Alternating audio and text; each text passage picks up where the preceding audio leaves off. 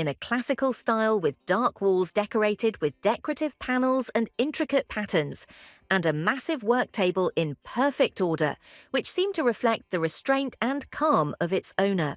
But something clearly went wrong in this relationship between the owner of the room and the atmosphere that reigned here, because the man to whom all this belonged was strangling the girl who was lying under him, asking if he had misheard the words she had said earlier. Without removing his hand from the girl's neck, the man asked if she, the flower of Duke Whitlow, had really proposed to him. The girl, named the Flower of Duke Whitlow, tried to take at least a small breath so that some air could get into her lungs. Thoughts flashed through her head that perhaps her decision to turn to this particular person for help was a mistake. The Flower of Duke Whitlow, or Iris, looked into the cold blue eyes of the man, sparkling with an icy, furious light, and thought that this cruel man could become her protector. But in the end it turned out that she escaped from one monster to another.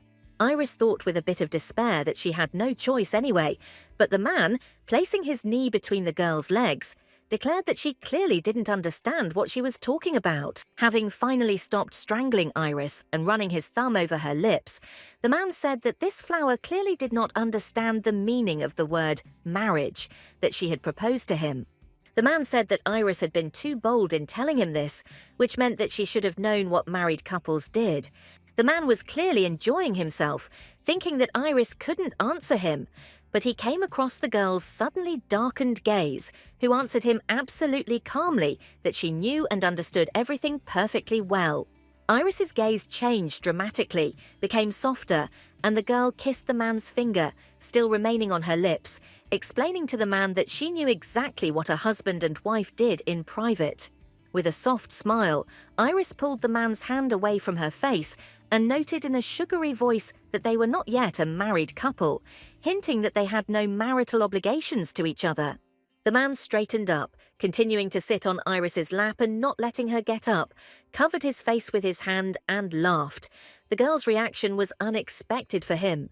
After laughing, the man looked at Iris through his fingers and ordered the girl to get out of his office, after which he got up from her and walked over to the table.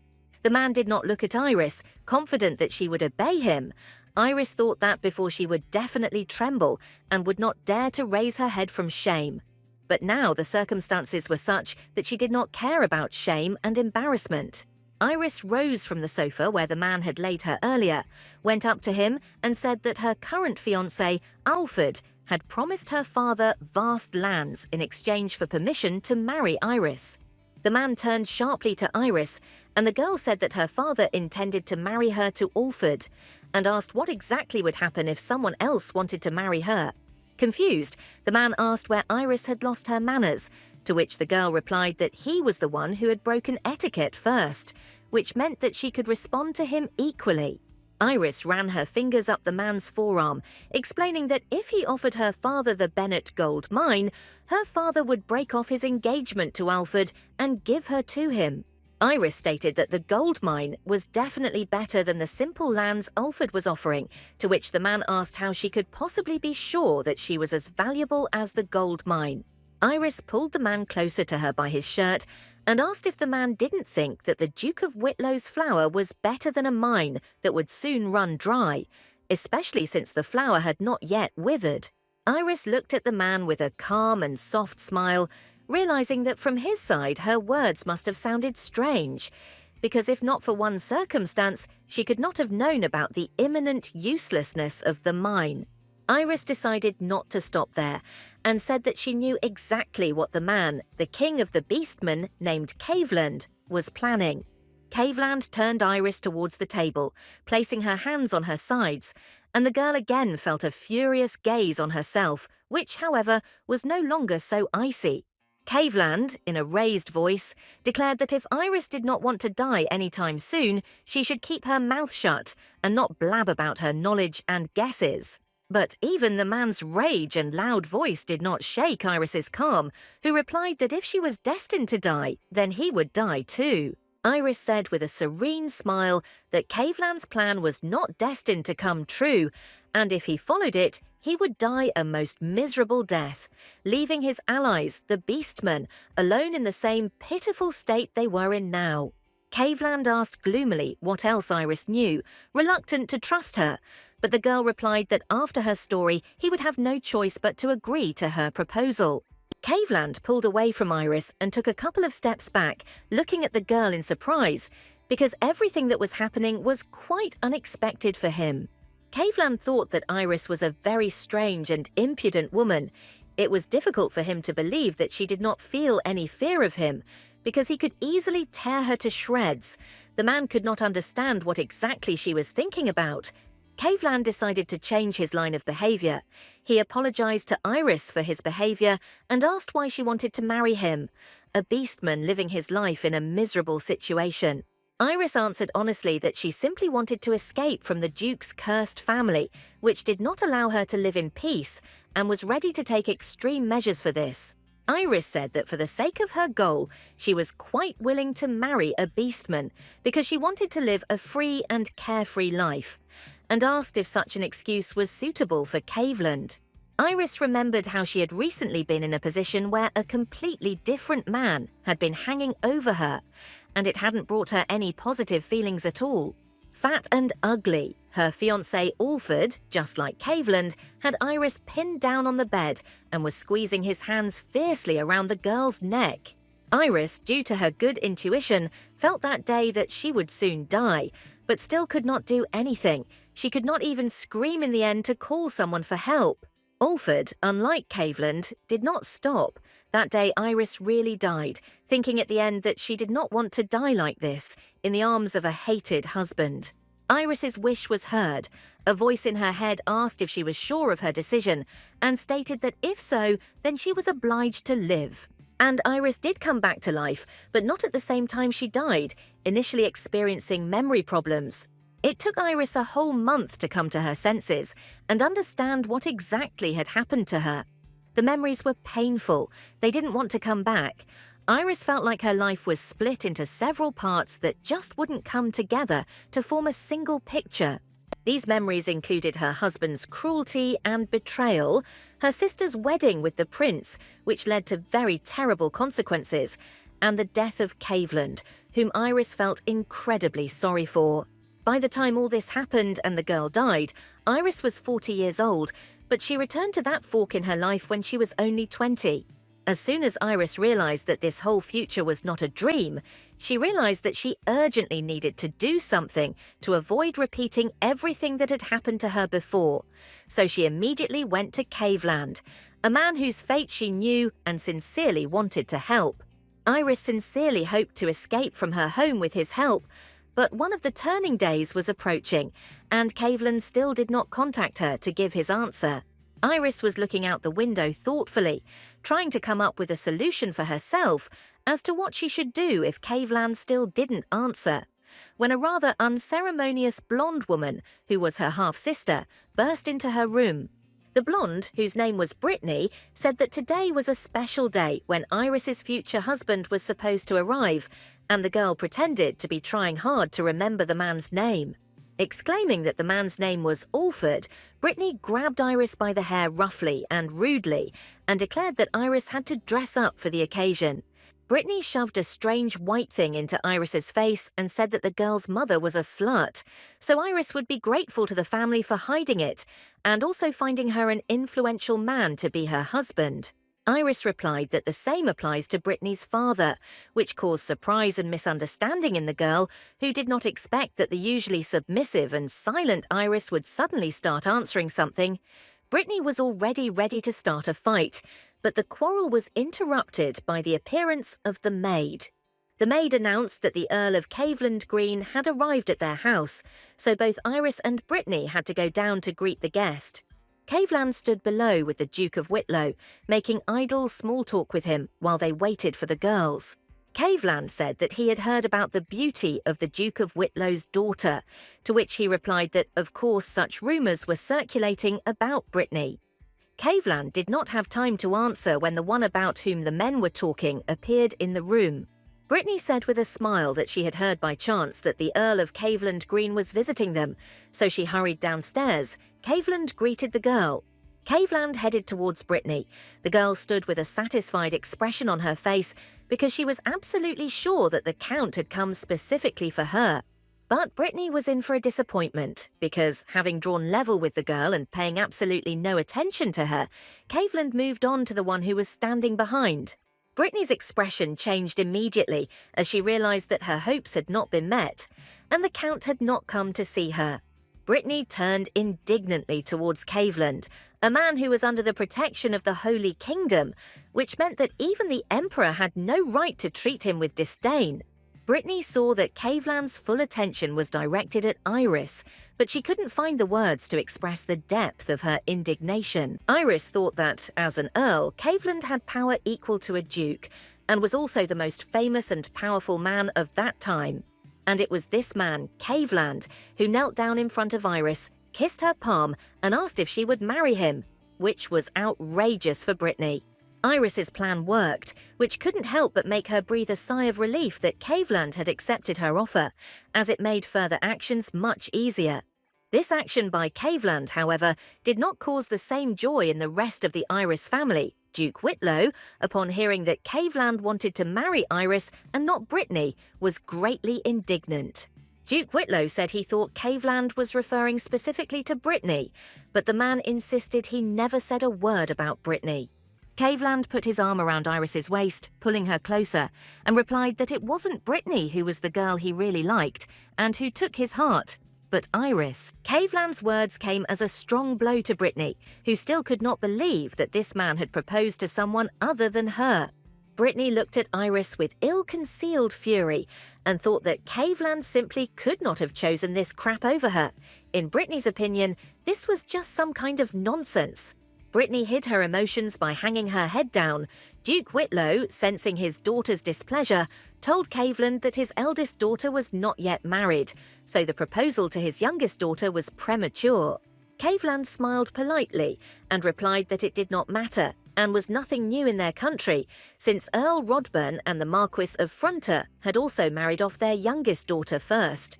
Caveland's gaze suddenly turned cold. He said that even the third and fifth princes of the Gaverian Empire married before the crown prince. Caveland asked Duke Whitlaw if he had any hesitation in marrying Iris to Caveland because he felt Caveland was not worthy of being his son-in-law. Duke Whitlaw swallowed loudly, realizing that refusing for such a reason could have a very negative impact on his future. Duke Whitlow even raised his hands in denial and assured that, of course, that was not what he meant at all. But while the man had enough experience to understand when it was time to back off, Brittany could not correctly assess the situation. Brittany ran forward, telling Caveland that he must have forgotten, but he was the one who asked her to dance at the last banquet. Caveland chuckled coldly and replied with impeccable politeness that the person whose memory had actually failed him in that room was Brittany herself. Duke Whitlow remarked that it was very rude of Caveland to say that, but the man explained that it was Brittany who had asked him to dance at that very banquet. Caveland said he had to agree to Brittany's invitation out of respect for the Duke of Whitlow's family.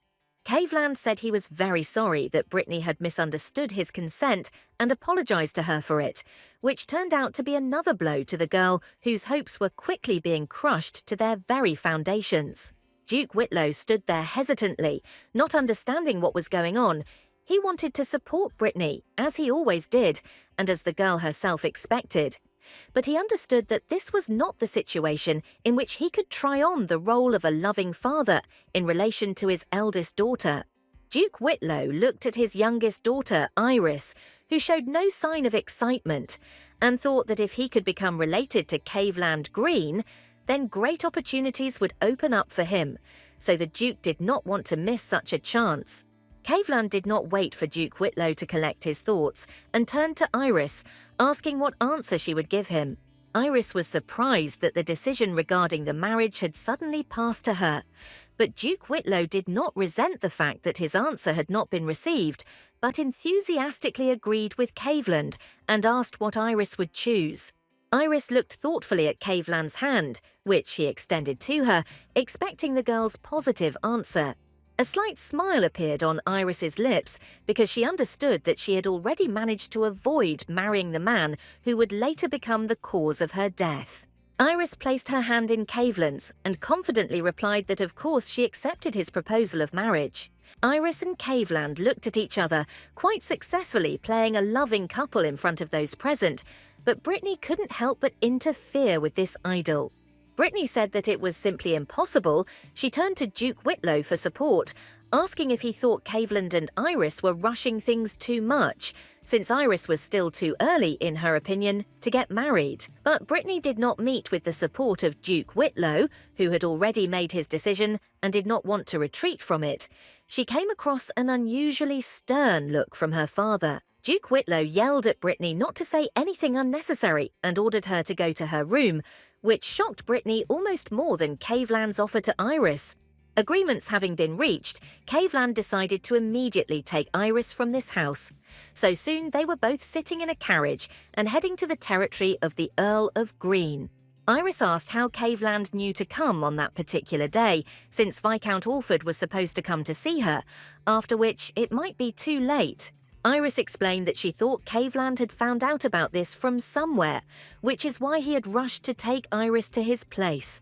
Iris thought Caveland would leave her, but the man, having signed the contract transferring the Bennett gold mine to the Duke of Whitlow, put his arm around Iris's shoulders. Caveland confidently told Duke Whitlow that since they had no more questions, he was taking Iris with him. Iris was really surprised at that moment, not expecting Caveland to come to them, fully prepared to take her with him, and she smiled at him with sincere gratitude. Caveland turned to the window with a satisfied smile, looking with increased interest at the landscape that was rushing past, and replied that he had no idea how such a lucky coincidence for Iris could have happened. And somewhere not very far from them, Alford's crew was ambushed by bandits, which is why the man did not have time to reach the estate of the Duke of Whitlow. Alford's guards were defeated, and the man himself, sitting on his butt, actively backed away from the robber advancing on him. Alfor was scared and angry because he didn't understand how this could happen to him, because he spent money on the most powerful mercenaries who promised to protect him from any danger. And these very strong mercenaries ended up easily losing to just two unknowns, one of whom was advancing on Alford with clearly ill intentions.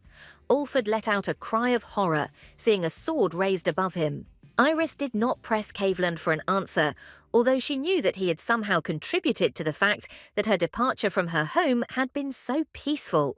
Iris asked Caveland if they still had half a day to go, noting that she had gotten to Caveland's estate much faster before, but then the circumstances were completely different. Caveland did not answer, but looked closely at the girl, causing her a little confusion. Iris decided not to be tormented by guesses and asked why Caveland was looking at her like that, to which she received the answer that Caveland seemed too calm and relaxed. Iris replied that she understood Caveland's wariness because it really must have looked strange from his point of view. Iris said that, in fact, she had sold herself to Caveland, knowing full well what she was getting into, but he might be wondering what exactly had prompted her to do it. Iris said that while she wanted to leave the Duke of Whitlow's estate, she also knew that the Earl of Green's estate was not the safest place in the world either. Iris had said that living at that pace, not knowing when death would come for you, was what having a beastman husband meant, and she knew exactly what she was signing up for. Caveland placed his foot between Iris's legs, told her not to act all-knowing, and asked curiously what exactly could protect her at that moment. Such a question should probably have thrown Iris off balance, but the girl only looked at Caveland searchingly. Iris smiled softly, showing that Caveland's jab had missed her mark, and thought that Caveland was clearly trying to intimidate her, but it was absolutely useless. Iris said thoughtfully that even though she had told Caveland about the future, it seemed he still couldn't trust her, and that was quite expected. Iris took Caveland's hand, placed it on her cheek, and asked if Caveland needed to see the future for himself, to test on his own skin that she was telling him the truth. Caveland stroked Iris's cheek, moving his hand slightly higher to the back of her head, his movement smooth and confident. A split second later, Caveland abruptly pulled Iris towards himself, forcing Iris to end up on his lap, which left the girl a little confused. Caveland, bringing his face close to Iris's, said that he did not doubt his decisions and was not afraid of the consequences that could result from the future predicted by Iris. Caveland said he was absolutely certain that Iris would come to deeply regret her choice in time. Iris looked into Caveland's eyes, confused, not knowing what exactly to answer him, and a little embarrassed by the position they were in. Caveland, enveloped in Iris's scent, clearly had no difficulty with the girl sitting on his lap, and with him needing to hold her by the hips so that she would not fall due to the careless movement of the carriage. Besides, closeness with Iris awakened certain desires in him. Iris, catching Caveland's thoughts, thought a little panicky that she hadn't planned on going that far yet, at least not right now, which is why she asked Caveland, who was squeezing her hips tighter and pressing her into himself, to stop. Caveland, running his hand over Iris's stomach, placed his hand on the girl's waist, leaning closer to the girl's ear, and said in a quiet voice that Iris herself told him that she knew everything. Iris felt like her heart was going to beat out of her chest, and Caveland, bringing his lips close to hers, told her that he was still a little worried that everything would go smoothly. Caveland was about to kiss Iris, but they were interrupted by the coachman, who announced that they were almost at Dakota, Caveland's estate. Caveland regretfully let her go without kissing Iris, and Iris felt only relief about this, because she really wasn't ready for intimacy with Caveland right now. Caveland, without giving any indication that anything could have happened between him and Iris just a few seconds ago, advised the girl to look out the window. Outside the window, a majestic Gothic building was visible with graceful spires reaching into the sky, with bright stained glass windows and carved details reflecting the soft light of the setting sun. And at the foot of the building, there was a lush garden with green tree crowns. Caveland asked Iris if this was the kind of house she wanted to live in. Iris didn't care what exactly her future home would look like, but the Caveland estate was impressive. And when they arrived and Iris found herself in her room, the girl couldn't take her eyes off the view from her window. Caveland gave Iris some time to get settled, but soon came to the girl and asked if she had any problems with the room. With a grin, Caveland added that now this room would be theirs to share, and they would live here together, expecting Iris to be indignant, but again not guessing the direction of the girl's thoughts. Iris asked if this was what it meant to be a married couple, and the girl's calmness once again confused Caveland. Iris smiled broadly and brightly, and suggested that Caveland call her by her shortened name, Irie, in that case. Caveland bowed to Irie and replied that she had indeed managed to surprise him too many times, so she could call him not by his full name, but by Kay, to which Iris happily agreed. Iris thought that she was pleasantly surprised by Kay's actions. She couldn't help but notice that they had finally gotten to know Caveland properly, and she was also glad that, despite the fact that she and Caveland had an arranged marriage, he had still decided to live in the same room with her, because as Iris remembered from her past life, when people were in an arranged marriage, they usually lived in separate rooms. Caveland suddenly and firmly grabbed Iris by the waist, pulling her towards him, and asked what exactly she was thinking about so hard. Caveland had one hand on Iris's waist and the other on her butt, and he noticed that Iris seemed to have forgotten something. Caveland nuzzled the girl's hair, and Iris noticed that Caveland was playing games with her again, to which Caveland calmly replied that he was not human at all, which, in his opinion, justified him. Iris calmly placed her hand on Caveland's face and pushed him away from her, asking Caveland to stop.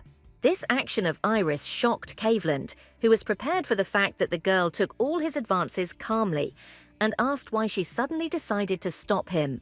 Iris explained that it was Caveland who had forgotten to show her something, and now was the perfect time to do it. Iris looked into Caveland's eyes and said that he had told her earlier that she should be afraid of him, and the girl asked if it wouldn't make sense for her to get used to the man's peculiarities beforehand. This request from Iris made Caveland tense, because he was not sure that Iris would be able to react to it calmly, but he did not find any reason for himself to refuse the girl, because she was right, she really needed to see it. Iris thought that she would never have thought that she would actually get to see the transformation of a beastman, which was now happening before her eyes. From the veil and dark smoke, a huge, majestic wolf appeared right in front of Iris. Iris looked at Caveland in his wolf form with keen interest, telling him that he was very big, to which Kay asked if the girl was scared. Iris buried her hand in the fur on the wolf's neck and told Caveland that no, she was not scared at all, after which she admitted that Caveland was actually very handsome in his wolf form. There was a bitter regret in the depths of Iris's eyes as she remembered that wolf lying and dying alone in a pool of blood. She honestly didn't understand why he had to die then. Caveland in her past was brutally beaten, his entire skin was torn, a sea of blood flowed down him, and this was the end for this beastman. Caveland devoted his entire life to protecting the sacred relic and died defending his faith and honor to the very end. Iris thought bitterly that this was terribly unfair and decided that she would never allow something like this to happen again. Iris stood on her tiptoes and tried to hug the wolf Caveland as tightly as she could, putting her promises that everything would be okay with him into those hugs. Caveland was clearly confused, not expecting Iris to show such tenderness and gentleness towards him, the great and terrible beast. He again tried to convey to Iris that later she would deeply regret her decision. But the girl did not agree with him. Realizing that Iris truly had no fear of him and was not going to run away, Caveland transformed back into a human, hugging Iris and proudly telling her that it turned out he had a completely fearless wife. However, Caveland forgot to take into account one tiny but very important detail when he turned into a wolf and back, and because of which he found himself in front of Iris in his most pristine form. It took Iris a moment to realize that Caveland was completely naked and standing too close to her, but when she did, she instantly turned red to the tips of her hair and let out a loud, frightened scream that must have been heard throughout the entire estate. That the scream had indeed been heard was confirmed almost immediately when a security guard burst into the room asking what had happened. Immediately after him, a second guard appeared, asking a similar question. Both were ready to take decisive action to protect the girl. Both men were dumbfounded when they saw the picture that appeared before them. Caveland was sitting in a chair.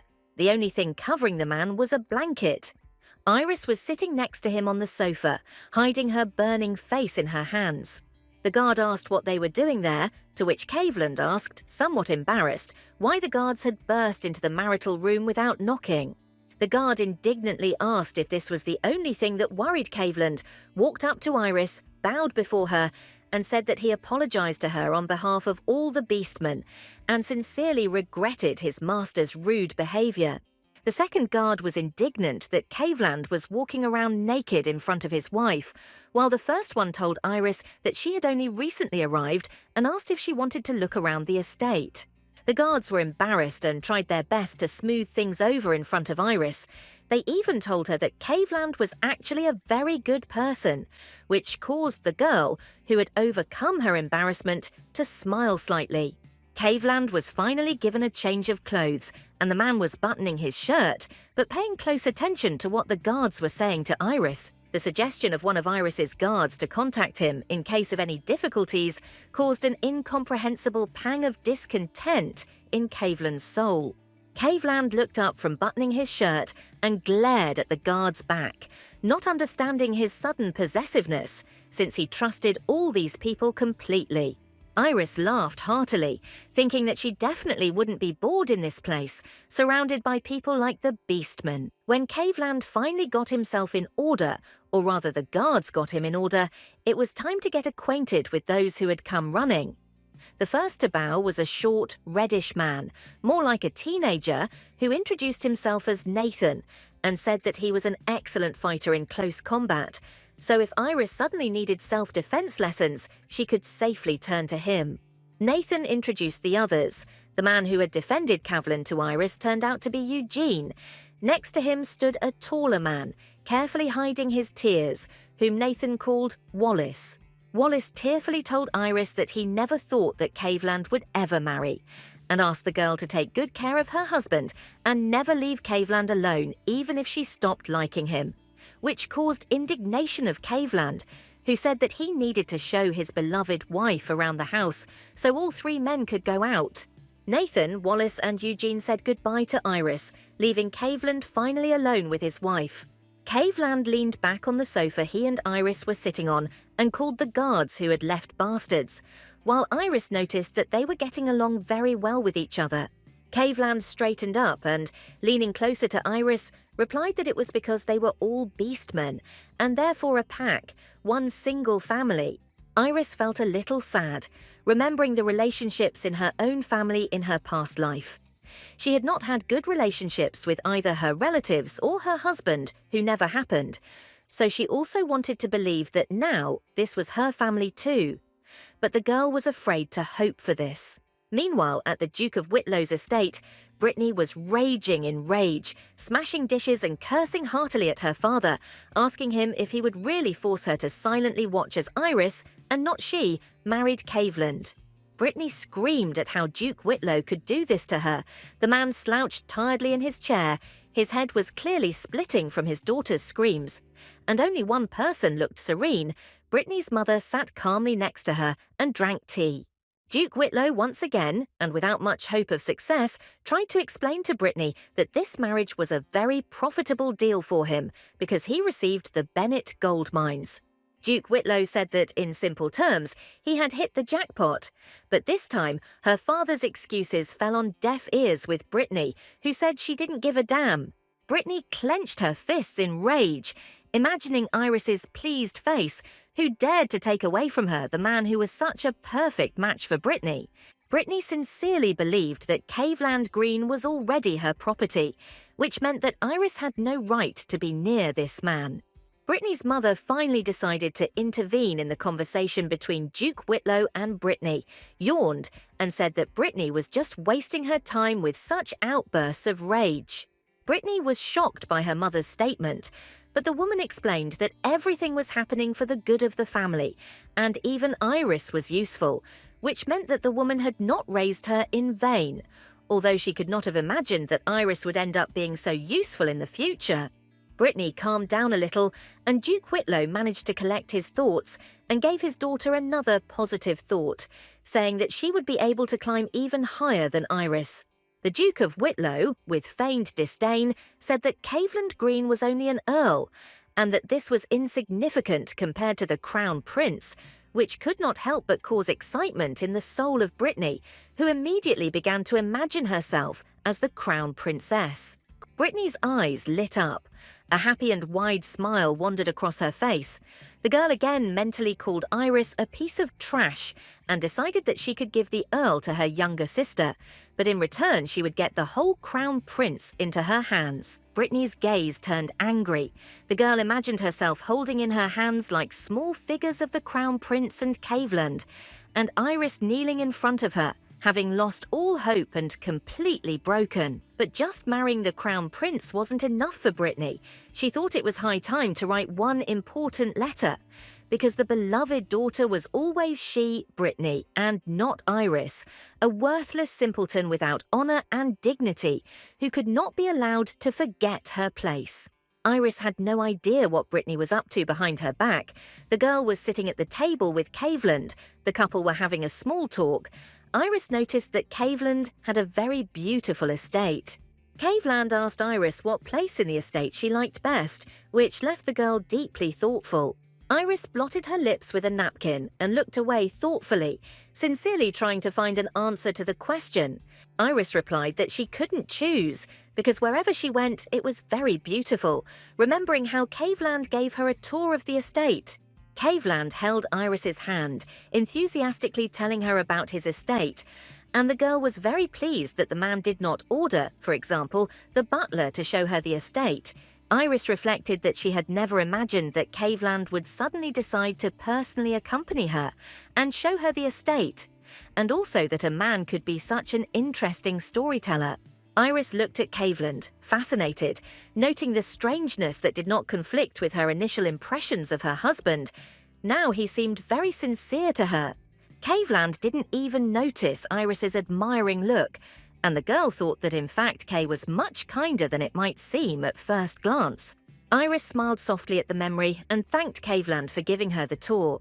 Iris thought that before she had thought that such a warm feeling for Caveland had appeared only when she saw her husband naked, but even now it was vividly felt in her chest, especially when Kay gently touched her cheek. Without removing his hand from Iris's cheek, Caveland asked if her gratitude meant that she wanted to repay him in some way. Caveland took a strand of Iris's hair, running it through his fingers, and said that in that case he would have to try hard to live up to the girl's expectations.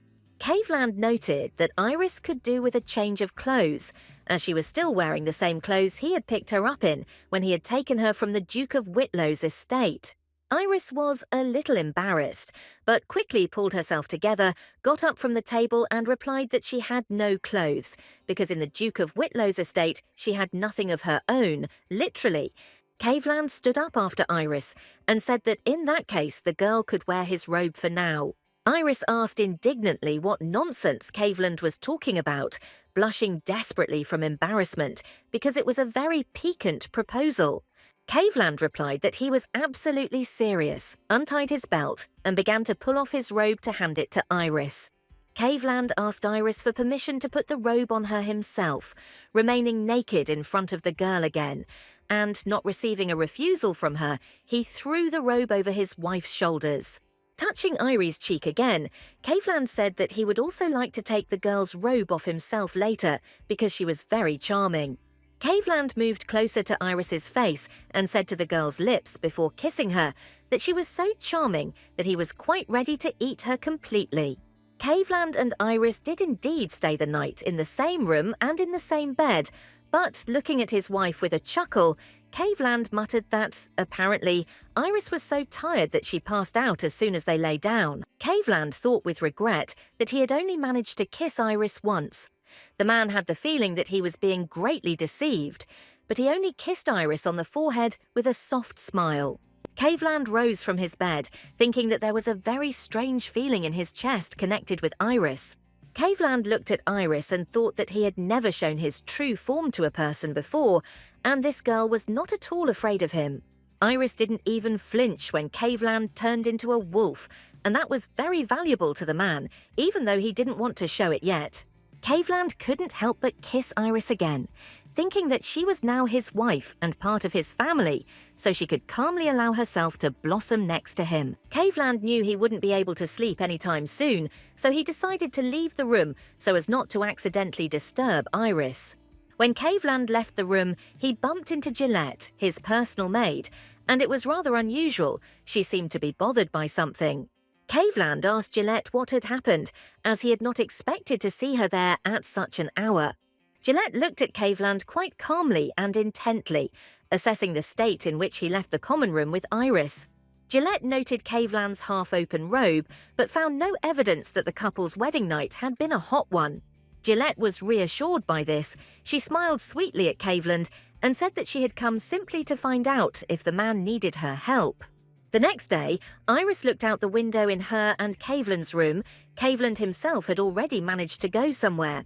Iris was still wearing the robe that Caveland had given her, since the maids had taken even the dress the girl had arrived in that morning. Iris thought that it would be nice to take a walk, and she suddenly wanted some sherbet. Such thoughts surprised the girl, because in her past life she did not even think about such trifles. There was a knock at the door, and Iris asked who was there, receiving a response from Wallace, who said that he had brought someone to meet the girl. After Iris gave him permission, Wallace walked into the room with a satisfied smile, followed by a short blonde man. The unknown man bowed before Iris and apologized for learning of her arrival too late, which is why he was unable to organize a decent meeting for the girl. The man said he was the butler at the Caveland estate and introduced himself as James. Without rising from his respectful bow, James said he was very glad to finally meet Iris. Iris, James and Wallace sat down at the same table and discussed the current state of affairs over a cup of tea. James told Iris that he had not yet had time to assign maids for her, so she should contact him with any questions. Iris asked James to call her by her first name, but James replied that this was impossible. He could only call her not by her title, but by mistress. Iris nodded, not too upset by James' answer, even though she was not used to being addressed so formally, and asked if he could help her find some suitable clothes. James politely replied that a tailor was due to come to the Earl of Green's estate that weekend, and that his services could be used, but this did not suit Iris. Iris slammed her cup down on the table and replied with embarrassment that she needed her clothes right now, ostentatiously adjusting Caveland's robe. Iris said that she had met Nathan, who was about the same build as her the day before, and asked if she could borrow clothes from him in particular. This request greatly surprised Wallace, who did not expect that Iris would want to borrow clothes from a man. Wallace tried to get this point across to Iris, believing it was wrong for a girl to wear men's clothing, but Nathan responded that there was nothing wrong with the request. Iris felt a little sad, remembering that in her family she was always called a useless child. Iris thought that she didn't like being called the Duke's flower. She wanted to live exactly the way she wanted. Therefore, she shouldn't worry about whose clothes she was going to borrow. Iris put her elbows on the table, rested her chin on her folded palms, and said that it didn't matter what she wore. The most important thing was that it was comfortable. James was a little stunned by Iris's words, and the girl thought that she wanted to use her second chance to live this life free. James smiled. He liked Iris's attitude and said that in that case they would rob Nathan's wardrobe. Iris thanked James, and Wallace remained an island of saneness and could not believe that James actually agreed to this. James rose from the table to pay a visit to Nathan's wardrobe and asked Iris one last time if there was anything else she wanted. Iris answered with a smile, and honestly that she really wanted to walk in the garden in front of the estate, and she also wanted some sherbet, which caused both James and Wallace to smile back. But following Iris's innocent request, she became serious, which did not escape the eyes of James and Wallace. Iris asked Jamie if she could do whatever she wanted on the estate, or if there were restrictions she had to follow. This question and Iris's abrupt change of subject shocked James, but like a good butler, he didn't show it at all. James replied that, of course, within the estate, Iris could do whatever she wanted. There were no restrictions for her. Iris smiled contentedly, letting James know that she had taken his answer into account, which made the girl very happy, because the free life she dreamed of was getting closer. The raid on Nathan's wardrobe was a success. So soon Iris was enjoying the freshness of the street and the sherbet, hiding from the sun under a small umbrella. Iris sat down on the edge of the fountain, thinking that Nathan's clothes were a little big for her, but they fit her quite well, so it was quite possible that she could have done without a tailor. Iris's umbrella was slightly tilted, but the girl couldn't straighten it because her hands were busy. Iris tried to do something, but in the end, decided not to pay attention. Suddenly help came. Someone caught the falling umbrella, intercepting it from Iris's hands with quick and dexterous, almost imperceptible movements. Iris looked at the man who approached in surprise, not expecting anyone to disturb her solitude. A smiling Caveland stood nearby, holding an umbrella over Iris, and the man grumbled humorously that the girl was eating sherbet right before lunch. Caveland sat down next to Iris. The girl asked in surprise if anyone had told her husband that she was here.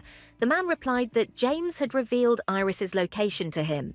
Iris laughed and asked if Kay was talking about the same gallant, handsome blonde man she had met that morning, which greatly surprised Caveland. Caveland asked in surprise if Iris was talking about Jaime. Iris calmly replied that yes, she was talking about the butler of this estate, who also brought her sherbet. Caveland's expression darkened sharply, turning away from Iris to hide his emotions from her. He wondered in his mind if it was possible that James had suddenly decided to hit on his wife. Caveland's sour mood did not go unnoticed by Iris, so she scooped up some sherbet with a spoon, handed it to Caveland, and asked if he wanted to try it. Caveland looked at Iris with interest, devils dancing in his eyes, subtly hinting to the girl that she might regret her noble impulse. Caveland touched Iris's hand, in which she held the bowl of sherbet, and, drawing nearer, replied that he wished she would feed him with her sweet lips and not with a spoon. Iris looked at Caveland in confusion, thinking that the man was joking again. She couldn't take her husband's words seriously. Deciding that this game could be played by two people, Iris touched Caveland's cheek, which made him look a little confused. Iris wondered in her mind what she should do with this man, and she approached Caveland and gave him the kiss he asked for.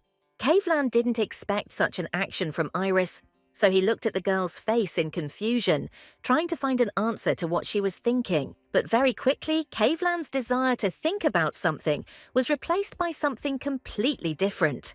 So, putting his hand on the back of Iris's head, the man responded to her kiss. The umbrella, which both Iris and Caveland had forgotten about, fell to the ground, but at least the sherbet was saved by the man, and the couple kissed selflessly, not wanting to be distracted by anything around them. But the kiss couldn't last forever.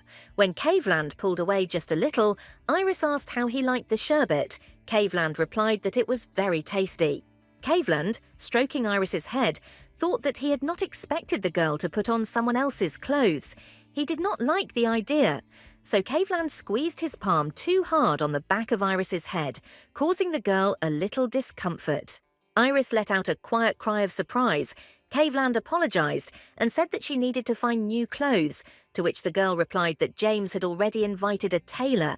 Caveland ran his fingers through Iris's hair, and she looked at him, unable to understand why he was looking at her that way. Caveland's gaze seemed unusually soft to Iris, since usually he was a little harder and harsher, and an almost peaceful smile was frozen on his lips. Caveland suddenly asked if Iris needed anything, which surprised the girl greatly.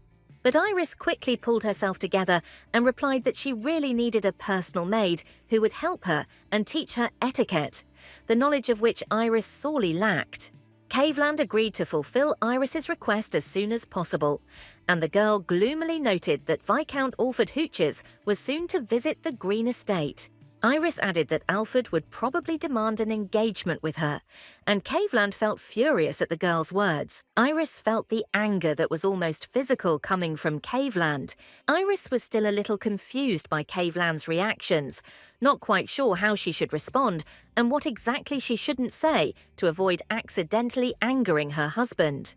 Caveland, with a slightly crazy look, asked Iris what he should do to keep Alfred from even coming within a meter of the girl, suggesting that a good option would be to simply rip Alfred's head off.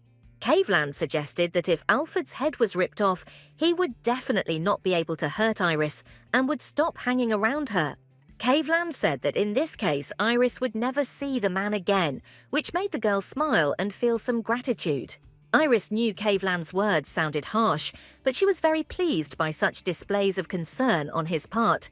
Iris also realized that Caveland was being completely serious, which also couldn't help but amaze her. But Caveland had to be stopped, so Iris said there was no need to rip Alfred's head off. Kay shouldn't go that far. Iris said that she saw a more profitable option as taking away the vast lands of Levent from Alfred, which would deal him a much more serious blow. Caveland asked Iris if she was sure about this, to which the girl replied that she would like to receive these lands as a wedding gift. Iris thought sadly that Alfred, her husband from her past life, would definitely not give up so easily. Iris was sure that as soon as he had the opportunity, Alfred would come to the estate to the Duke of Whitlow to persuade him to give her to this particular man. Iris thought that her sister Brittany couldn't let go of the situation with her younger sister marrying Caveland Green. Iris understood that, most likely, Brittany was already looking for a way to take revenge on her, and soon one could expect a visit not only from Alfred, but also from her older sister. Iris was so lost in her thoughts that she didn't notice when Caveland stood up, but the man laughed briefly and said that, apparently, Iris had misunderstood something. The softness left Caveland's face, and Iris could not understand what could have caused it this time, but the man said that he was not at all obliged to give any gifts to his wife. Caveland said that Iris promised to keep the information about the man's true appearance a secret. In exchange for this, he promised to take her from the Whitlow estate and make her Countess of Green. Kay asked Iris if he was confusing anything in the conditions set. Iris blinked a couple of times, completely confused about what was going on in Caveland's head, as it was such a radical change from what had been happening between them a minute ago. Iris also became serious and silently rose from the edge of the fountain, brushing off her pants. She didn't like that they were returning exclusively to the agreement. Iris told Caveland that she didn't think the man was so petty, which shocked her husband. Iris folded her arms under her chest and looked at Caveland with a smile, thoughtfully saying that she was surprised by the fact that he was one of those people who could not even give some measly lands to his wife. Iris approached Caveland, looking into his eyes, and said that the Green family was very noble. Caveland was respected by everyone, even if he did not have much money. Iris told Caveland that respect alone was not enough. The girl wanted the South and the West, the harsh North and the prosperous East to fall at her feet. Iris chuckled, clenching her fist, and said that it was for this very reason that she wanted to obtain Levent's lands. Iris asked Caveland why he didn't invest money in his wife if he had any. Caveland was surprised by Iris's words. At first he wanted to refuse the girl who, in his opinion, was crossing all boundaries. But soon Caveland found himself laughing genuinely, which was a little strange and rather unusual for him, since it didn't happen often. After laughing, Caveland took Iris's hand. He thought that he could not help but admit that the girl's absurd words touched his heart. The man told Iris that he agreed to buy these lands. Caveland bowed his head, raised Iris's hand to his lips, kissed it, and said that he would give his wife the lands of Leventa if that was what she desired. Several days passed. Iris held documents in her hands with information about 2 maids.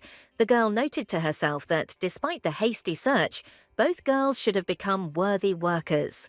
Iris had thought that Kay certainly wouldn't trust her with any work around the estate until suitable assistants were found, but that might finally change on this day. Iris looked up from the pile of papers and noticed a red-haired girl who had not been introduced to her earlier walking straight towards her. The girl was Gillette, who, not paying any attention to Iris and almost touching her with her elbow, silently walked past.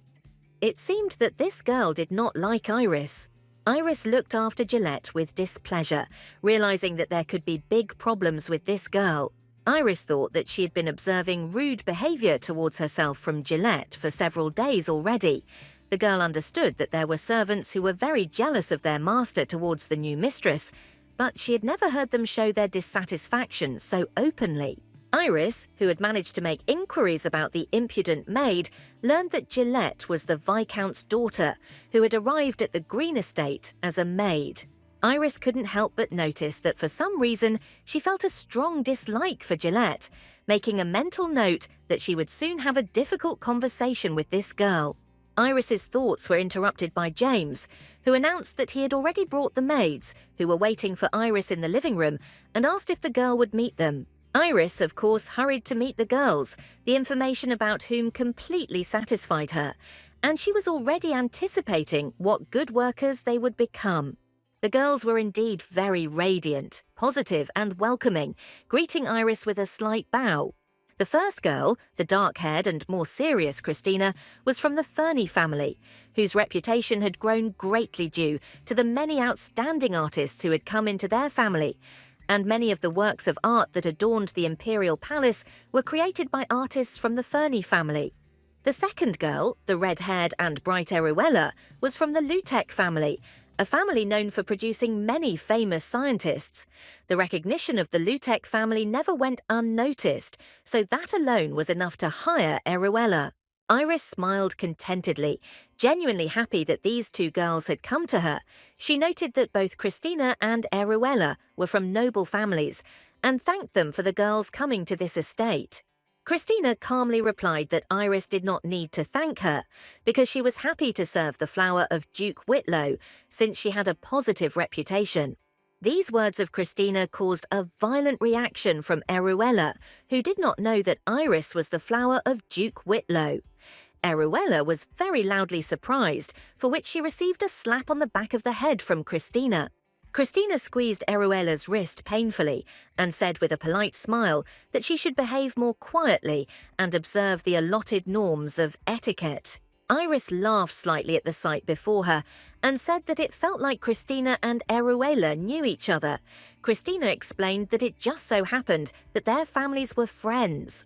James didn't waste any time and explained to Iris that Eruella was not married, so she could live in the castle, but Christina had a child, so she had to return home 2 or 3 times a week. Iris got up from the sofa, replied that she understood everything, said that this was the end of the conversation, and advised Christina and Eruella to give a tour of the estate before dinner. Christina and Eruella left the living room, and right outside the door, Eruella wanted to ask if Iris was really that flower, but she got another slap on the back of the head from Christina. Christina advised Eruella to watch her manners, to which Eruella replied that it was beyond her power, since the role of a noble lady was very difficult for her. And to be precise, it was not possible at all. Eruella became serious, thoughtfully touching the dagger in its sheath attached to the girl's ankle. Eruella asked Christina if they were supposed to protect Iris if something happened, which left Christina a little confused. And the Whitlow estate was in turmoil again. Brittany was raging again, this time about Ilford's clinginess, to whom she sent a letter so that he would take Iris for himself.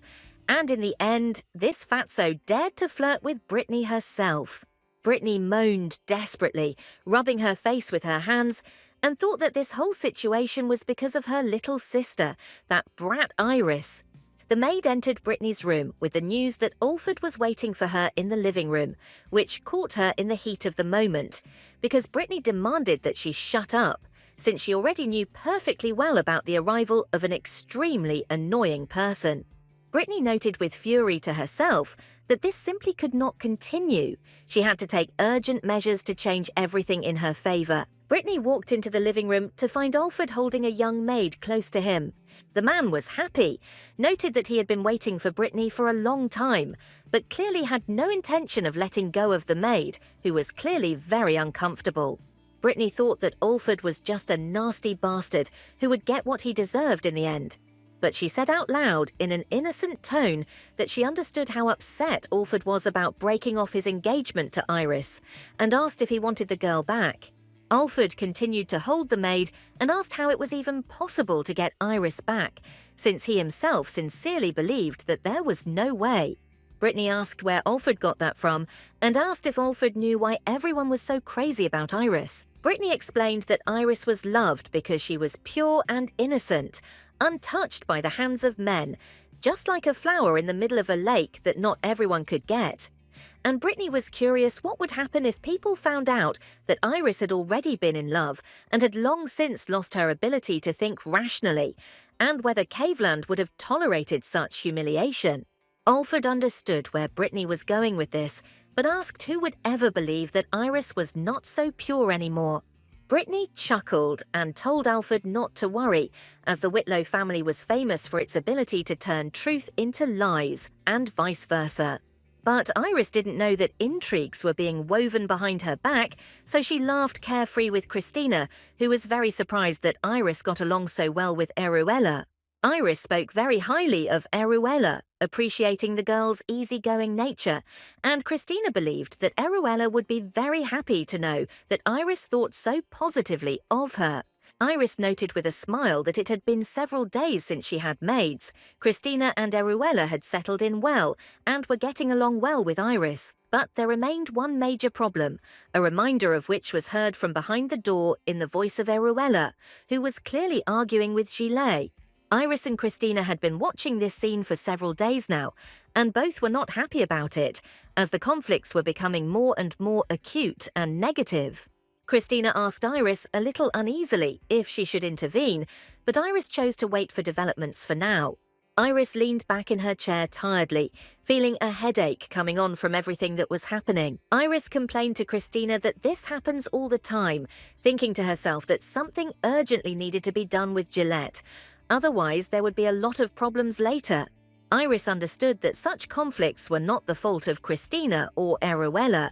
Gillet initially took on the role of the mistress of the estate, so she constantly clashed with the new maids, considering herself above them. Iris closed her eyes tiredly. The girl had a feeling that with each passing day, the situation with Gillette was getting worse and worse. Eruella ran into the room, obviously driven to the emotional limit by Gillet, and indignantly declared that she did not understand anything at all. Christina, who was the mediator for Eruella's emotions between the two of them, reminded her of the need to maintain decorum in front of Iris. Eruella immediately calmed down as soon as she felt Christina's hand on her shoulder, bowed to Iris, and said that she really needed to tell Iris about the whole situation with Gillet. Eruella regretfully explained that she had been calmly carrying out Iris's instructions, but at some point she had run into Gillette, who had started to interfere in every way. Eruella explained that she had managed to complete Iris's assignment, but it had taken more effort on her part, and Iris sympathized with the girl, saying that it was clearly not easy for her. Stars of admiration appeared in Eruella's eyes because of Iris's words. The girl was very pleased that her mistress was not only on her side, but also understood how much effort she put into her work. Iris asked if there was anything else Eruella wanted to discuss, and the maid replied that there was another point that had greatly embarrassed her in her conversation with Gillet. Gillette stated that she had previously done all the work on the estate herself, knew better how everything was arranged, so Iris's maids should turn to her for help and advice, and not to their mistress. Christina was outraged by this. The girl stated that this was incredible impudence on the part of Gillette. Iris's gaze darkened. She once again realized that Gillette did not perceive her as a person who stood above her and who should be reckoned with. Iris thought that Gillette was really incredibly impudent, but after thinking about the situation, she said that Gillette had put forward a very interesting and useful proposal. Christina and Eruella did not catch what exactly Iris had in mind, so they looked at the girl in surprise. Iris smiled sincerely, pushed a strand of hair out of her face and said that she just needed another maid, so if Gillette was so enthusiastic, then Iris was incredibly lucky that she didn't have to search for the right person. Soon Gillette was sitting in the living room, her hands folded primly in her lap, waiting for Iris, looking like a model servant. As soon as Iris came up with a way to teach Gillette a lesson, she asked James to invite the girl into the living room, saying that Iris was calling her. Gillette couldn't figure out what exactly Iris could want from her, and Iris hadn't shown up for 30 minutes, which made Gillette even more nervous, and worked herself up in an attempt to figure out what Iris could be up to. The door creaked, tearing Gillette out of her reverie. Iris appeared in the living room with an extremely polite smile. Iris decided to immediately show Gillette to her place, and without greeting said that Gillette had finally arrived. The maid had to swallow the remark that she had to wait for Iris. Iris, noticing that Gillette didn't even plan to stand up to greet them, said with a grin that, apparently, Gillette's parents didn't have enough money to give the girl a decent education. Gillette at first indignantly asked what Iris was talking about, but then she realized her mistake, blushed slightly, got up from the sofa, and bowed in greeting to Iris. Iris repeated Gillette's question thoughtfully, but then replied more gloomily that Gillette was allowing herself not to show due politeness to her mistress. Then Iris put a wide smile on her face again and said that this was the very reason she thought Gillette was simply not trained in this, and asked if she was right in her conclusions. Iris recalled with a grin the information she had learned about Gillette. Gillette was the daughter of Viscount Murdy, who had made the decision on her own to become Caveland's maid and moved to the estate. It wasn't usually the case that the daughters of Viscounts became maids, but in Gillette's case, she had a very obvious reason for doing so. Caveland was the object of Gillette's adoration. The girl admired him, and therefore, in the hope of something more, she decided to come to the estate to be near him. Iris thought that knowing this information gave her a better understanding of why Gillette was constantly so hostile towards her. On top of everything else, Gillette was quite a good-looking girl, so the girl had more than enough self-confidence. Iris tried to imagine what she would do in Gillette's place, but decided not to focus on it, and walked past Gillette to the sofa and sat down on it. Gillette didn't move, and Iris asked why Gillette had suddenly frozen, suggesting that she sit down too. With a soft smile, Iris looked at Gillette, who was clearly struggling with her unwillingness to obey, and the thought flashed through her mind that if Iris herself were in a similar situation, she would be very polite to her mistress. Gillette was in no hurry to sit down, and Iris did not hurry her, but she thought that with politeness one could dull the lady's vigilance, and this would be much more reasonable behavior. Gillette finally decided not to sit down, grumbling that she was being ordered to stand up and then sit down, thinking to herself that Iris was just a fool who pretended to be a noble lady, but was absolutely nothing. Iris heard the grumbling but ignored it, telling Gillette the news that was supposed to take the arrogance out of the insolent girl. Iris said that from that day on, Gillette was her personal maid, which did not please Gillette at all, who indignantly asked how this had suddenly happened. Gillette angrily asked why Iris had decided that she would be her maid, since she was Caveland's personal maid and could not be removed from that position. Iris coldly reminded Gillette that she had told her to sit down, and then told the girl that it didn't matter at all who she was in the past. In the present, she was appointed as Iris's maid. Gillette exclaimed indignantly that this was impossible. The daughter of Viscount Murdy would never become a maid to just anyone, and she would serve only Caveland. Iris stated that she saw no problem, since Gillette had previously served Caveland, so there was nothing wrong with her now serving his wife. Gillette responded with indignation that it was still just a marriage of convenience, but Iris said that whether it was a marriage of love or a real marriage of convenience, Gillette should not forget that marriage is marriage. Iris asked if she really needed to explain obvious things to Gillette, since she had previously thought that the girl was smart enough, but apparently her opinion was wrong. Iris brushed her hair away from her neck and said that from now on, Gillette would definitely understand what Iris meant, but Gillette decided that she didn't want to hear it. Gillette stated that there was no way she would suddenly start serving Iris. The girl stated that she would not tolerate such treatment. After that, Gillette turned her back to Iris and ran out of the room. Iris calmly thought that Gillette was either completely fearless or too stupid to turn her back on someone she considered an enemy. Gillette, in her rage, rushed through the corridors of the estate, wanting to be next to Caveland as soon as possible. She sincerely believed that Caveland would never give her to that bitch Iris, so she thought that she should calm down. Gillette stopped at Caveland's room, reassuring herself that she was beautiful. Her parents also called her their beautiful flower, and besides, she was the only woman who could enter Caveland's room. Having thus managed to calm herself down, Gillette thought that she would still show Iris who was the real mistress here, knocked on Caveland's room, and said that it was she, Gillette.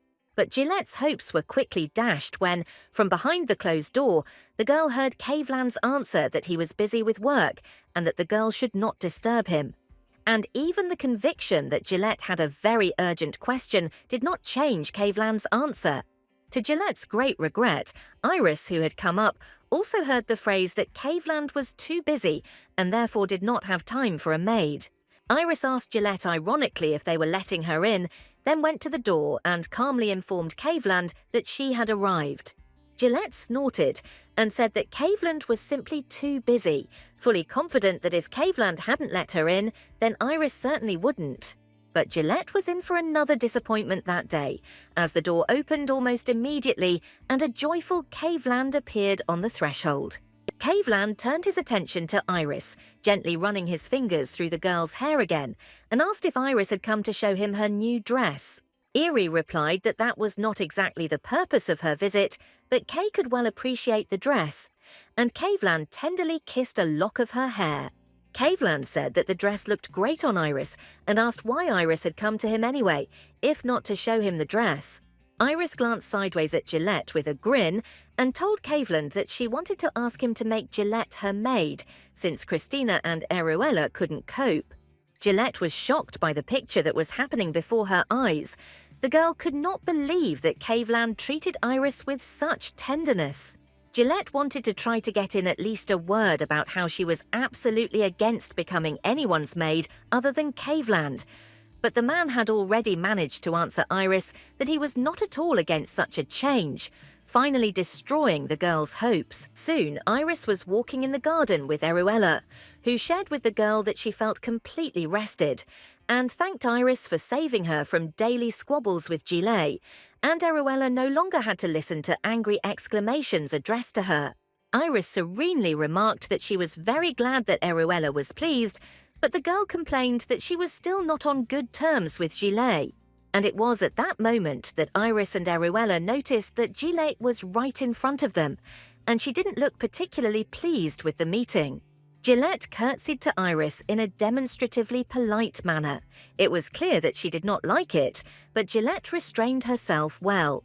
Iris noted that only a week had passed since Gillette had been appointed as her maid, and it had really helped make the girl more obedient, which Iris had not even expected so quickly. Iris also noted that Gillette behaved even worse with the maids, trying with all her might to show her superiority over Christina and Eruella. Gillette's commanding manner had not disappeared, nor had the subconscious thoughts that she was truly the mistress here, so, having made a curtsy, the girl silently turned around and left. This greatly angered Eruella, who exclaimed that Gillette was pretending to be a noble lady, who supposedly did not have the status to be next to simple maids. Eruella said that she was absolutely sure that Gillette was mentally pouring angry speeches on them all, to which Iris replied that Gillette did not seem like a person who would do such a thing without a special reason. This thought made the girl a little nervous, because it seemed to Iris that Gillette really was behaving too calmly and arrogantly. Iris thought that Gillette might well be up to something, which made her feel superior again, and Iris was worried about what might be going on in that maid's head. Meanwhile, rumours were spreading around the estate among the servants that Iris was not wearing a wedding ring. Gillette was very active in telling the servants that the marriage between Caveland and Iris was an arranged one, which meant that a lavish wedding was definitely not planned. They believed her, since they thought that she now served both Caveland and Iris.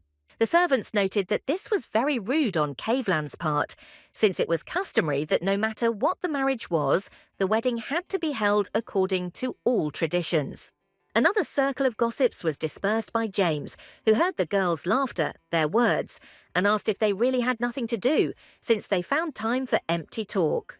The situation was very stressful for James. He liked Iris, he respected Caveland, and such rumours undermined the authority of both. James was unable to intervene and stop all this, since Iris told him not to pay any attention to this gossip. It was towards her that James was heading, carrying a pile of documents and scrolls in his hands, when he saw Iris Caveland next to the door. For some reason, Caveland hesitated near the door, as if he wanted to enter, but could not find a suitable reason for this. Seeing James and the documents in his hands, Caveland became inspired and asked if the butler was heading to Iris.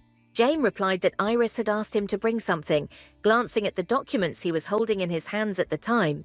Caveland quickly took all the papers from James, stated as calmly as possible that he would take everything to Iris himself, and disappeared through the door, leaving James standing there in bewilderment at what had just happened. When Caveland entered the room, he saw Iris sitting peacefully at the table, attentively reading a rather weighty book. Iris rose from the table, asking in surprise why Kay had decided to visit her, and Caveland asked if the girl had a day off that day. Iris replied that not really, asking what exactly Kay wanted, to which the man said that he simply had not rested for a long time, and the girl herself was constantly busy, and handed her the documents that he took from James. Caveland asked Iris if she had had time to inspect the estate herself, to which the girl replied that, unfortunately, she had not had the free time to do so. Caveland pulled Iris towards him, putting his arm around the girl's shoulders, and asked why they didn't take a walk around the estate together then. Moving closer to Iris's face, Caveland said that they both could use some rest and relaxation, and the girl found no arguments to refuse him. Iris and Caveland were walking down the stairs when Iris decided to raise the topic of rumours among the servants. The girl said that James reported to her that a rat had appeared in the estate, and Caveland had not raised his servants well. Caveland asked in surprise what exactly Iris meant, and why Caveland was the one who raised the servants poorly, in her opinion, to which Iris replied that she was talking about Gillette, who was spreading rumours, and Gillette had served Caveland before. Caveland was very surprised and said that this couldn't be true, but the next second he moved closer to Iris and asked excitedly if she thought that he had slept with Gillette, and if this was the reason why Iris had ignored him all this time. Airy rolled her eyes and responded that Caveland had gotten too close to her, invading her personal space, but Kay said he didn't see anything wrong with that. Iris didn't react. Caveland realised that apparently his wife was a little jealous, so he hastened to convince her that there was no reason for jealousy. Caveland took Iris's hand tenderly and said that no one but her could occupy his bed because she was his wife and the only person who would ever be by his side. Iris asked why, in that case, Caveland gave Gillett such freedom of action, to which the man replied that the Murdy family was very useful to him, and kissed Iris on the cheek. Iris was not melted by Caveland's actions and did not feel calm, so she demanded that Caveland get rid of Gillett because she was absolutely worthless.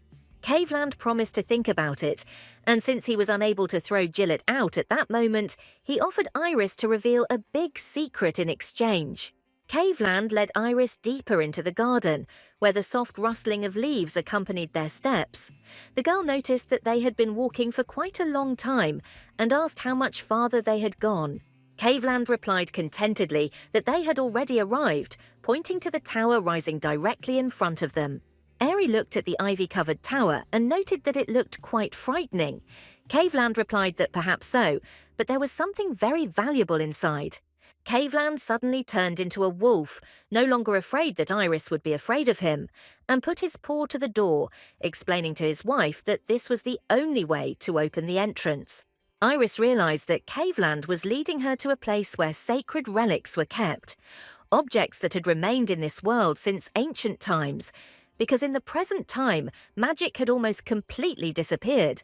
Finding a magician was comparable to getting a star from the sky, and the prices for magical items were fabulous and constantly rising. Caveland and Iris went down to the very bottom, and the girl saw those very relics, thinking that these relics are endowed with magic, but only special people can use them, whom everyone treats with great respect. Iris looked at the display case where the relics were, fascinated, and was very pleased that Caveland, who was their keeper, had brought her here. Caveland, who remained in wolf form, advised Iris not to try to touch the relics. Caveland said that ordinary people couldn't control the relics, and Iris thought that it was a well-known fact that a person without magic could lose his life if he touched the relics with even a fingertip. There were even records of people dying. Caveland said thoughtfully that there were people in the past who could use these relics. Iris wondered if such people existed today.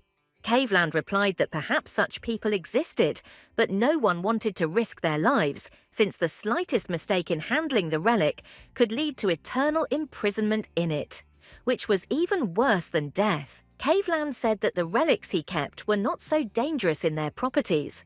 There was a golden cup from which grain could pour out endlessly, a sword that healed all the sick if you stuck it in the heart, a rod that allowed you to control animals, and a cloak of invisibility that hid anyone who put it on. Caveland suddenly listened, and then told Iris that it seemed that the one she had warned about earlier had arrived at the estate. Meanwhile, Alfred Hooches, who had arrived at the estate, was colourfully telling his love story with Iris to the servants. Alfred said that his first kiss with Iris happened on the shore of the lake. He remembered how the girl's eyelashes trembled. That day she was especially amazing. Alfred declared that he did not need any girl in the world, only Iris, which greatly impressed the female servants of the estate, who considered it very romantic. Alfred confidently stated that he was completely sure that Iris loved him, which made James, who was also keeping an eye on the unexpected guest, feel irritated. Alfred smiled contentedly, wondering if he had managed to present the story of his love with Iris realistically. He thought it all sounded too old-fashioned, and it was strange that the servant girls had fallen for the story. Luckily, Caveland soon showed up at the estate, making James feel relieved, as he was genuinely tired of listening to all the nonsense that Alfred was telling and the admiring whispers of the servants. Caveland remarked that he had not thought his estate would ever receive such a visitor, to which James replied that it had been a surprise to him as well, both men ignoring Alfred's displeased look. And perhaps it was just as well for Alfred, because almost immediately Caveland turned his gaze on him and declared that he would have to teach someone a lesson for lying so brazenly. But Caveland didn't want to have a showdown with Alfred in public, so soon they were sitting in the living room, where Alfred was no longer feeling so confident and was barely audible muttering about wanting something from Iris. Alfred's body was shaking, and he couldn't look up at Caveland because he felt such terrible fear of the man. Caveland, crossing his legs and putting his hands in his pockets, asked what exactly Viscount Alford wanted from his wife Iris. The answer to Caveland's question was silence, for Alford could not think of a way to answer without losing his head at the same moment. Caveland decided not to wait for an answer and offered Alford to sell him the lands of Levent, which were to go to the Duke of Whitlow if Iris married Alford. This proposal outraged Alford. He even forgot that he was afraid of Caveland and responded in a raised voice that such a deal was absolutely impossible. Caveland rose from the sofa, thoughtfully examining his fingers, and said that he would be very generous to Alford and was ready to offer a very good sum. Caveland was ready to pay for these lands only 10% below the market price. Alford confidently stated that he had not given his consent, even slammed his hand on the table. But meeting Caveland's icy gaze, he again shook with fear, and Caveland said that Alford had come here to make a deal. Alford exploded, calling Caveland a bastard, saying that Erie belonged only to him, and that the young man that Caveland was should have shown at least a modicum of respect for his elders. Alford asked Caveland if he thought he was allowed to do anything just because he had a higher title, and immediately realised that he had said all that in vain. Caveland muttered to Iris that at least he had tried, and with a terrible face began to approach Alford. Alford had nowhere to hide, so soon Caveland had him by the lapels, and it was a very powerful grip.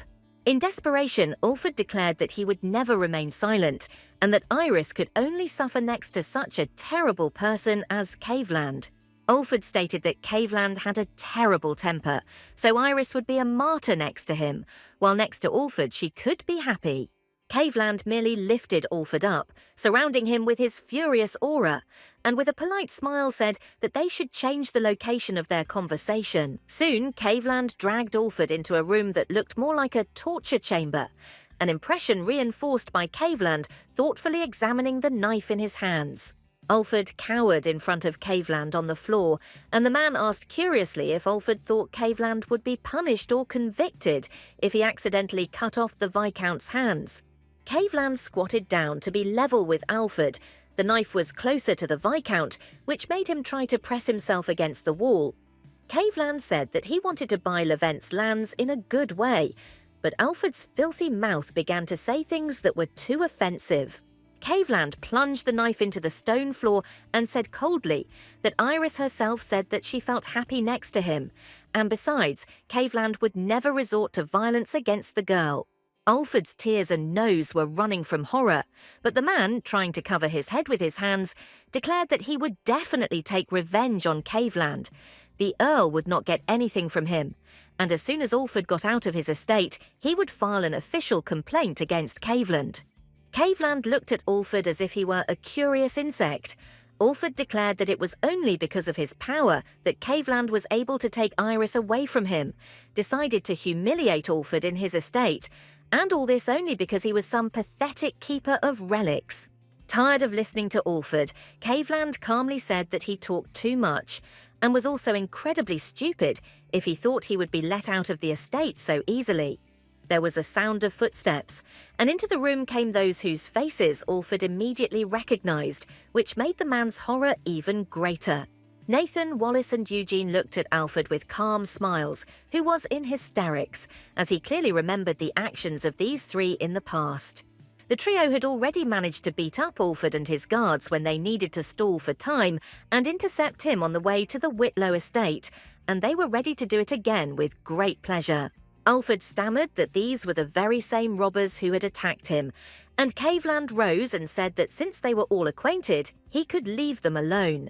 Alford panicked and demanded that Nathan, Wallace and Eugene stay away from him, but of course his demand was ignored, and screams of panic and pain were soon heard from the dungeon.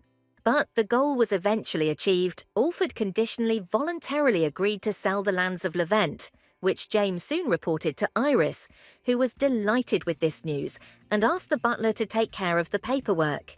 Iris was very surprised that Caveland managed to persuade Alford to give up the lands. It seemed to her that it would take much more effort to do this, but the girl was glad that she could begin to implement her plan. Iris thought that the mines in the lands of Levent had long since lost their value, But in her past life, Duke Whitlow had become very rich with the help of the treasure he found in the depths of these lands. And now Iris wanted to take this treasure for herself. Iris asked James to find someone for her. James did not show his surprise and only clarified whether this someone was human. Iris replied that the man had previously worked for Duke Whitlow, but had been exiled and had gone wandering around the country, so she was unsure where to find him. Iris explained that she really needed this man to implement her plan related to the lands of Levant. Meanwhile, Gillette listened with pleasure as everyone around her told the love story of Alfred and Iris, thinking that, thanks to this idiot, she had a chance to get rid of Iris. Gillette reflected contentedly on the fact that nothing could be stronger than the rumours that Alfred had started with his appearance at the estate. Soon, the word about how much Alfred loved Iris became known throughout the city, not just within the estate. The rumour quickly grew with additional details. People said that Iris had managed to sleep with Alfred and then chose a more advantageous match for herself. This rumour also reached the girl, who would have been better off not knowing that Caveland had suddenly decided to get married. Caveland had a sister, Henrietta, who was now seething over the rumours she had heard, genuinely outraged that Iris had dared to marry her brother when she already had a lover. Meanwhile, Brittany's friend ran into her room asking if the blonde had heard the latest news circulating around. Brittany turned to her friend with interest, asking what had happened, anticipating great news for herself. The girl plopped down next to Brittany, opening the newspaper she was holding and pointing to an article that Brittany was sure to like. The girl decided to read the article out loud, starting with what it said about the Duke's flower, known throughout the country, asking Brittany if she meant Iris. The article stated that reporters had managed to uncover the secret life of the Duke of Whitlow's flower. Iris had married Caveland, receiving the protection of the Sacred Kingdom. But before that, she had been seen with another man, meaning she could no longer be considered as pure and innocent as everyone thought of her. Brittany's friend asked her in surprise if Iris had always been such a nasty person who played with other people's lives. Brittany smiled and said that the rumours spread very quickly. Her friend asked if it was true and if Iris really married Caveland. Brittany's friend was very surprised that Iris did this, because Brittany herself told her that Iris was crazy about her previous fiancé, Alfred Hooches. Brittany replied that it was just the way things were, but she clenched her teeth in anger, thinking that she would never admit to anyone that Caveland had proposed to Iris himself. Brittany thought that the best option for her would be if everyone around her thought that Iris was actually madly in love with Alfred. Brittany believed that in this case, absolutely everyone around would consider Iris a slut. She would be disgraced, and Caveland Green would definitely drive her away. Brittany's friend said it was terrible for Iris to cheat on Caveland right after she got married. Brittany pretended to defend Iris and said that it might turn out that these were just rumours and not how things really were. Brittany's friend responded that it couldn't just be rumours because Caveland's younger sister, Henrietta, knew about everything. Plus, Henrietta was close to Countess Nelanie. Brittany's friend saw that Brittany did not understand what this was about and was outraged that the blonde had completely dropped out of life. Brittany's friend said that Nelanie got married, but before that there were rumours that she was madly in love with Caveland, who rejected her feelings, so she always kept a close eye on him. Meanwhile, Iris left the Green Estate with Caveland, grumbling that the man had no obligation to accompany her. Caveland replied that he alone was much stronger than Nathan and Wallace. Iris said that she understood, but was worried that Kay already had a lot of work to do, and because of her, a lot more work might appear. Caveland looked thoughtfully at Iris, wondering how he could reassure his wife so that she would not waste time worrying about unnecessary things. Gently tucking a strand of hair behind Iris's ear, Caveland replied that he was newly married and believed that a husband should accompany his wife, asking the girl if she thought that caring for her was a burden on a man. Iris blushed furiously, feeling a little insecure alone with Caveland, and replied that it wasn't that she thought so, but it was unusual for her.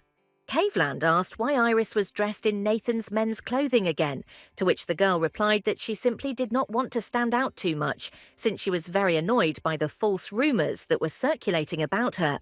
Caveland said thoughtfully that if Irie hadn't wanted to stand out, she had absolutely failed, touched the girl's lips with his thumb, and added that it was absolutely impossible to take your eyes off her.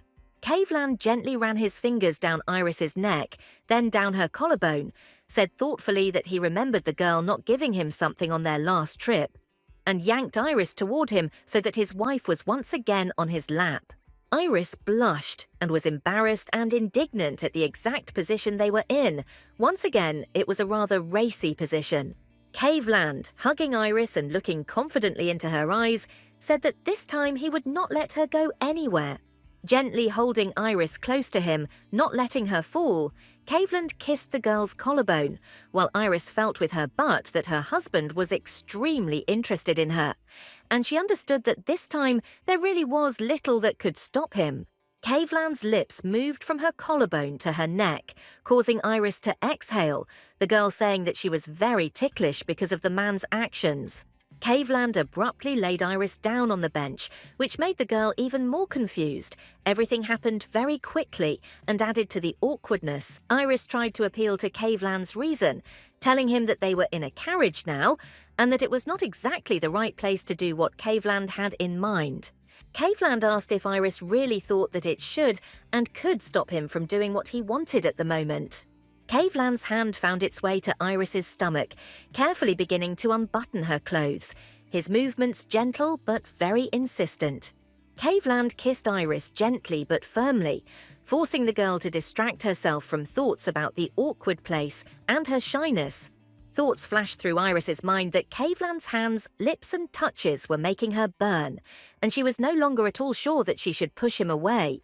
Iris thought she really liked what Caveland was doing, but memories from the past flashed through her mind, causing Iris to immediately freeze. In Iris's past life, her husband Alfred was disgusting, cruel, never cared about the girl's pleasure, and even strangled her right in bed. Caveland noticed that Iris's mood had changed dramatically, and the girl's body was shaking slightly, which was clearly not evidence of her arousal. Caveland wondered what exactly could have scared Iris so much, since he himself clearly hadn't done anything to cause it. Stopping but holding Iris tightly, Caveland said that everything was fine, gently and soothingly stroking the girl's back. Holding Iris even tighter, Caveland confidently said that he would never do anything against her will, so she had the right to simply tell him no. For Iris, this position of Caveland was very valuable. The girl thanked her husband and thought that, having started a new life, she made an absolutely right choice when she decided to turn to this man. Caveland, holding the girl by the hand, helped Iris to move to the carriage seat and explained that his sister, Henrietta, always said that only trash could take a woman by force because a woman was created to protect and defend her. Iris eagerly seized the opportunity to change the subject from what was happening now and noted with surprise that she had not known Caveland had a sister. Caveland looked away and replied that he did indeed have a younger sister, but noted that Henrietta had a rather difficult character. Iris was surprised by this reaction to Caveland's question about his younger sister. There was something strange about it.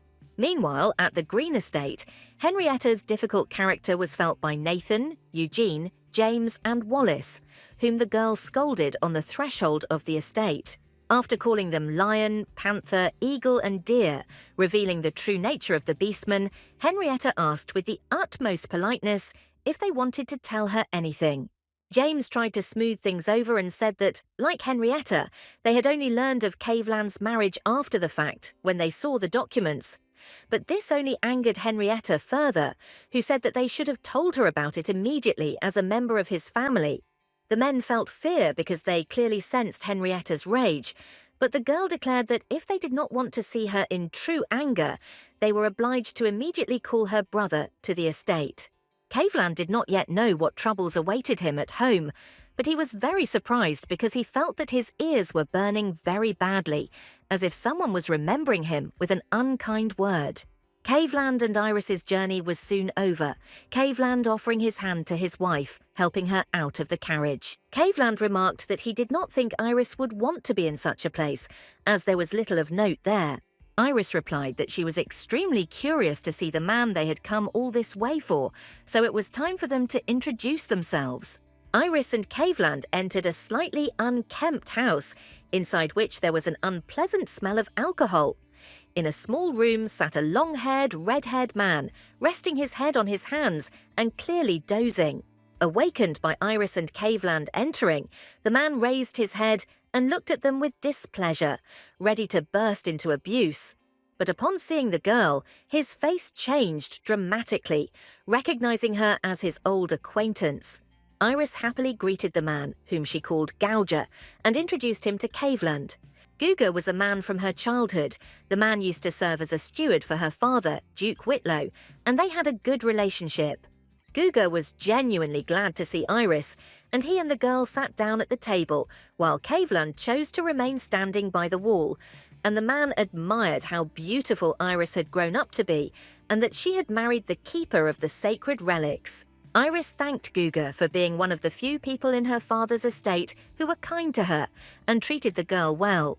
Iris admitted that it had always bothered her greatly that Duke Whitlow had so callously driven Hugo away, but the man remarked that it was to be expected. Gouger said that Iris herself had been treated much worse, which made Caveland darken, wanting to protect Iris from everything that had ever been or could be unpleasant in her life. Jaime, having received the task of finding a person from Iris, immediately reported this to Caveland, telling him exactly who the girl would like to find. Caveland noted that based on the conversation between Iris and Hugo, Duke Wallace had fired his steward when Iris was still a baby. It seemed strange to Caveland that after such a long time, Iris decided to find Guga, and when the search was crowned with success, she immediately rushed to him. Caveland decided to leave Iris and Gouger alone, the thought flashing through his mind that he was curious about what Iris could be thinking when she did this. And Iris told Gouger that she was very glad that he was okay, and explained that she had something to ask of him. Iris told Gouger outright that she wanted him to become the manager of the Laventa mine, which greatly surprised the man, who noted that the land belonged to Viscount Alfred Hooches. Iris replied that the land was now hers, and she would very much like Guga to take care of everything, from finding employees to managing the minerals. Guga swallowed. He said that he was very pleased that Iris trusted him, but unfortunately he could not take on such responsibility because he was just an ordinary drunkard. Iris stood up from the table and replied that it didn't matter at all who Guga was at that moment in time. What was more important was who he could become, and the girl believed that only he could entrust this matter to, so he should accept her offer. Guga looked at Iris with admiration in his eyes, remembering that she used to be a completely frightened girl who could do little. Now Iris looked at him with such confidence that it gave him faith that he could really handle everything. Guga bowed before Iris and told her that his life was in her hands, and he would do exactly as she asked him to do. Iris walked out of the house, looking around in confusion in search of Caveland, who had disappeared somewhere, which made her start to worry a little. Caveland appeared at Iris's side almost immediately and reproachfully said that she should have told him about her plans for this man. Iris asked in surprise what exactly Caveland was reproaching her for, to which the man replied that he had no desire to let any of the Whitlow family into his estate, where there were already enough of his own people. Iris chuckled and said that Guga would not be working at the Green Estate. She had hired him to be the manager of the Laventa mines. As Iris approached Caveland, she said that there was something else important. She explained that there were indeed people in the Green Estate who were loyal to Caveland, but that did not mean that they were loyal to her. Iris told Caveland that these people would probably never betray her husband, but they could easily betray her, and that could be a problem. Iris thought that Guga was exactly the person she needed, because in the past even the Emperor recognized his merits, but fate played a cruel joke on this man. Iris touched her palms to Caveland's face and said playfully that a man who poked his nose into his wife's affairs immediately lost his attractiveness to her. Caveland was shocked by Iris's words.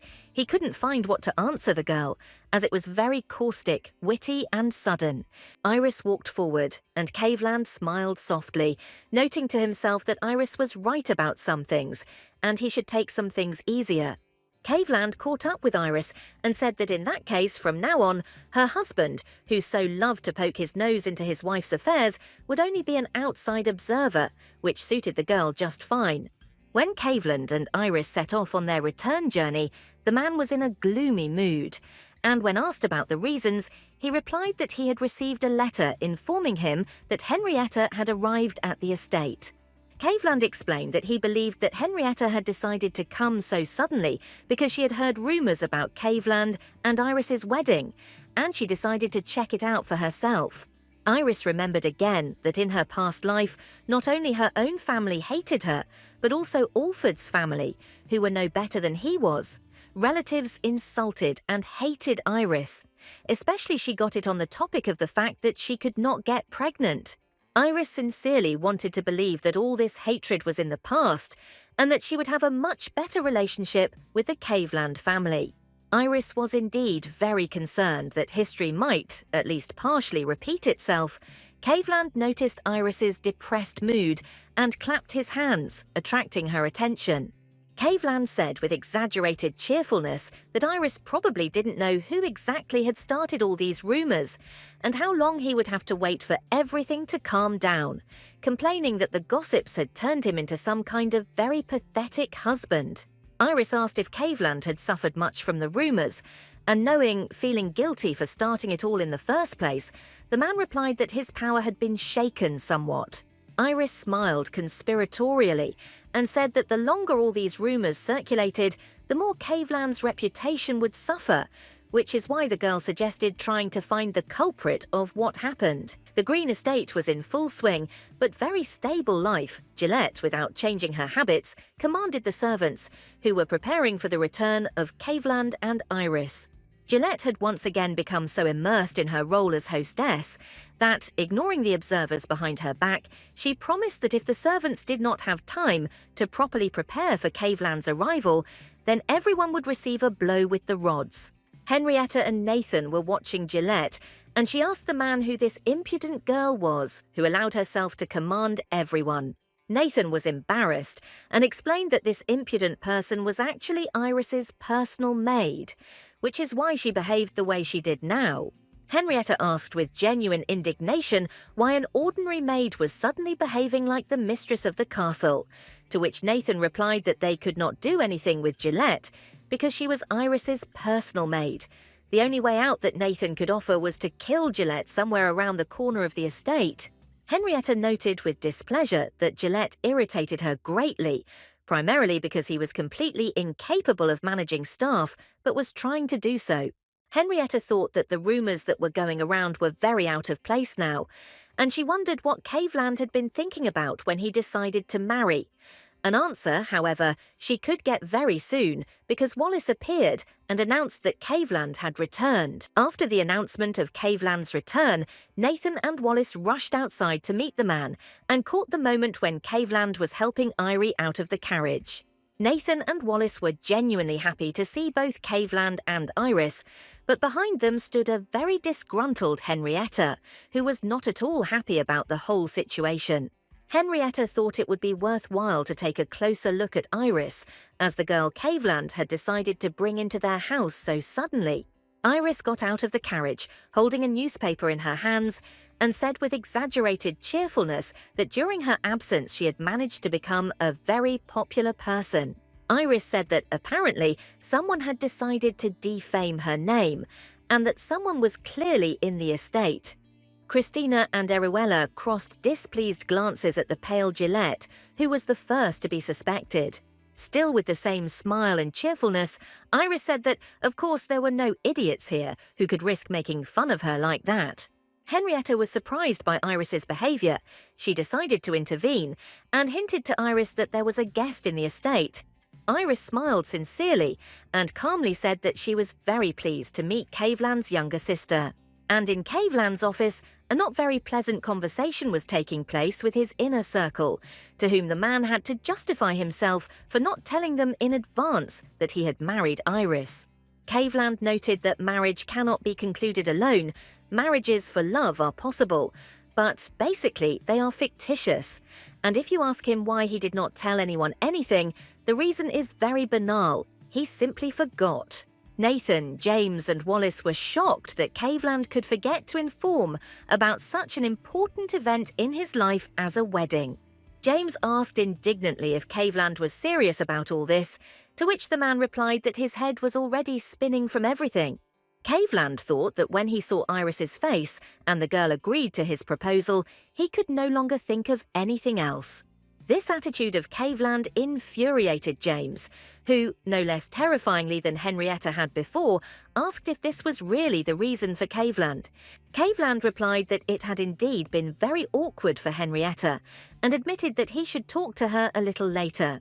James, still furious, asked if Caveland really thought the situation was merely awkward, but then, calming down a little, said that he doubted Henrietta would want to talk to him.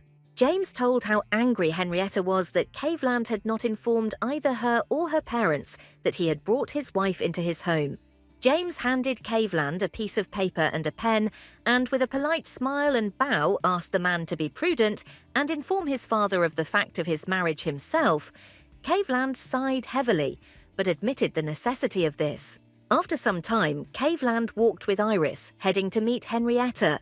The man apologized to the girl for the fact that all this was happening suddenly and without any warning. Iris asked in surprise what Caveland was apologizing for, since she didn't see anything wrong with the situation, to which Caveland told her a little nervously that he had to tell her that he also had a younger brother, and that Henrietta was a little capricious and could sometimes go too far. Nathan, who had quietly crept up behind Caveland and Iris, noted that Caveland was definitely right about Henrietta going too far. Iris turned to Nathan in surprise, and the man, crossing his arms over his chest, asked Caveland if it wouldn't be better if he went with them to meet Henrietta, since it was unknown what the girl might do to Iris. Iris noted to herself that usually nobles did not like to see servants around them, and such an offer from Nathan meant that everyone here got along well with each other. Caveland did not refuse Nathan's help, and Iris became interested in why everyone was so nervous, and the general worries were passed on to her, so the girl became a little scared. Nathan advised Iris in all seriousness not to take anything Henrietta said too seriously and not to let herself be offended. The girl smiled nervously and said that she would try. The next second, it dawned on everyone what exactly Nathan had said, and it caused great surprise in Caveland and Iris and panic in Nathan, who decided that he had no right to talk about Henrietta like that. Caveland was embarrassed and, deciding to smooth over Iris's nervousness, said that Henrietta only looked a little stern and in fact everything was not so bad. When Caveland, Nathan and Iris found themselves at the same table with Henrietta, and Iris sat directly opposite, the girl partially understood what exactly the men meant. Iris smiled nervously as she met Henrietta's cold and commanding gaze, and thought that if she hadn't known about Caveland, she would have certainly decided that Henrietta was the mistress of the estate.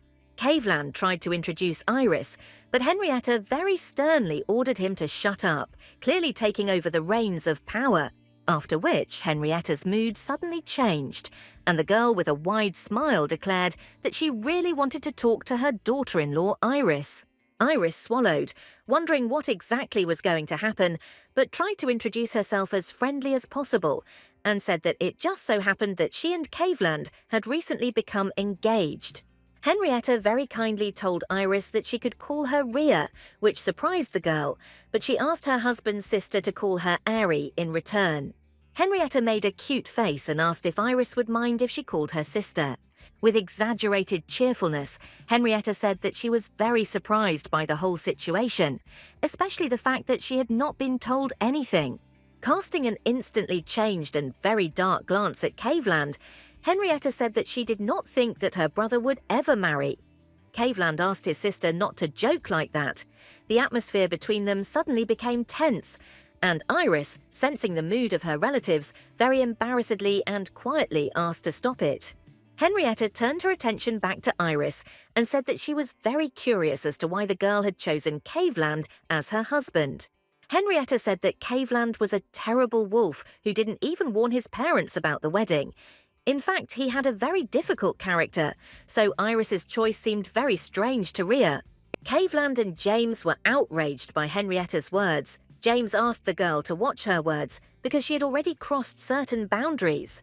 Iris smiled and, ignoring everyone else's indignation, replied that the reason was very simple. She really liked Caveland. Such an answer shocked everyone at the table.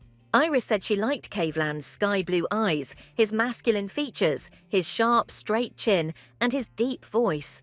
Iris said that Caveland's laughter was like balm to her soul. She was ready to listen to it every day, so her choice was quite obvious. Iris said that she liked Caveland so much that she was ready to live with him her whole life, which surprised the man himself. Caveland blushed and looked at Iris in shock, not fully believing what the girl had just said about him. Iris smiled sincerely, remembering a situation from her past life when a stranger helped her treat a wound on her leg, sincerely worried that the girl might have a scar, and thought that perhaps it was then that she liked Caveland. Henrietta was also very embarrassed and, stuttering a little, said that she understood such an answer, although she thought that Iris had an extremely strange taste in men. Henrietta said that Iris's taste was obviously unbearable and asked if Caveland and Iris really loved each other so much that they decided to get engaged so quickly, a question that made Nathan choke on the tea he had just sipped. Henrietta noted that Caveland should at least warn the family, but she saw the strange looks that Iris and Caveland gave each other. Nathan felt that a storm was about to break again, and Henrietta asked the clearly confused Iris and Caveland why they were suddenly reacting like that. Caveland, after a slight hesitation, explained to Henrietta that he and Iris had not yet performed any ceremonies. Caveland also explained that he and Iris are not engaged yet, as they have only just signed the marriage certificate, and this is not quite what Henrietta herself thought. This enraged Henrietta, and the whole estate heard the girl scolding Caveland, calling him a disgraceful dog and asking if her brother had gone completely mad. A little later, Henrietta was sitting in Caveland's office drinking cognac, somewhat calmer after the emotional shock of what an idiot her brother had been. Caveland joined Henrietta in drinking and seriously inquired what exactly his sister had in mind, since she could not suddenly be nice to Iris. Henrietta asked Caveland if he was really against her becoming friends with Iris. Henrietta said that she just wanted to see if Iris was suitable for Caveland as a wife or not, and that was why she was behaving the way she was. Henrietta did not wait for Caveland's answer and said that she was not entirely sure about Iris, but she saw the problem rather in the rumours circulating around the girl. Caveland looked away from Henrietta. He knew that his sister had heard the rumours, but he still felt a little uncomfortable that she could even partially believe them. Gentrietta continued and said that there was no truth to any of this, but that Iris's half-sister had a hand in all of these rumours, and she clearly didn't plan on stopping there. Caveland asked, a little surprised, what Henrietta proposed to do in that case, to which the girl replied that they just needed to prove that it was all a lie, and she could not abandon her brother in trouble. Henrietta said that Caveland had gotten hold of the Duke of Whitlow's iris flower, and there were too many envious people around them. Henrietta explained that it was necessary to make sure that all these people did not look down on the Green family, so it was worth holding the most luxurious and grandiose wedding. Because people always liked that, Henrietta promised to help Caveland with this. A little time had passed since Henrietta's arrival. Iris was spending a pleasant time in the garden with a book in the shade of a tree, thinking that she never thought she would be able to rest when Henrietta was at the estate. Henrietta devoted all her attention to Caveland, which made Iris feel a little sympathetic to the man, but she saw no point in interfering in their relationship. Iris turned her attention to the book, which was dedicated to the history of the Holy Kingdom. Long ago, the Holy Kingdom drove out the beastman. Saint Benedict, who was supposed to be the next pope, was accused of conspiracy because the people did not know that Benedict was a beastman, and that was when the Beastman Rebellion began. At that time, the beastmen were the same inhabitants of the kingdom as people, but the attitude towards them depended on their position. Benedict became a mouse, and he was hated for it. People simply could not accept a beastman as pope. Iris was very surprised, not understanding what the fact that Benedict was a mouse had to do with human suffering, because he clearly could not stand, for example, the plague. Such an attitude towards the beastman seemed complete nonsense to Iris. Saint Benedict was a decent and honest man who brought order and peace within himself. But because he was different, he was not accepted. People were sincerely afraid that mice were carriers of various diseases. People believed that a dirty rat could not be a servant of God, especially since Benedict hid his true nature from everyone. Everyone turned away from him. Benedict was left alone, in misunderstanding and sadness. People and priests already openly despised him, but the worst thing was that even Benedict's mentor betrayed him.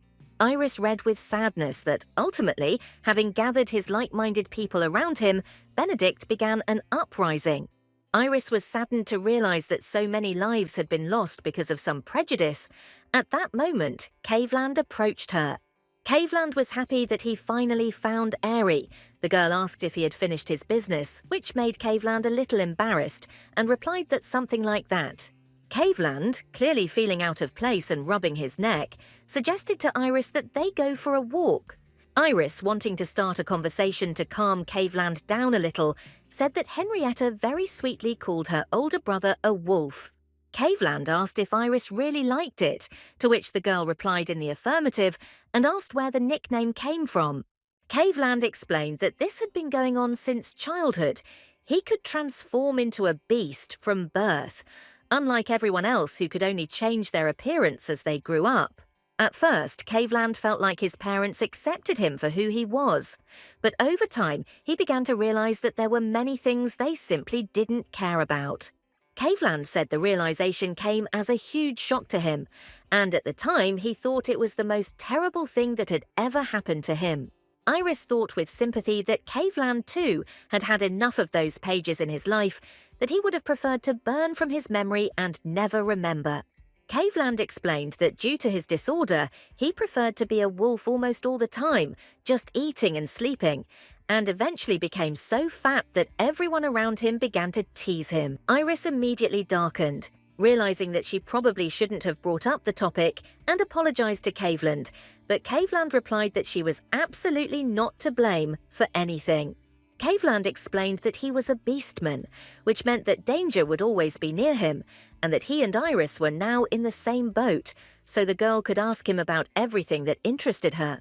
Caveland said that Henrietta had thought up many nicknames for her brother over the years, but in any case, nothing could offend him unless he wanted it to. Caveland handed Iris a peach he had picked from a tree and asked her to marry him, which left the girl dumbfounded. Having mastered her emotions and looking away from Caveland, Iris asked why he suddenly started talking about marriage. Iris said that marriage was not something that interested her at the moment, but looking into Caveland's eyes, she realized that this answer was wrong. Caveland squeezed Iris's hands in his and looked into her eyes too seriously. This was an important moment for both of them. Iris thought that she had learned a lot about the beastmen after spending so much time with them, so if she could choose which of her past offenders to take revenge on, the first in line would definitely be the one who had caused Caveland's death in that life. Iris touched her thumb to Caveland's lips, erasing something invisible, and replied that if he really wanted to perform the ceremony, then she was willing.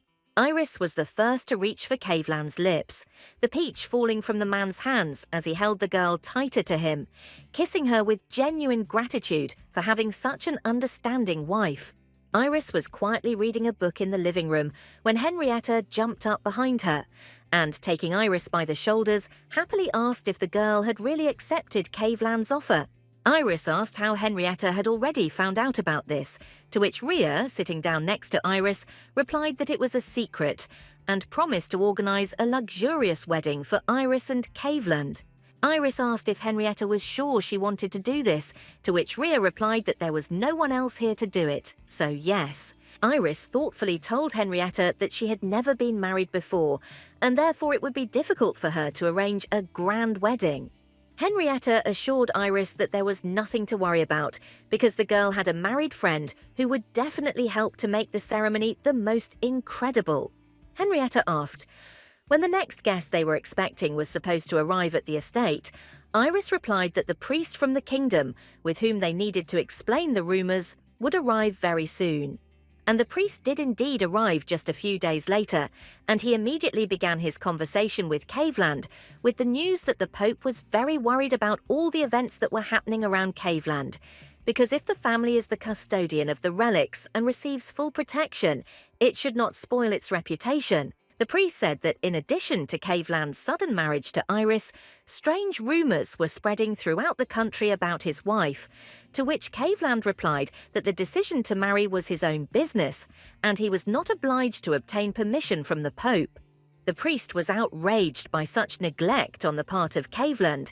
He asked if the Pope had been helping the man all this time, and if it was thanks to him that Caveland became the keeper of the relics, to which Caveland gloomily replied that the priest should stop talking all this nonsense, because it was the beastmen who sacrificed their lives to guard the sacred relics. It was for this reason that the Green family would be the eternal guardians of the sacred relics, and not because of the Pope's help, and Caveland did not want to hear any impropriety in this. The priest was frightened by Caveland's cold gaze, but he found the strength to say that he was speaking on behalf of the Pope, so Caveland should better watch his tone, especially since the Pope would definitely not tolerate such an arbitrary decision about marriage. The priest stated that the Holy Kingdom was against Caveland's marriage to Iris, since the Pope did not approve of it, and besides, all the rumours about this terrible young lady defame the sanctuary of relics. So the Pope was determined to annul the marriage and urged Caveland to marry the girl who follows the faith of the Holy Kingdom. Caveland, who had an almost tangible black aura about him, asked if this was really what the Pope had told him to convey, and the priest, feeling growing panic, replied that it was. Caveland replied that he understood, taking a sip from his cup of tea, and the negative energy around him disappeared as quickly as it had appeared, causing the priest to breathe a sigh of relief. Caveland, however, was thinking that the Pope, that old man, would certainly not dare to say something like that, and there was clearly some deception involved. Caveland thought that there was clearly someone else behind all this, and he was sorry that no one realised it. Caveland came to no conclusion in his thoughts, since it was difficult for the man to even guess who could be involved. Caveland stood up, placed his hands on the table, leaned closer to the priest, which made him feel afraid of this man again, and asked in the most friendly way what would happen if it turned out that the rumours about Iris were just a blatant lie. The priest tried to say that there had been newspapers about Iris, and so the rumours could not be false, but Caveland interrupted him and said that they had not yet realised that these newspapers were only profiting from their innocent beliefs. The priest said that Caveland was too fascinated by Iris, for which he received a light blow to the Adam's apple and began to cough.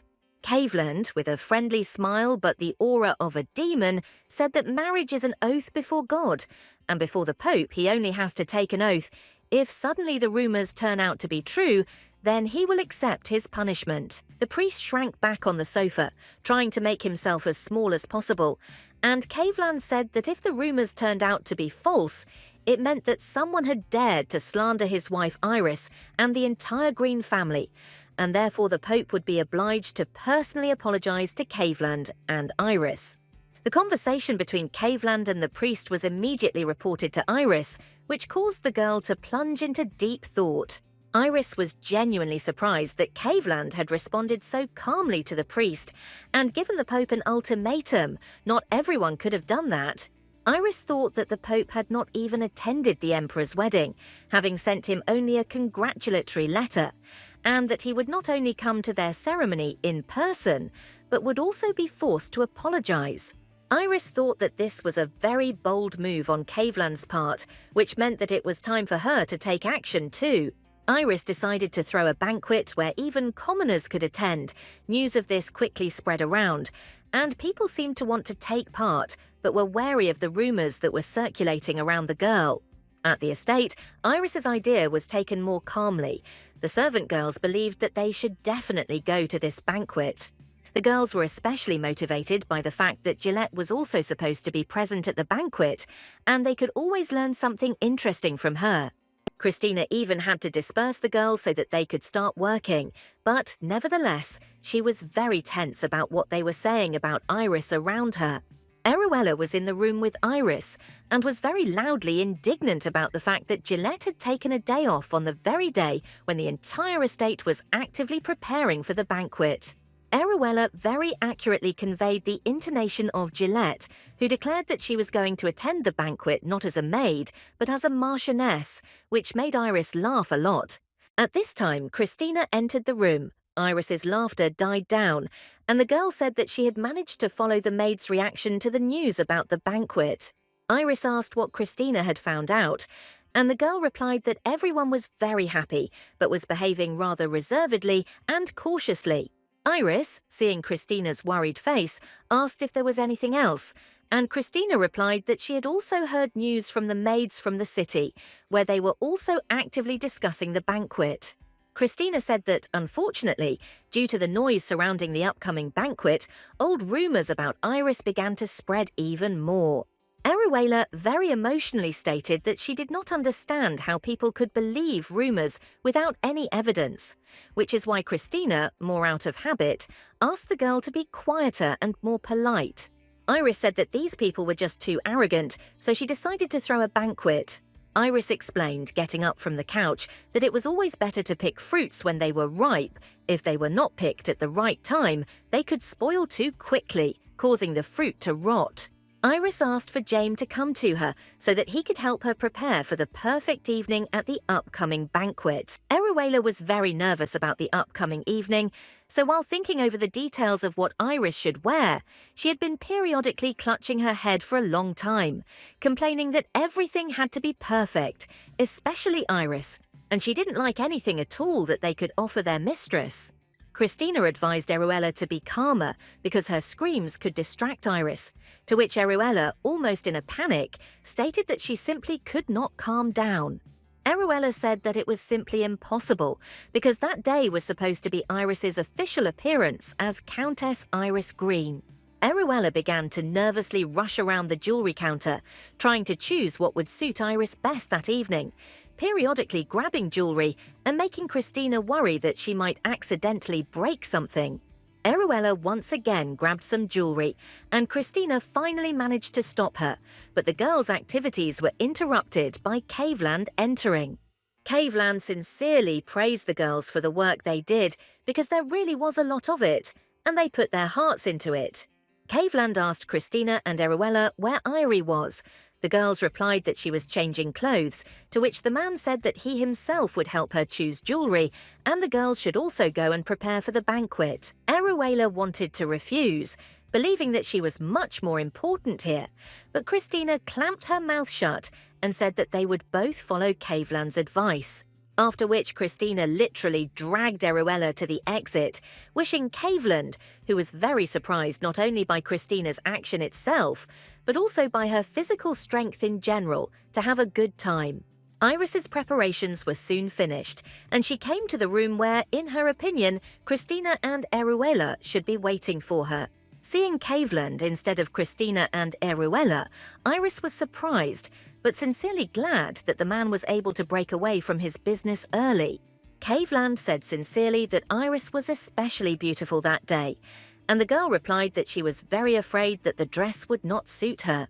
Iris asked Caveland where Christina and Eruella had gone, rather surprised that something could distract Eruella from her duties, to which Caveland replied that he had sent them himself to prepare for the banquet. Caveland tucked a strand of Iris's hair behind her ear, revealing her earlobes, and said he was perfectly capable of choosing his own jewelry for his wife. Caveland said that he had already picked out something for Iris and showed her a box with a pearl necklace and earrings. The girl immediately tried to take the jewelry, but Caveland did not let her do this. Caveland turned Iris around and complained that the girl wasn't telling him anything anyway, had completely taken over James, who was also playing the silent partisan, so he at least had the right to put jewelry on his wife himself. Iris smiled, picking up on Caveland's playful mood, and said that she must be learning from her husband because James quickly folded his wings in front of her.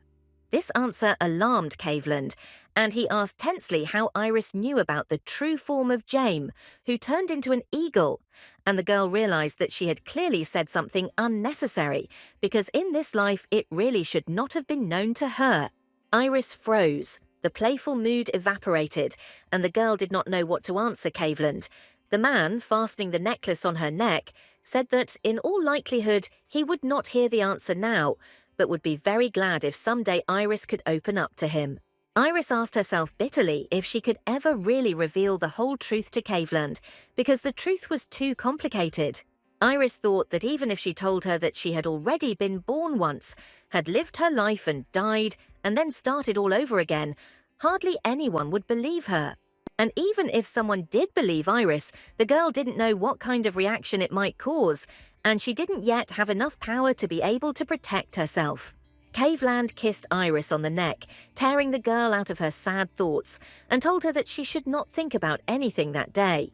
Caveland decided that one kiss was not enough, so he licked Iris's neck and asked if she really had extra time for extraneous thoughts. It really helped, and although the girl blushed, she stopped thinking about sad things. A voice came from behind the door, announcing that the time for preparation was over, and it was time for Caveland and Iris to go and open the banquet. Caveland kissed Iris's temple tenderly as a final encouragement, and said that it was time to go out into the world and that they should not stay here. And in the square, prepared for the celebration and serving as a banquet hall that day, sat an absolutely satisfied Gillette, who praised herself for having prepared so well for the banquet. Gillette noticed with interest that even the local nobles had decided to come to Iris's banquet, but she immediately convinced herself that they were only there to check out the rumors. Gillette smugly noted that all the supposed nobles gathered were not even ladies, and convinced herself that she was the most beautiful girl at this banquet. Gillette's reflections and self-admiration were interrupted by the opening of the gates and the announcement that Iris and Caveland had arrived. Gillette rose from her seat and walked closer to the road along which Iris and Caveland were travelling, noting with displeasure that it was too noisy around her. Gillette sincerely did not understand why they were screaming like that. The screams were really irritating her, but it didn't get any better. And soon she was deafened by even more powerful, enthusiastic screams around her. The next second, Gillette saw the reason why everyone in the square had suddenly perked up, and her eyes widened in surprise. Caveland and Iris stood at the foot of the carriage, the man holding the girl's hand, both smiling tenderly at each other. And, what was a real tragedy for Gillette, Iris was so beautiful that it seemed as if the girl was radiating light. This feeling was especially intensified when Iris smiled broadly and told Caveland with genuine joy that she had never imagined that so many people would come to the banquet. Iris's efforts bore fruit, a lot of people really gathered, and when people saw the girl together with Caveland, their only emotion was admiration, first of all, because they looked very harmonious together. Gillette, in whose soul the blackest envy had settled, could not reconcile herself to the fact that the attention she so craved was riveted on Iris and Caveland. Gillette gritted her teeth in anger and thought that there was nothing special about Iris next to Caveland, and she, Gillette, simply could not lose to some upstart. It was for this reason that she decided to forget all the rules of decency, jumped forward and addressed Caveland, deliberately ignoring the presence of Iris, with whom he walked arm in arm. Gillette put on the happiest smile she could and told Caveland that she had been waiting for him here for a very long time, but was extremely glad that he had finally shown up. Whispers immediately began to spread in the crowd, but no one admired Gillette's beauty. As she had hoped, on the contrary, people were outraged by the girl's impudence. In addition, her dress looked too vulgar compared to any other. Since it was a flashy shade and revealed too much of the girl's cleavage, even her parents were shocked by the way Gillette appeared at the banquet. Iris, fully aware of the light in which Gillette was presenting herself with her behaviour and attire, said with a soft smile that the girl looked great, which caused Gillette to chuckle and say that it couldn't be otherwise. After all, it was the banquet of the flower of the Duke of Whitlow. Gillette rather condescendingly thanked Iris for inviting her to this banquet, which made Iris smile because Gillette gave her a great reason to put her in her place. With an absolutely calm and friendly smile, Iris answered Gillette that she did not remember inviting anyone to this banquet personally. Gillette looked at Iris in shock, not expecting her to dare to object to her, but Iris explained that anyone had the right to be present at this banquet. Gillette's self-confidence was very difficult to shake, but nevertheless, an expression of uncertainty about what exactly she was doing flashed across the girl's face. Gillette decided to retreat, realizing that she couldn't object to Iris in any way, so she hurried to merge with the crowd, which didn't really please the people she approached. Iris decided it was time to announce the start of the banquet, so she clapped her hands to get everyone's attention, thanked everyone for coming, and was about to say that she really wanted everyone to have a nice time here, but was interrupted. Iris was shouted at by a short young man wearing a cap, a vest, a white shirt with rolled-up sleeves and rolled-up pants. His clothes, like the notebook in his hands, hinted that this not very polite man was a journalist. The young man did not stop at just one shout, so immediately, as soon as a puzzled silence formed, he asked Kaufland if he was aware of what rumours were going around in society about his wife, Iris. This did not bother Iris in the least, and she was only glad that the journalists, whom she had been counting on at this banquet, had appeared so promptly. Kaufland lunged forward, either wanting to respond with some not very polite words or wanting to punch the journalist in the face. But Iris stopped him, saying that she was quite capable of dealing with this situation on her own. Iris said it was quite rude of the journalist to interrupt her, which caused the young man to become embarrassed, apologize, and say that he thought the banquet was arranged precisely because of the rumors that were circulating around Iris. Iris replied that the journalist was wrong about this, which greatly surprised the young man. The girl asked why she had to organize such an event just because of some minor rumors. Looking tenderly at Kaufland, Iris explained that the rumours in the newspapers were believed by people around her. But what was important to her was that her husband, Kaufland, and his family knew the truth and believed it when it came to their family. The journalist, having overcome his embarrassment at having really been too brazen in his attack on Iris, more professionally stated that even the Holy Father had been drawn into this story and asked if it made sense to sort out the whole situation right then and there, which displeased Kaufland but did not embarrass Iris at all. Iris calmly asked the journalist which newspaper he represented, to which the young man finally introduced himself as Whitnick, said that he represented the Elborough newspaper, and declared that he would very much like to interview Iris. Iris was lost in her memories of her past life. Elborough had always been one of the largest newspapers in the country, and Whitnick's name had always been on everyone's lips. As a journalist who was chasing the biggest scandals, Iris had always been impressed by the man's talent. He was truly an excellent journalist. In Iris's past life, it was Whitnick who wrote a poignant article about how the Earl of Kaufland was brutally murdered simply because he was a beastman and was sentenced to death for his article. Iris understood that a person like Whitnick simply could not miss the banquet that she organised and remain a silent spectator at this banquet, which clearly did not please Kaufland, but only played into the girl's hands. Iris thought the reporters were too pushy to really leave the whole rumour thing alone anyway, so she smiled genuinely and told Kaufland that everything was fine. Whispers and jeers went through the crowd. Those around clearly did not believe that Iris was really going to reveal the truth, but this did not bother the girl. Iris, without even trying to listen to what was being said in the crowd, answered Whitnick that she would be happy to tell him what really happened. Gillette, who was partly to blame for the current situation, became noticeably nervous, fearing that Iris had found out that she, too, was the person who was happily spreading rumours about the girl. But before Iris could begin to say anything, the girl was interrupted by James, who stepped forward and said that it was time for him to intervene and express his opinion, in which case it was quite possible the tense atmosphere would disappear. James bowed to the crowd in greeting and introduced himself as the Knight of Light, known as the Raging Flame or the Fiery Fighter, Baron James Russell, which caused more whispers in the crowd. People believed that since he was a servant in the House of Caveland, he should know about everything that happened there. James stood up so as to cover Iris with his body and declared that the girl was not obliged to justify herself to anyone. It would be quite sufficient if he himself dispelled all the ridiculous rumors that were circulating about her. Without changing his impassive expression, James asked all the reporters to raise their hands, and they obeyed without objection. James smiled and pointed at the reporter, whom he obviously recognized, and asked if he had been the one who had first written the story about Iris and Alfred Hooches. The reporter became nervous but confirmed that he was indeed the one who wrote about it first, to which James asked the reporter where exactly he heard this news. The reporter hesitantly replied that it was just rumors going around. That was the reason he decided to write the article.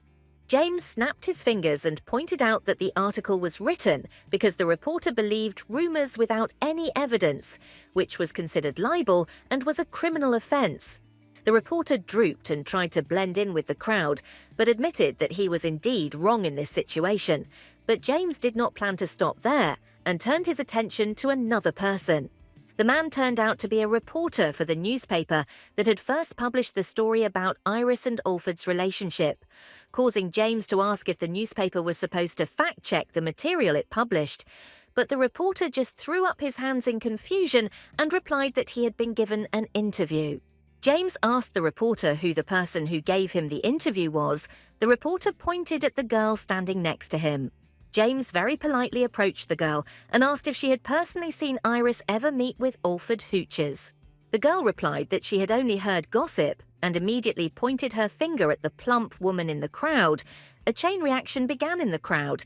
Everyone who was pointed at had only heard something about Iris being a cheater, but no one had any evidence other than what other people said.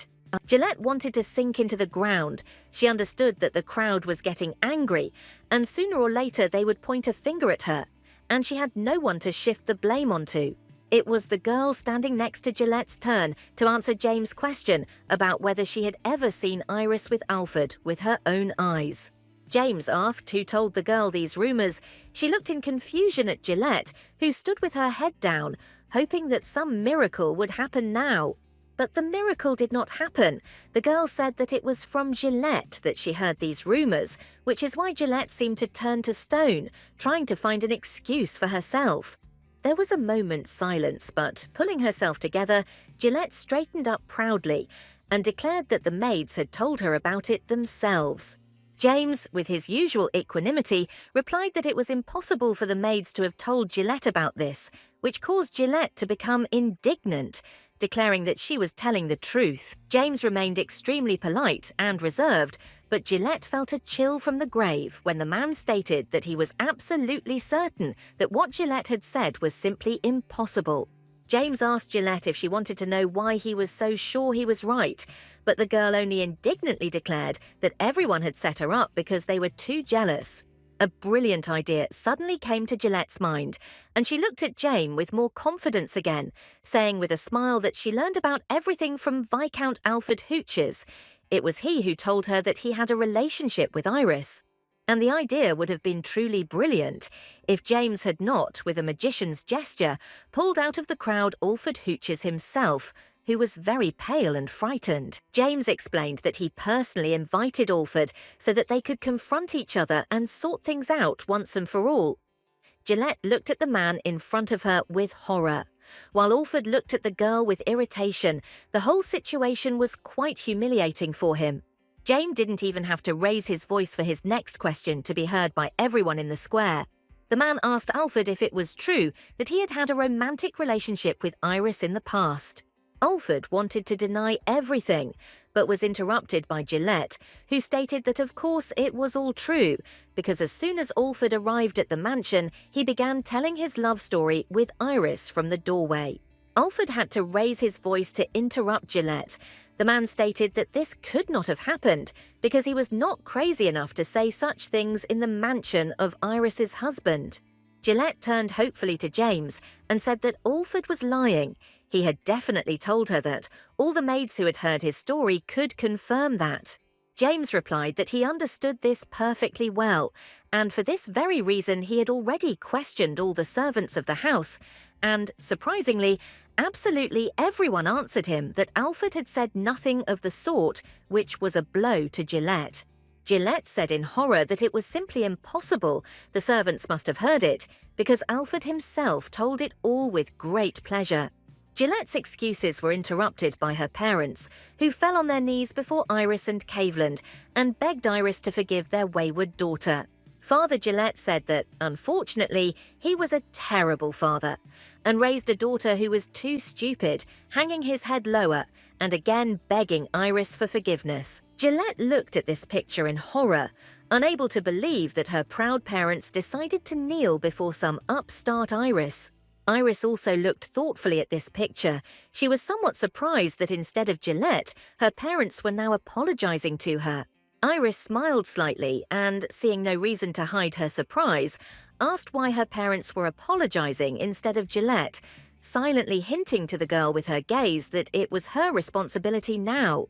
Gillette looked at Iris with horror, knowing full well that no one would be on her side now, and, unfortunately, some simpleton had managed to outplay her so that Gillette herself had not noticed it until it was too late.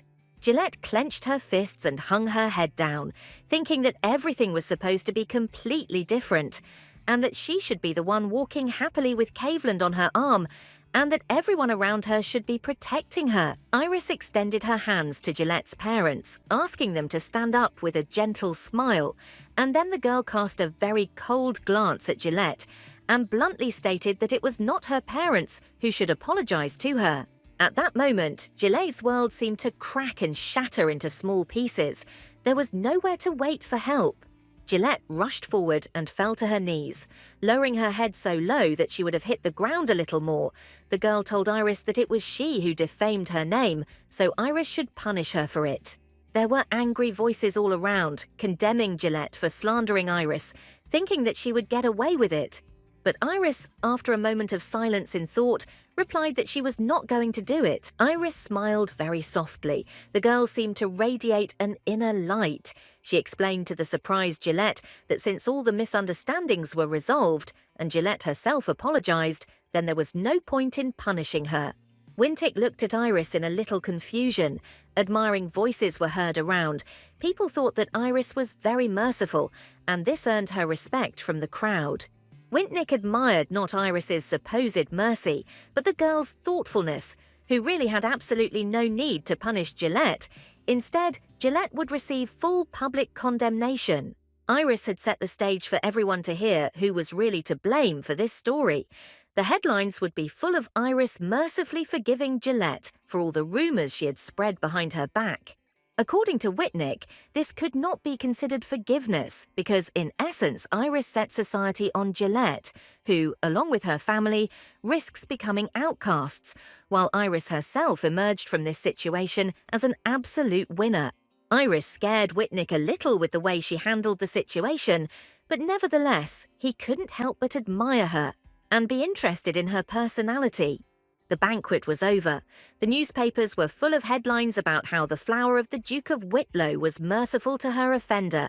The journalists made Iris look like an almost innocent saint, although they understood that Iris had started all this specifically to expose Gillette in front of everyone.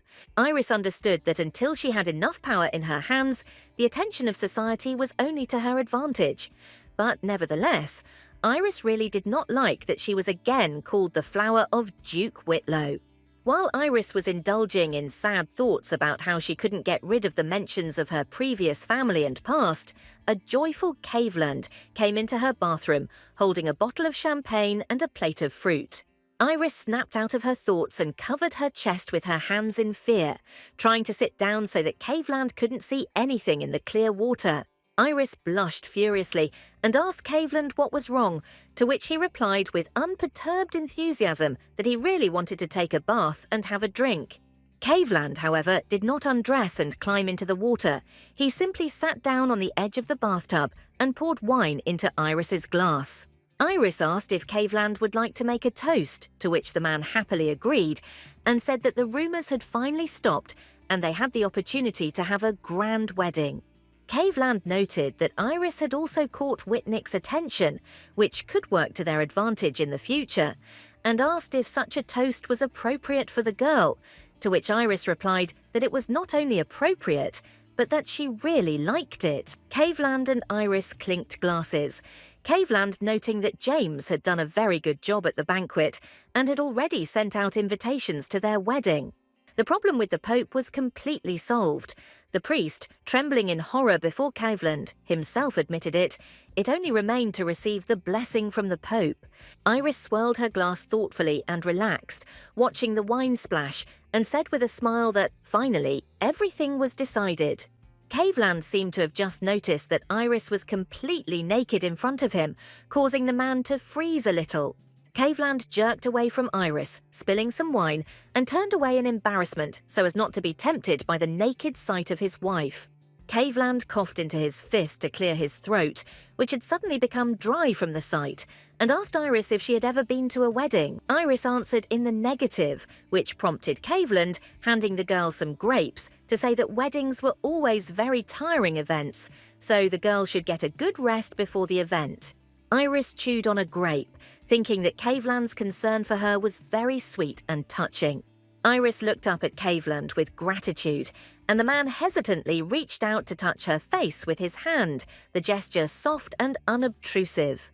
Caveland's palm gently rested on Iris's cheek, and both of them felt very hot, not only because of the hot water, but also because of the internal, shared feeling of tenderness and desire for each other. Caveland reached out with the same tenderness to Iris's lips, leaving a kiss on them, still unobtrusive, but quite noticeable. Iris didn't mind, so she overcame her embarrassment and responded to the kiss with the love and gratitude she felt for Caveland. Iris wrapped her arms around Caveland, pulling the man closer to her and deepening their kiss, full of tenderness and reciprocity. Iris and Caveland both didn't want to break this kiss. Iris thought that she missed this man madly, especially at this moment. Caveland broke the kiss. Iris opened her eyes and asked the man, somewhat incoherently, not to stop. Caveland looked at Iris with regret, also not wanting to let her go, but realizing that if they didn't stop now, then later they both might regret it greatly. Hugging Iris tightly, Caveland muttered that they should stop and wait until the wedding, which was coming up soon. Iris hugged Caveland back, thinking that she didn't mind being even closer to him, and that she was already quite ready to open her heart to this man. Iris thought, trying to remember at what point she had become so attached to Caveland, a meeting from a past life coming to mind. When Iris needed someone to support her the most, it was Caveland who took her hand and gave her the feeling that things might not be so bad. And thinking back on it now, Iris was surprised to find herself thinking that she really loved this man. Iris's past life was dark and very painful, mostly due to Brittany selling her sister's body, telling her that selling herself was what Iris was best at. When the lips of another of Brittany's acquaintances slobbered on Iris's neck, the girl remembered her sister's words that when a man brings money, in return you need to please him. They are all the same, so no one will need special treatment. But Iris was obliged to try hard to satisfy the next client. Iris would have liked no one to ever know, but news of her giving her body to others quickly reached the ears of Alfred, her husband, which enraged him. Alfred hit Iris in the face so hard that the girl fell to the floor, but this did not cause a shred of sympathy in the man. The man called his wife a slut, saying that she betrayed him because she cheated on him. Alfred then didn't give Iris any chance to justify herself, beating her legs with a rod so that the girl could barely walk, throwing more and more insults at the girl. Immediately after this, Iris was ordered to appear before Brittany, who was the empress at the time, so the girl could not allow herself to contradict her, or even just show dissatisfaction. Brittany took genuine pleasure in the fact that she was able to humiliate Iris, and the girl did not hesitate to use physical force if Iris did something wrong. When Iris couldn't force a smile onto her face because of the wild pain in her legs, Brittany grabbed her hair, pulling it painfully, and with a calm smile declared that with such an expression on her face, Iris would not be able to seduce anyone. Brittany said with a grin that seducing men had become completely normal for Iris, so she had no reason to complain about anything. Brittany noted with great satisfaction that Duke Whitlow's innocent flower had finally disappeared somewhere far in the past, which made Iris always wonder if she was worth living at all and for what purpose. Brittany pushed Iris aside and ordered the maids to tidy up the girl, because that day too she was destined to play the leading role in the hands of yet another of Brittany's acquaintances. Iris wondered if anything in her life could change if her sister's latest acquaintance simply didn't like her, but she could never risk checking. Iris always showed up at Brittany's banquets. People around were discussing how wonderfully the Empress arranged everything. There were whispers about her too.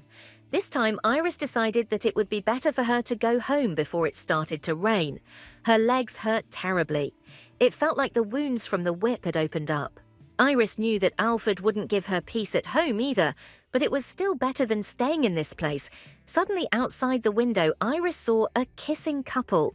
It was Caveland and Brittany, who seemed to be completely oblivious to everything around them. Iris looked at this kiss with some sadness, but quickly hurried to hide. If Brittany noticed her, the consequences could be dire. By the time Iris left the palace, it had started to rain, but this rather made the girl happy, because there was not a soul around. Iris walked to the stone bench, lifted her dress and settled down so that the cold drops of rain ran down her legs, soothing the pain a little.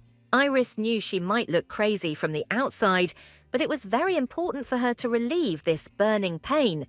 The girl thought that she needed to get home as soon as possible, but she couldn't force herself to move. Iris's loneliness was soon interrupted by other people's voices. This frightened Iris. She turned sharply towards where someone else's conversation was coming from.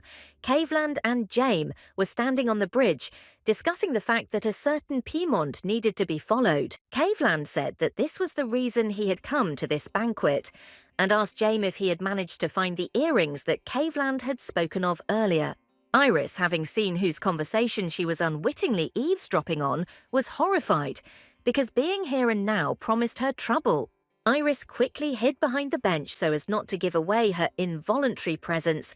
She mentally asked herself what they were doing here, because she was absolutely sure that she was alone here. James, meanwhile, handed Caveland the earrings he had asked for, noting that they were unlikely to be a relic. Caveland thanked the man and said that he could leave. Iris cowered behind the bench, praying she would go unnoticed by Caveland and James. But Iris's prayers were not answered. After a few seconds, Caveland sat down next to her, saying that he knew that she was hiding here. Having examined Iris's face, Caveland was extremely surprised that it was her, because initially he thought that it would be a completely different person. Iris was about to try to justify herself by saying that she had not wanted to eavesdrop on Caveland's conversation, but he only noted that it was raining outside, which could cause the girl to get sick, especially while sitting on the ground. The next second, Caveland's rather good-natured mood changed to a darker side. The man, noticing the wounds on Iris's legs, furiously asked who exactly dared to do this to the girl. Iris exclaimed that she was perfectly fine, asking Caveland not to worry about this trifle. Caveland did not agree with this, saying that such a thing was not a trifle at all, and he should call a doctor here as soon as possible. Caveland wanted to get up to run for the doctor, but was interrupted by Iris, who grabbed him by the clothes and with tears in her eyes said that she was completely fine, asking Caveland to just pretend that he did not see her. Caveland looked at Iris with pain and replied that if he did not do something now, the girl's situation would not improve in any way. Iris looked away from the man and replied that she understood this perfectly well, but there were certain reasons for her behavior. Iris said that some people could only survive if they carefully concealed the truth, which resonated in the man's soul, who could understand such a position very well. Caveland sighed heavily, but agreed not to go for help, instead taking a bottle of ointment from his pocket and handing it to Iris, asking her to apply it to the wounds. Caveland said regretfully that if Iris didn't apply ointment to the wounds, there might be scars on his legs, which he didn't want at all. Caveland finally got to his feet and told Iris that he would not tell anyone that he had seen the girl there. Turning around and without saying another word, Caveland headed towards the entrance of the palace. Iris looked after the man in confusion. Having collected her thoughts, Iris apologized to Caveland's back and thanked him for treating her like that. Caveland froze abruptly on the spot upon hearing Iris's words. He could almost physically feel the mental pain that Iris was in, so he simply couldn't bring himself to leave. Caveland turned around and walked towards Iris again, who at first didn't even realize that there was someone next to her again. When Caveland sat down next to her, Iris looked up at him in great surprise, sincerely not understanding why he didn't just leave when he had already done more for her than anyone else. Caveland took Iris's hand and placed the earrings that James had given him into it, explaining that they were Trissa's earrings, which brought good luck to their owner. Iris became even more confused and asked in confusion why Caveland decided to give these earrings to her, since she was nobody to him. Caveland tried to put as much warmth into his voice as possible and replied that he felt that Iris was in dire need of luck right now, so these earrings would definitely come in handy. Iris's eyes widened in shock. She couldn't believe that Caveland was showing concern for her now. Iris's heart sank when she realized that this was not a dream, and tears welled up in the girl's eyes, which even the heavy rain could not hide. Caveland held Iris's hand, telling her that he wished her luck, and Iris gave vent to her emotions and tried to cry out all the pain that had settled in her soul. It helped Iris start to want to live at least a little, even though it was her only conversation with Caveland, but this conversation meant a lot to her. Iris occasionally met Caveland when she was with Alfred at the palace, but they could only exchange fleeting glances. Caveland always passed by without giving away that he had seen Iris in an extremely vulnerable position, for which the girl was very grateful to him. Iris watched Caveland with a smile, and thought that although they had not been able to remain alone together anymore, that one time in the pouring rain, Caveland had warmed her with a kind gesture that would forever remain in the girl's memory. It was also hard for Caveland to forget that day and pretend that nothing had happened to Iris, but he respected her request not to tell anyone. Caveland felt an almost uncontrollable desire to help Iris, for whom he felt very sorry, but unfortunately there was nothing he could do in this situation. Iris hugged Caveland tightly and thought that it was from that moment that she began to like Caveland, because he was the person who wanted to save her life. Iris looked at Caveland's face with aching tenderness and thought that he had become the only ray of light in her life, which at that time was complete darkness. Caveland was wrapping Iris in a towel when the girl emerged from her thoughts and memories. Caveland looked questioningly at Iris when she suddenly turned to him, but the girl only thanked him with a wide smile, thinking that she was very glad that she could spend this life next to this particular person. Caveland was taken aback by Iris's sudden gratitude, became embarrassed, and quickly retreated from the bathroom. Caveland's face was completely red. The man thought that sometimes Iris was driving him crazy.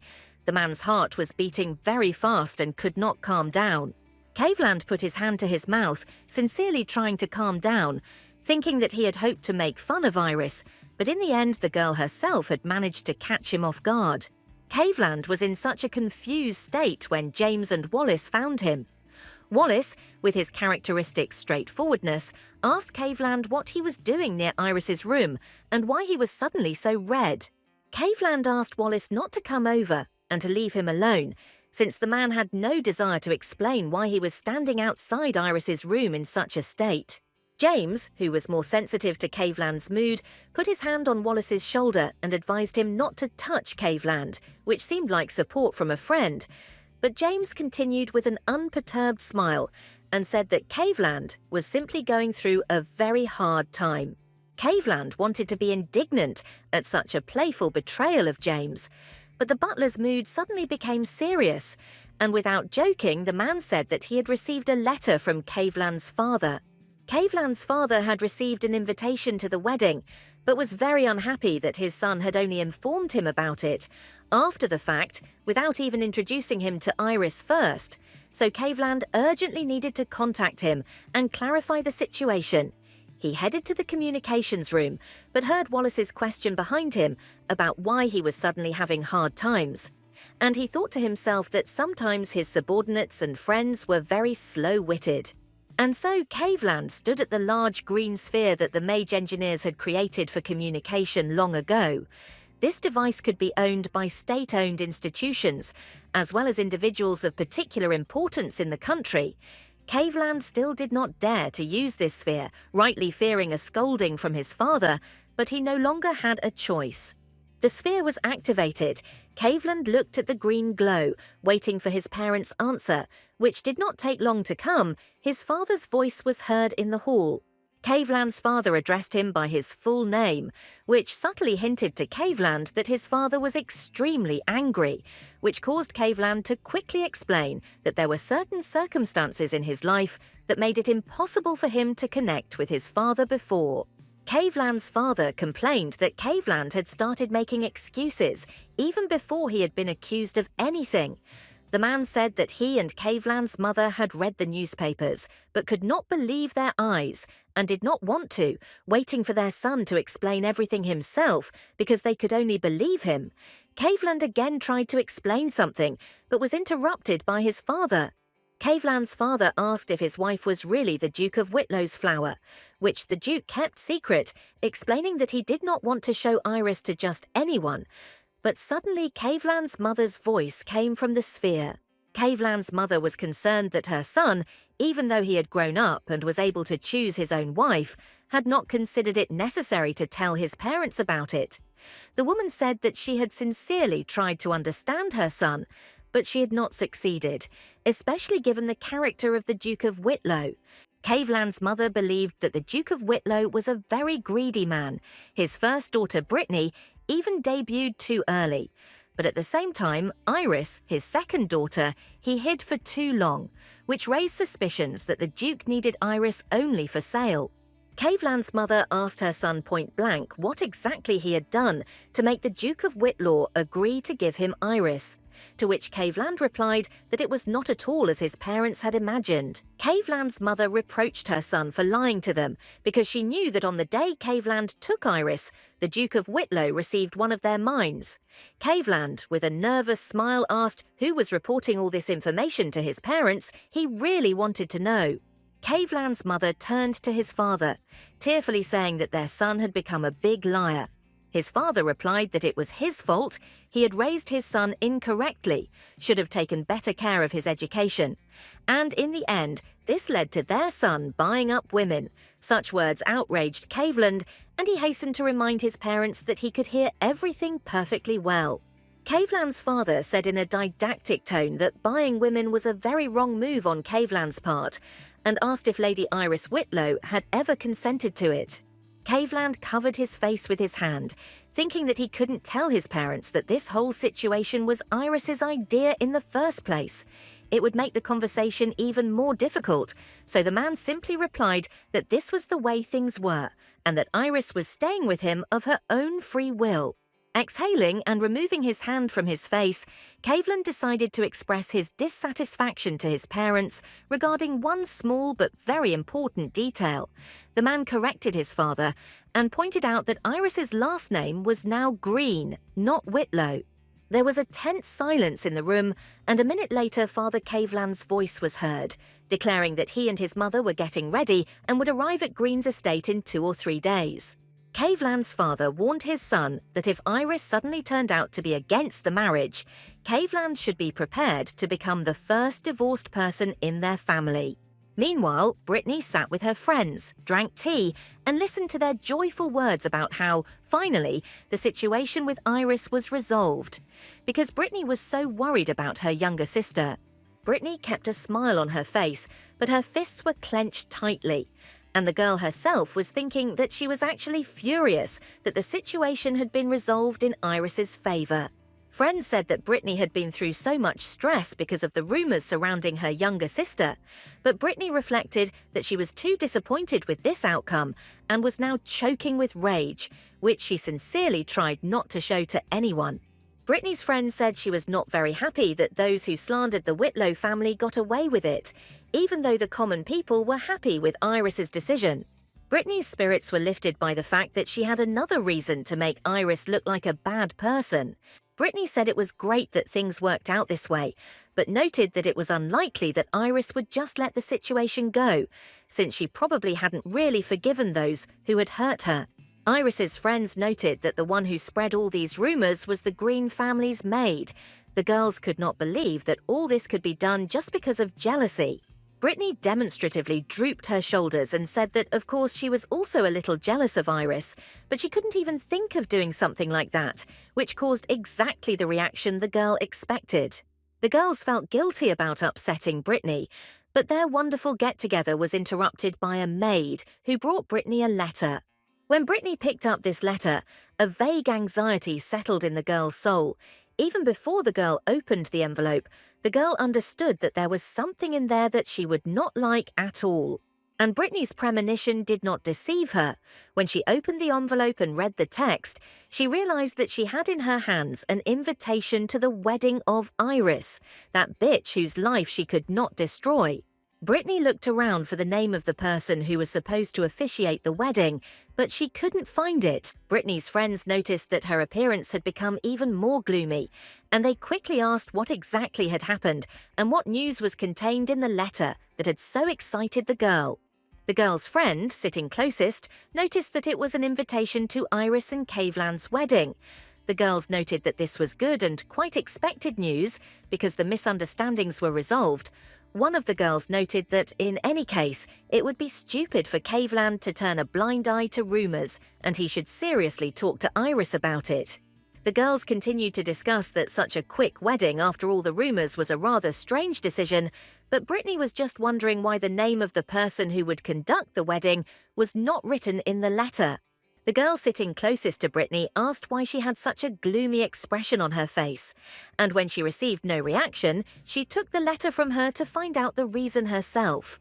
The girl carefully read the letter and was very shocked by who was listed as the host of the banquet. The host of the wedding banquet was Countess Nelani Genal, whose attention everyone who was somehow connected with high society tried to gain. The girls were surprised to note that Nelani was a very popular figure in high society, and that she had previously been thought to be in love with Caveland. Brittany stood up from the table, keeping a smile plastered on her face. The girl asked why her friends were suddenly cackling, because it turned out that even Nelani Genal herself had accepted Iris. Brittany felt hysteria rise in her throat and burst out laughing, because for her the situation that was developing was extremely absurd and did not fit into her head. Trying to laugh it off, Brittany said that Iris and Caveland's wedding was a great reason to celebrate, so they all simply had to be happy, and the girl's face was frozen in an unnatural mask of joyful smile. Meanwhile, Nelani Janal was busy planning the most grandiose wedding for Iris and Caveland, and she was choosing fabrics at that very moment. Having selected only the ones she liked from several options, Nelani asked the maids to send these options to Iris so that she could stop at one. Henrietta was nearby watching with pleasure the pre-wedding chores that were now on her friend's shoulders. Leaning against the back of the chair Nelani was sitting in, Henrietta noted that she was trying very hard, which surprised Henrietta greatly, because before that she had not wanted to do all this at all. Nelani replied that she simply could not refuse Henrietta, especially since Caveland had said he was prepared to spend a fortune on the wedding. Nelani remarked that it was very strange that Caveland, who was famous for his stinginess, decided to turn to her for help in the end, but Henrietta replied that this wedding was too important, which is why Nelani's help was needed. Henrietta explained that, as Nelani had probably read in the papers, there had been a great deal of fuss about Caveland and Iris's marriage being only on paper, and the green name had been tainted. Nelani asked if it was true that Caveland had married the Duke of Whitlow's flower, to which Henrietta confirmed that it was indeed so, and noted that she understood perfectly well the men who were enchanted by this girl, because she was truly so beautiful that even in a portrait it was very difficult to convey it. Henrietta smiled and said contentedly that she did not know where the rumours came from that Nelani liked Caveland, but these rumours only increased the attention to the wedding, which was clearly to their advantage. Nelani, however, was not very happy with such news, since she did not have romantic or even positive feelings for Caveland. Nelani replied that Henrietta was saying terrible things and asked why such rumours had even started. The girl said that she had only agreed to organise this wedding for one reason and one reason only. Nelanie wanted to be a part of the Green family's greatest event, to have her name remembered as much as this grand wedding would be remembered. Nelanie chuckled and asked Henrietta to tell Iris that she should be prepared for some pleasant surprises at the wedding. Iris didn't know what plans were being made behind her back, so she followed Caveland's advice and simply relaxed, reading the book carefully. Iris found this book and started reading it with only one goal in mind, to better understand Caveland. But the further she got into her reading, the more she got immersed in the situation surrounding the Beastmen, and the more uncomfortable she became. The first Beastman rebellion failed, but Benedict did not give up, barely surviving. He hid in the shadows, quietly gathering people who could help him. Benedict said that Beastmen are also people, and turning into a beast is not a curse from God, but a blessing. And the Pope persecutes Beastmen out of a sense of inferiority, because he did not receive God's gift. The magicians also received God's gift, and could well have become the Pope's victims after the Beastmen. The Pope had no magical talent, so the fall of the magicians was a predetermined future. The magicians without faith agreed with Benedict's words. Benedict, who incited the gifted, started the second rebellion of the Beastmen. It was a war to the death, and the eastern sea of Amas turned blood red. Such a story greatly upset Iris. Iris knew that if things continued to go as they had in her previous life, Caveland would have to start a third Beastman rebellion. Iris bit her finger thoughtfully, thinking that she understood Caveland's motives perfectly well, but in her past life his death was completely meaningless, which meant that in this life she could not allow it. The only way out that Iris saw was to stop this war and turn the situation to her advantage. But the sound of the opening door did not allow her to immerse herself in her thoughts for long. Caveland entered the room, and when Iris asked what exactly had happened, he replied that it was nothing serious, and asked Iris not to be distracted from reading her book. Iris blushed furiously as Caveland came closer, as the man's robe was half open, revealing a perfect view of the man's chest and abs. Iris's gaze strayed a little, and she thought it was very easy for Caveland to tell her not to get distracted when he was standing in front of her like that. Caveland sat down next to Iris, noting to himself with satisfaction that his latest playful provocation had worked this time, and innocently asked why his dear wife suddenly had such an expression on her face. Iris asked not to laugh at her. Caveland, instantly losing his joking mood, softly kissed the girl's shoulder, not rushing to move away from the girl.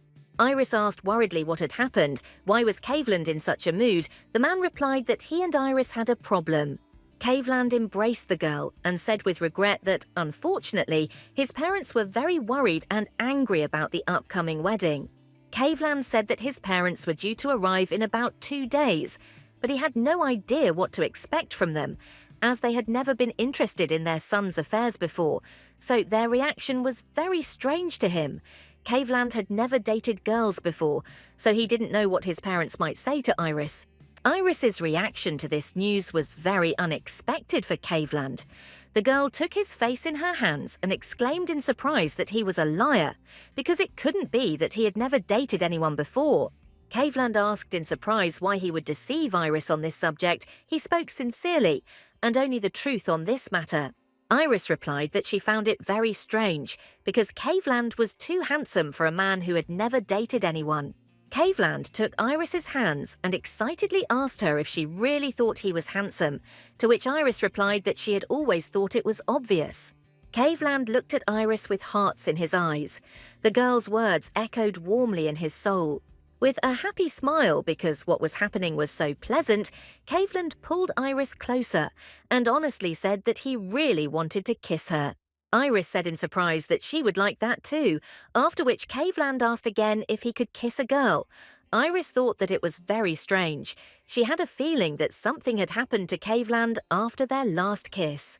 Iris noted that Caveland had never required permission to kiss her before, to which Caveland happily replied that if so, it would be done, and kissed the girl. Caveland laid Iris on the bed, the man's kisses moving lower to the girl's neck, becoming more and more sensitive. Iris thought that since Henrietta's visit, Caveland had somehow changed imperceptibly, but the girl did not have time to finish her thought because she became so hot that she even felt dizzy.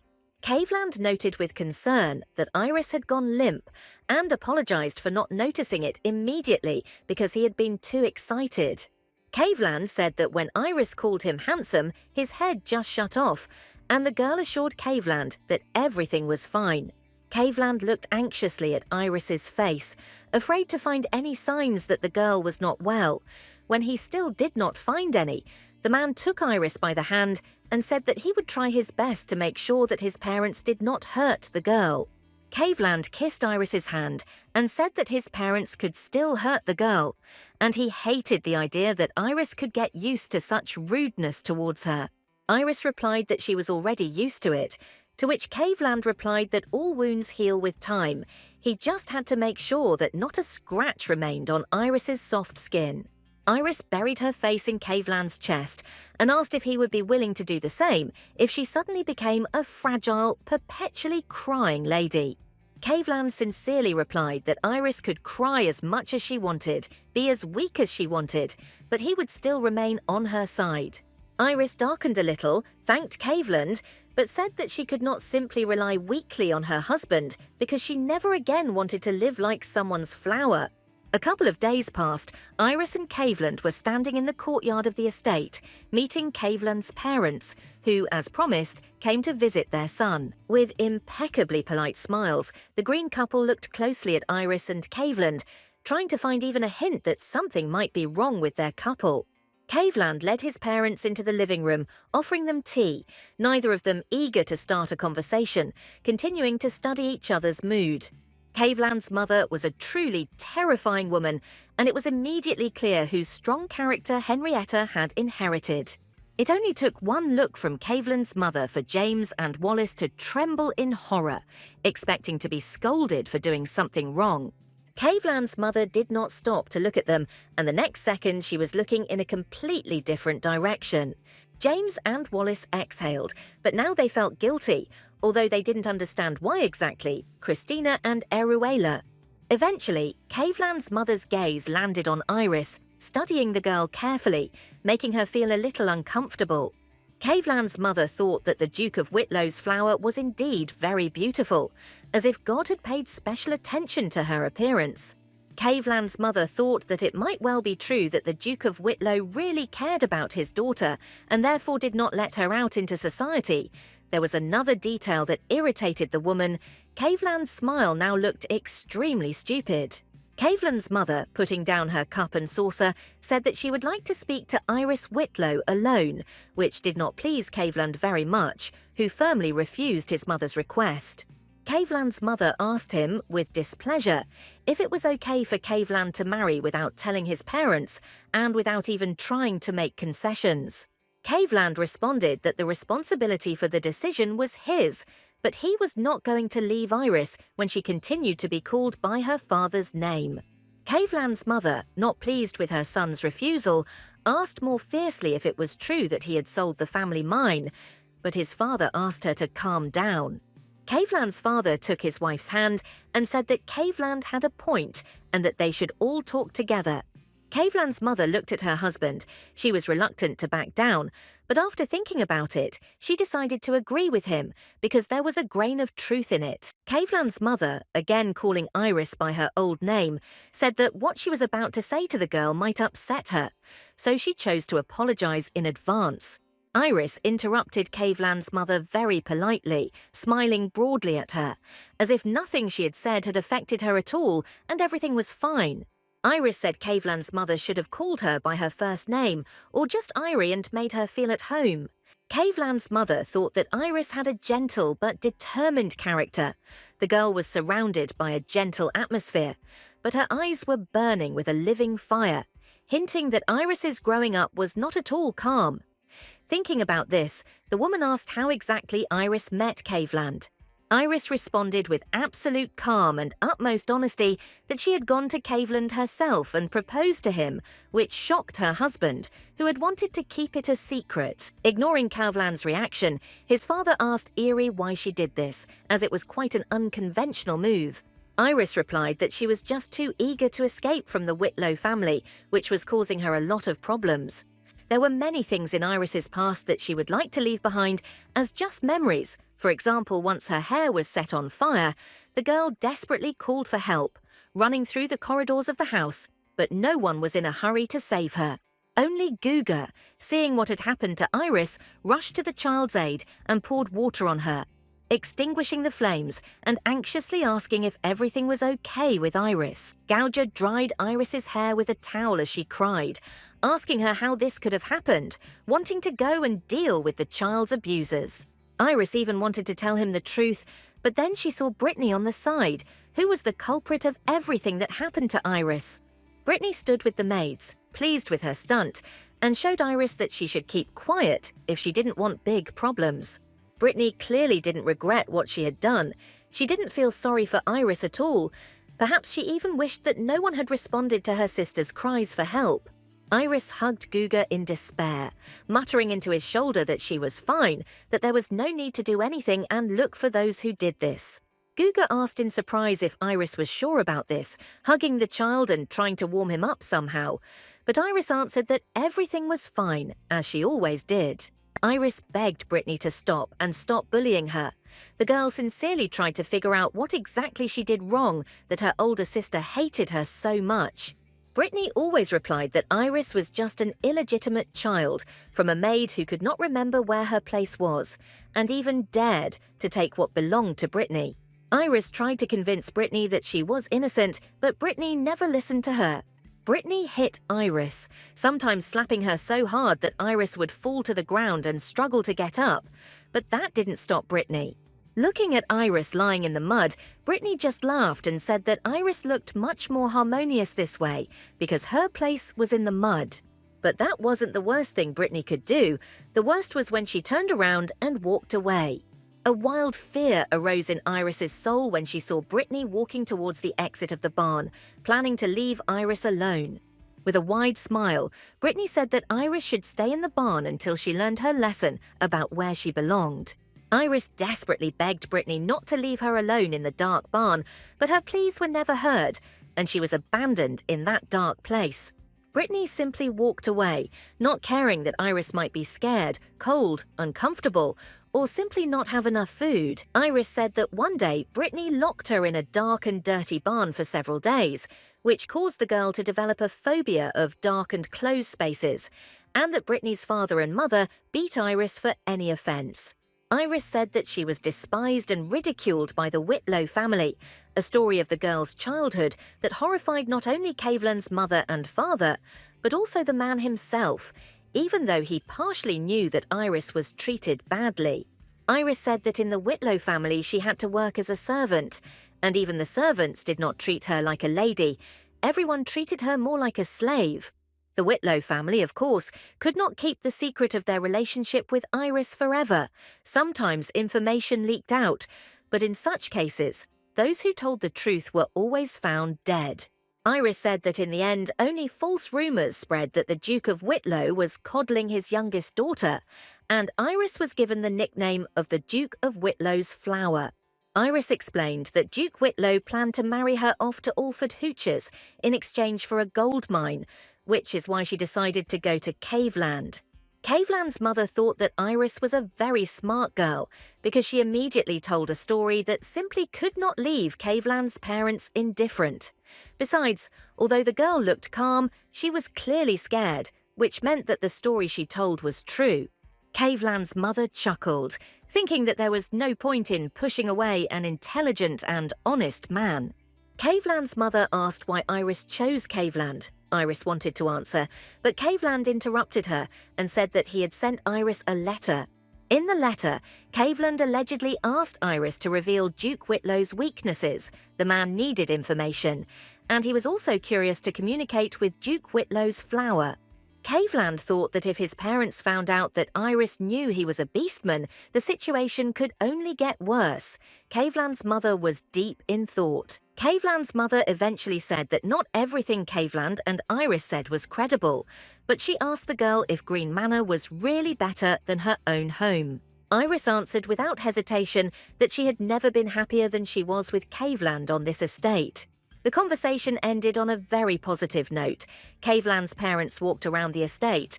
The mother noted that Iris was a very smart and beautiful child.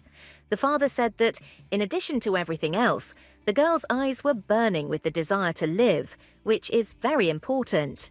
Caveland's mother said that she wished they had a daughter like Iris, for Henrietta's character was rather rude, to which her father remarked that since Iris had married Caveland, they might well consider her their daughter. And the woman could not help but agree with this. Caveland's parents were now in complete solidarity with their son's desire to protect Iris from any worries or suffering. And none of them even suspected that the cause of Iris's suffering decided that her presence was definitely missed in the Green Estate. Brittany sat in the carriage, looking out the window with satisfaction, imagining how she would once again put her presumptuous younger sister in her place, returning her life to its previous course. The conversation with Caveland's parents, although positive, brought back very unpleasant memories for Iris. And there was another very important reason why the girl began to have nightmares. Iris tossed and turned in bed, beads of sweat appearing on her forehead, muttering that it was all her fault and begging Brittany to forgive her. Iris called for help, clearly unable to get out of her nightmare labyrinth on her own, but at some point she screamed and with a sharp sigh managed to wake up and sat up on the bed, which woke Caveland. Iris covered her face with her hands, trying to catch her breath and stop crying from the horror she had experienced again. Caveland hugged the girl carefully, trying to share his confidence with her. The man said that everything would be fine, although his wife's condition worried him very much. 3 days ago, Brittany told Iris that she was planning to visit the Green Estate. Immediately after that, Iris began to have nightmares about her childhood, and Caveland could do nothing about it. He could not even imagine that after everything that Iris had been through, even just the mention of the girl's sister could cause her so much pain. Caveland only hugged the crying Iris tighter. The girl, without removing her hands from her face, muttered an apology for continuing to disturb Caveland's sleep. The man hastened to reassure her that there was nothing terrible about it. But it seemed like Iris wasn't even listening to him, because the next moment she apologized for not telling Caveland that she was an illegitimate child, which greatly surprised the man. Caveland calmly replied that in fact he had originally assumed something like this, because there had to be some reason for the abuse of Iris in the family, and this seemed the most logical. Iris looked at Caveland with disbelief, but the man continued and explained that he did not think it necessary to ask Iris about this, hoping that someday she herself would be able to tell him the truth.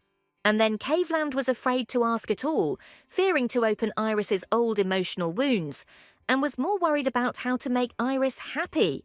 Caveland asked with a smile if Iris had any ideas on this matter. Caveland's maneuver worked.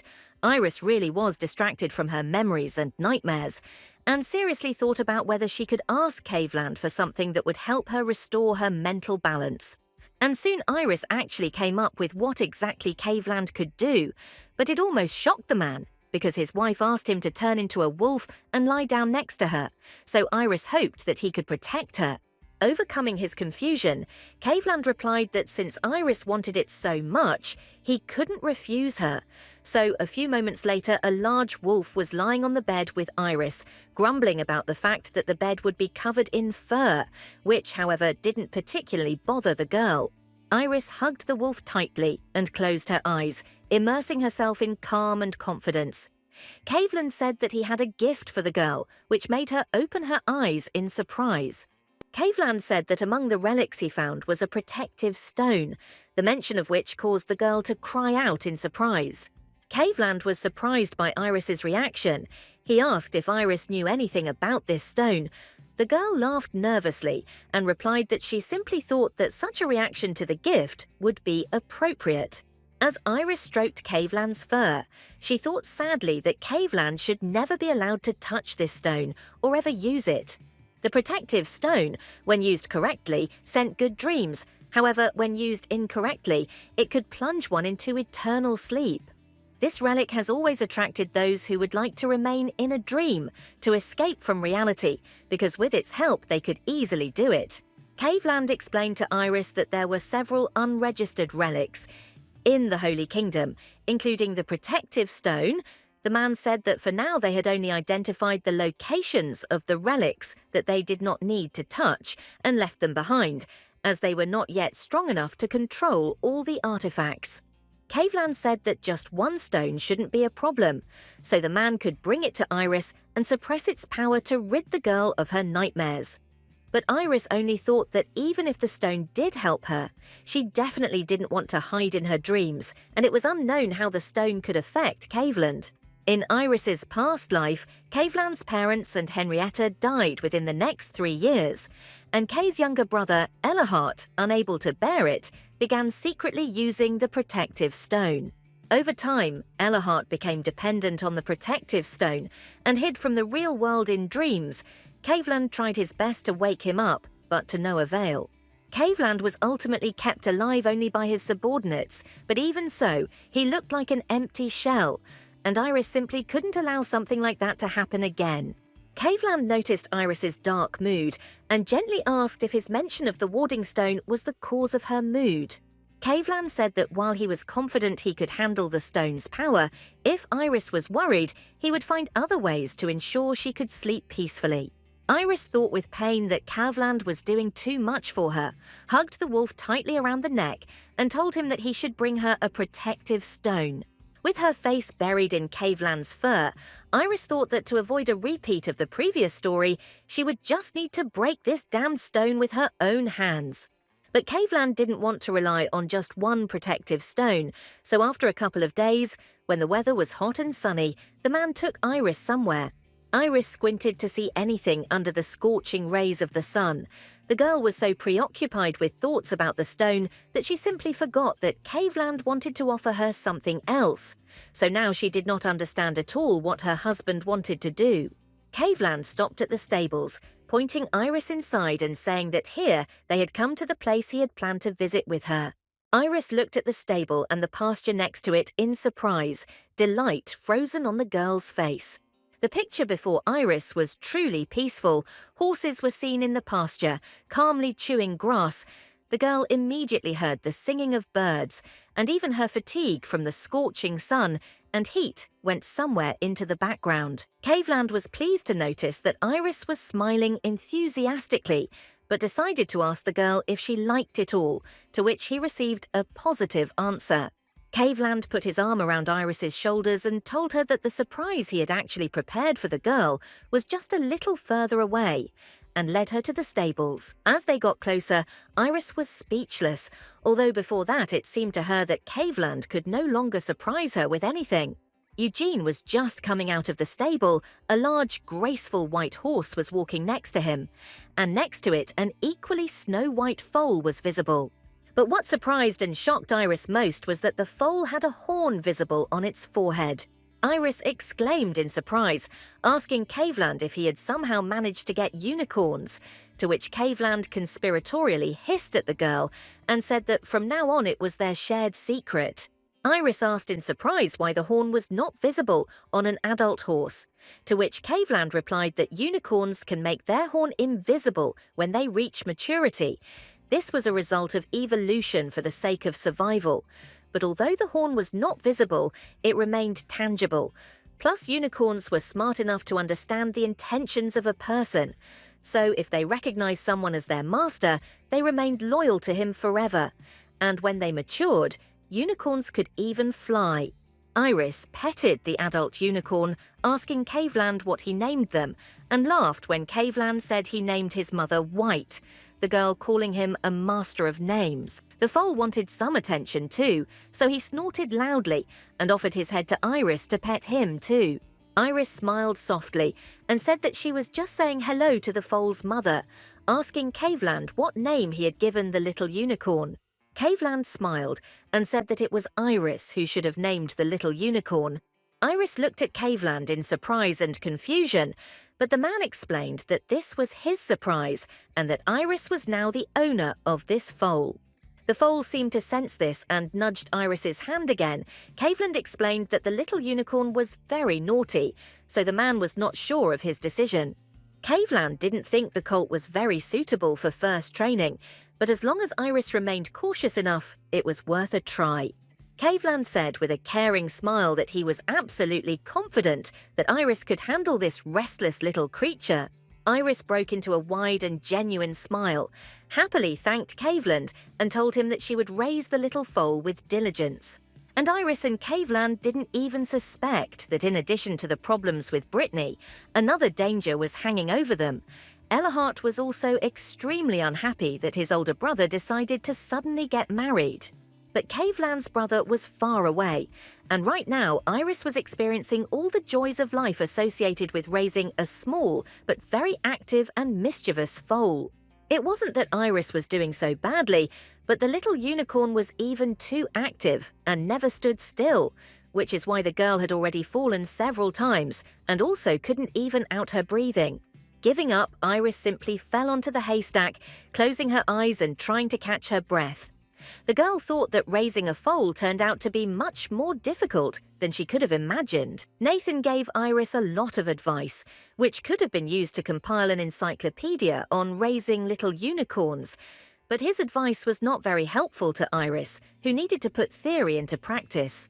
However, despite the little unicorn's most mischievous character, he seemed to Iris to be the sweetest creature in this world, and she liked him very much. Iris sincerely tried to tame the little unicorn, but it only snorted at the girl, not even letting her touch it, which upset the girl and greatly strained Caveland, who closely watched the taming process. What bothered Caveland wasn't even the fact that the little unicorn was being naughty and driving Iris so hard that she couldn't get up from the haystack. Caveland felt irrationally jealous that Iris was looking at the little unicorn as endearingly as she looked at him.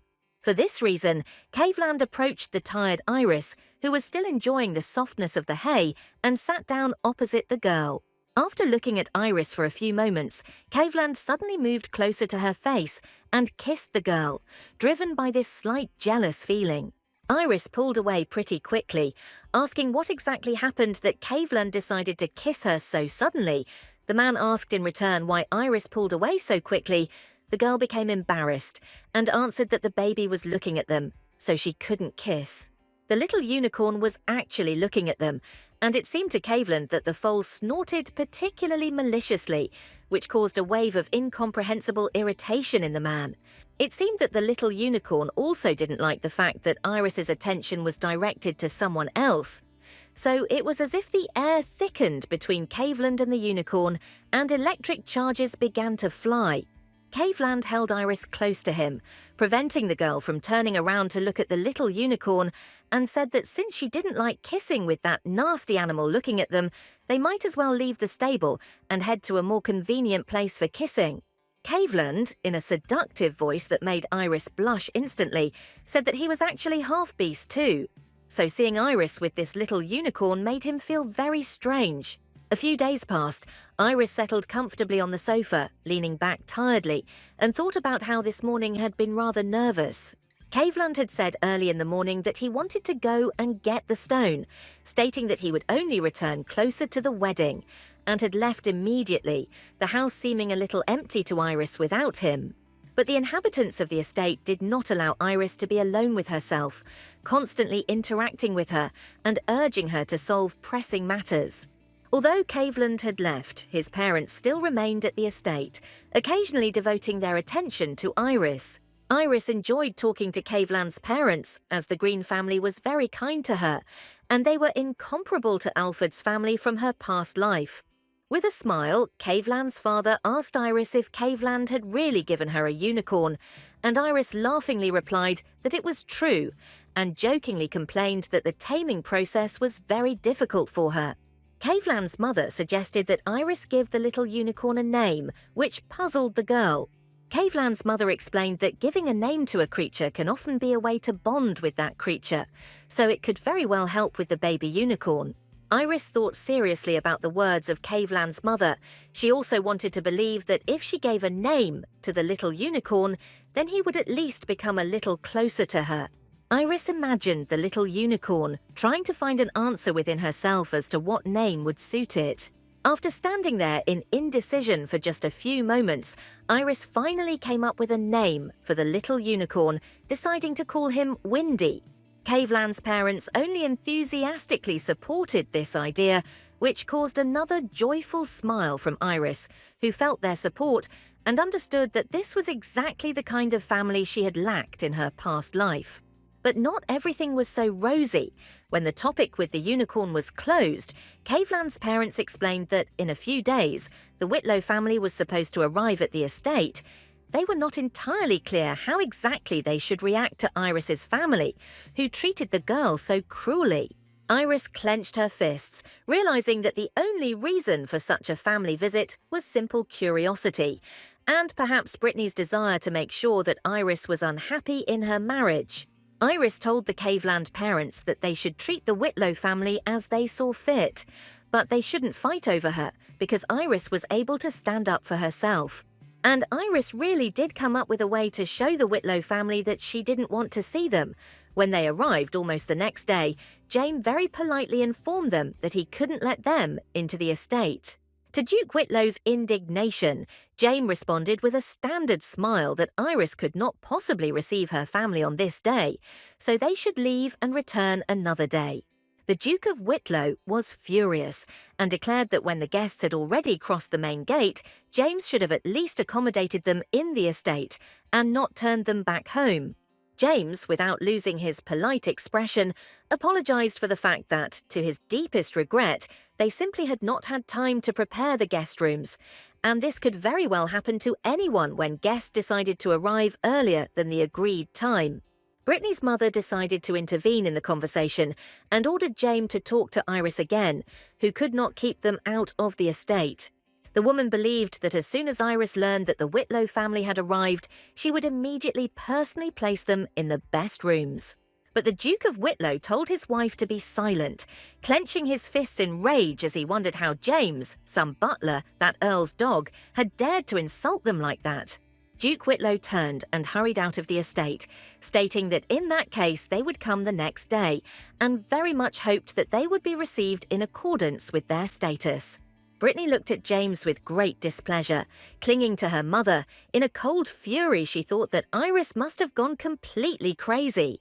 For several days now, James had not even allowed them to enter the estate, explaining that, unfortunately, Iris was too busy to receive them. Brittany thought furiously that as soon as she crossed the threshold of this house, she would definitely find a way to remind Iris of her place and teach her manners. Iris was swinging her leg boredly when James came to her and informed her that the Whitlow family had returned to their estate and wanted to visit her. Iris asked if the Whitlow family was still hanging around the main entrance to the estate, as before. James answered in the affirmative, and the girl thought absently that only Caveland's parents remained in the estate. Kay himself had left a week ago to get the stone, and Henrietta had left just recently on business of her own. James asked Iris if she believed that the Whitlow family would decide to go home this time, but Iris replied that on the contrary, she was absolutely sure that they would not go anywhere, because they were too proud to return home with nothing. Iris smiled and told James that it would be a good idea to teach the Duke of Whitlaw some manners before Henrietta returned, and James was only too happy to second Iris's sentiments and said that it would be a good idea to teach the family a few lessons in good manners. And the Whitlow family was able to enter the estate. However, they had been sitting in the living room for several hours. Duke Whitlow was furious again, declaring that if this continued, it made no difference where exactly they were. They could have stayed outside. The Duke of Whitlow was furious, complaining that the treatment they received in this house was disgusting, that they were not shown a drop of hospitality, were not offered a cup of tea or food. James watched with great pleasure as the Whitlow family lost their temper, but he showed no sign of it by any gesture or look. James cleared his throat to get attention and politely said that, to his regret, Iris had asked him to tell him that she was still too busy, so the Whitlow family would have to wait a little longer. An enraged Duke Whitlow asked if James knew how many hours they had been listening to these excuses. Brittany put her hand on her father's forearm and asked him for permission to talk to James herself. Not as furious as Duke Whitlow, but still with a fair amount of displeasure, Brittany asked Jamie if Iris had ordered him to treat them this way. James's expression didn't change at all. He even smiled somewhat serenely and asked in confusion what exactly Brittany meant. Brittany asked if Iris had ordered him to treat the Whitlow family so rudely, to which James replied that this was not a correct assumption. On the contrary, Iris had ordered him to escort the Whitlow family respectfully, to which Brittany asked if the butler really thought that the attitude he was showing now was respectful to the guests of the Green Estate. James, still calmly, replied that it depended on who exactly was the guest at the Green Estate, which left Brittany puzzled. James bowed his head, supposedly in a respectful gesture, and explained that if he recalled how the Whitlow family had treated Iris, his attitude toward them now was extremely polite. Brittany looked at James in disbelief. The girl couldn't believe that the Green Estate could be known for what they did with Iris at home. Duke Whitlow jumped up from the couch in a rage and declared that what James was saying was absolute nonsense, while Brittany's mother tried to restrain him and said that Iris had simply deceived everyone again.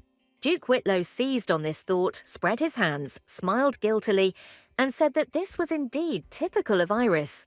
Brittany said with a kind smile that there was no need to be strict with Iris for this reason, because everything was much more complicated, and that was why she did it. Seemingly embarrassed and looking down, Brittany muttered that Iris wasn't lying on purpose, because in reality she just didn't want to marry Caveland Green. Brittany said that Caveland actually forced Iris and immediately covered her mouth with her hand, as if she was frightened by her words, and immediately apologized to James for such words about his master. James, without revealing his true attitude to this, replied that he would also be interested in understanding this. Looking away, James thought with irritation that Iris was being made to look bad on purpose, and they had all had to wait too long for the girl to voluntarily decide to open up to them. Iris had initially suspected that the Whitlow family might try to frame her as a pathological liar, and had given Jamie instructions to that effect. Iris asked James to pretend that he believed every word they said, and also to show them the guest part of the house. James was not sure that the Whitlow family would agree to this, but Iris explained that they would definitely not just look at the guest part of the house, but would try to find something in the house that could be used. For this reason, James opened the door, inviting the Whitlow family to leave the living room, and said that he would show them the western part of the house, where the guest rooms were located. As Iris had predicted, the Whitlow family didn't even try to show their interest in James' proposal. They immediately ran screaming that they simply had to see Iris immediately. James watched with slight bewilderment as the Whitlow family, who had so recently spoken to him about politeness and manners, disappeared into the distance. When James was sure that the Whitlow family definitely couldn't see him, the man chuckled and said thoughtfully that he, of course, had been ordered to leave the Whitlow family alone. But the butler was very sorry that he wouldn't be able to see what everyone else, and especially Iris, would do to them. The Whitlow family quickly got their bearings in the estate, and within a few minutes they were standing at the door of Iris's room, but they encountered another obstacle. Wallace and Eugene stood by Iris's door, responding with absolutely no emotion to Duke Whitlow's latest indignation that Iris was busy, so they couldn't let strangers into her room. Duke Whitlow tried to convince the men that he had only come to see his daughter and that they could not refuse him entry, but Wallace stood his ground and said that Iris could not possibly receive them at this moment. Driven to the brink, Duke Whitlow yelled that he was tired of hearing about Iris being busy with something there. They had been in this estate for too long and constantly heard this excuse. Duke Whitlow stated that Iris could not possibly have any worthwhile business to attend to that could truly be considered a worthy excuse for ignoring her family. Words from the Duke that did not please Wallace and Eugene very much. Realizing that Duke Whitlow was about to get punched in the face, Brittany quickly intervened and said that they should all calm down. With an innocent smile, Brittany asked if Caveland had accidentally hit Iris, since she might be avoiding her caring family because of the bruises on her face. Of course, such words did not diffuse the situation, but only made it worse. Especially irritated by all this was Wallace, who was really ready to go and beat up the entire Whitlow family. But Wallace's intention remained just an intention, because Christina appeared from Iris's room, asking what was going on and complaining that it was too noisy in the corridor. Seeing that the door to Iris's room was open, Duke Whitlow's spirits perked up and, shouting that he couldn't do this anymore, he tried to break in. Duke Whitlow's attempt, however, ended in failure. Wallace and Eugene did not even let him try to cross the threshold and pushed the man away. Duke Whitlow fell against the opposite wall. His wife and Brittany immediately appeared next to him, sympathizing with the man. Duke Whitlow, without attempting to rise, asked how Wallace and Eugene dared to touch him at all, again trying to point out to them that he was Iris's father. But the reaction from Wallace and Eugene was not at all what the Whitlow family might have expected. Wallace smiled playfully and asked Eugene if he had heard what the Duke of Whitlow had just said, as if he were sharing some particularly funny joke with his friend. The men actually found it funny that the Duke of Whitlow was so insistent that he was Iris's father, but Brittany realized from the reactions of Wallace and Eugene that all the servants knew how the Whitlow family really treated the girl, which didn't fit in Brittany's head because Iris must have been very ashamed to talk about how she was treated like a servant. Brittany thought that in fact Iris continued to be their lapdog and therefore simply had to carry out any of their orders. At that moment, Iris appeared from the room. Iris, with a completely unperturbed look, noticed that it was too noisy here and asked what was going on at all that there was so much noise. The Whitlow family looked at Iris in shock, never expecting her to behave like that around them, showing her independence with her whole appearance. Iris, seeing the entire Whitlow family on the floor, sympathetically asked what had happened to their appearance. Duke Whitlow asked what all this meant, and Iris calmly explained that one had to notify in advance of one's arrival if one wanted a time to be set aside for the meeting. At that moment, Brittany ran up to Iris, took her sister's hands in what seemed like a caring gesture, and said that she was very sorry that everything turned out this way. Brittany said with feigned excitement that Iris apparently really didn't want to get married, but she was forced to, and it seemed that because of this, she was now angry and didn't want to see her birth family at all. Brittany assumed that Iris truly hated Caveland and asked to be frank if the girl did not want to see the Whitlow family for this reason. Iris just smirked at Brittany's revealing suggestions, turned to her room and invited the Whitlow family inside. There was a tense silence between Iris and the Whitlow family.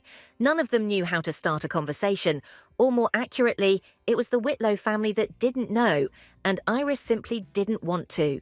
Brittany chewed on her nail and wondered why Iris hadn't denied anything in the hallway, since that would have given them a perfect excuse to make everything she said seem like a lie. Iris sat relaxed in her chair, watching the faces of her relatives and crossing her legs. This pose did not suit Duke Whitlow, and he asked how Iris could behave like this in front of older people. Iris laughed lightheartedly and asked to be forgiven for her rudeness, since the Whitlow family should know better than anyone that she had not been properly homeschooled. Duke Whitlow choked on his anger, unable to come up with a worthy response, while Iris said carelessly that she had completely forgotten to introduce her maids to the Whitlow family. Iris introduced Christina and Eruella, specifically drawing the Whitlow family's attention to the girls' very revealing surnames. And it really hit the mark. Duke Whitlow was extremely surprised that Iris was being served by girls from such noble families. The Duke nervously thought that in front of such maids they simply could not treat Iris the way they were used to. Iris calmly said that, as far as she remembered, the wedding invitation had included the date of the Whitlow family's planned visit, and asked why they had decided to come earlier, since they clearly couldn't have time to miss Iris. The family hesitated, but Brittany replied that they were just worried, because Caveland took Iris so suddenly, as if he had kidnapped a girl. Nothing was heard about the wedding, plus dirty rumors about the girl were spreading around. Iris just laughed at such excuses, saying that what Brittany was saying was very interesting. After laughing and giving Brittany a sharp look, Iris said that Brittany was so worried about her sister getting into trouble that she deliberately provoked and sent Alfred Hooches to her, because of whom the dirty rumors began to spread. Brittany tried to object to Iris and asked how she could say such terrible things, but Iris, removing her mask of politeness, asked if she really looked like the Iris that Brittany knew. Iris said that if that was how Brittany looked concerned about her sister, then she was also very concerned about Brittany, whether she wanted to wash the dishes like Iris used to, or maybe be stuck in a dark warehouse with no food or windows. Or maybe Brittany wanted to be beaten for something she never did. Brittany looked at Iris in horror, not understanding what her correct reaction could be right now in order to smooth over the situation in front of strangers. Iris looked at Brittany with disdain and asked if she really thought Iris wouldn't say that in front of her own maids.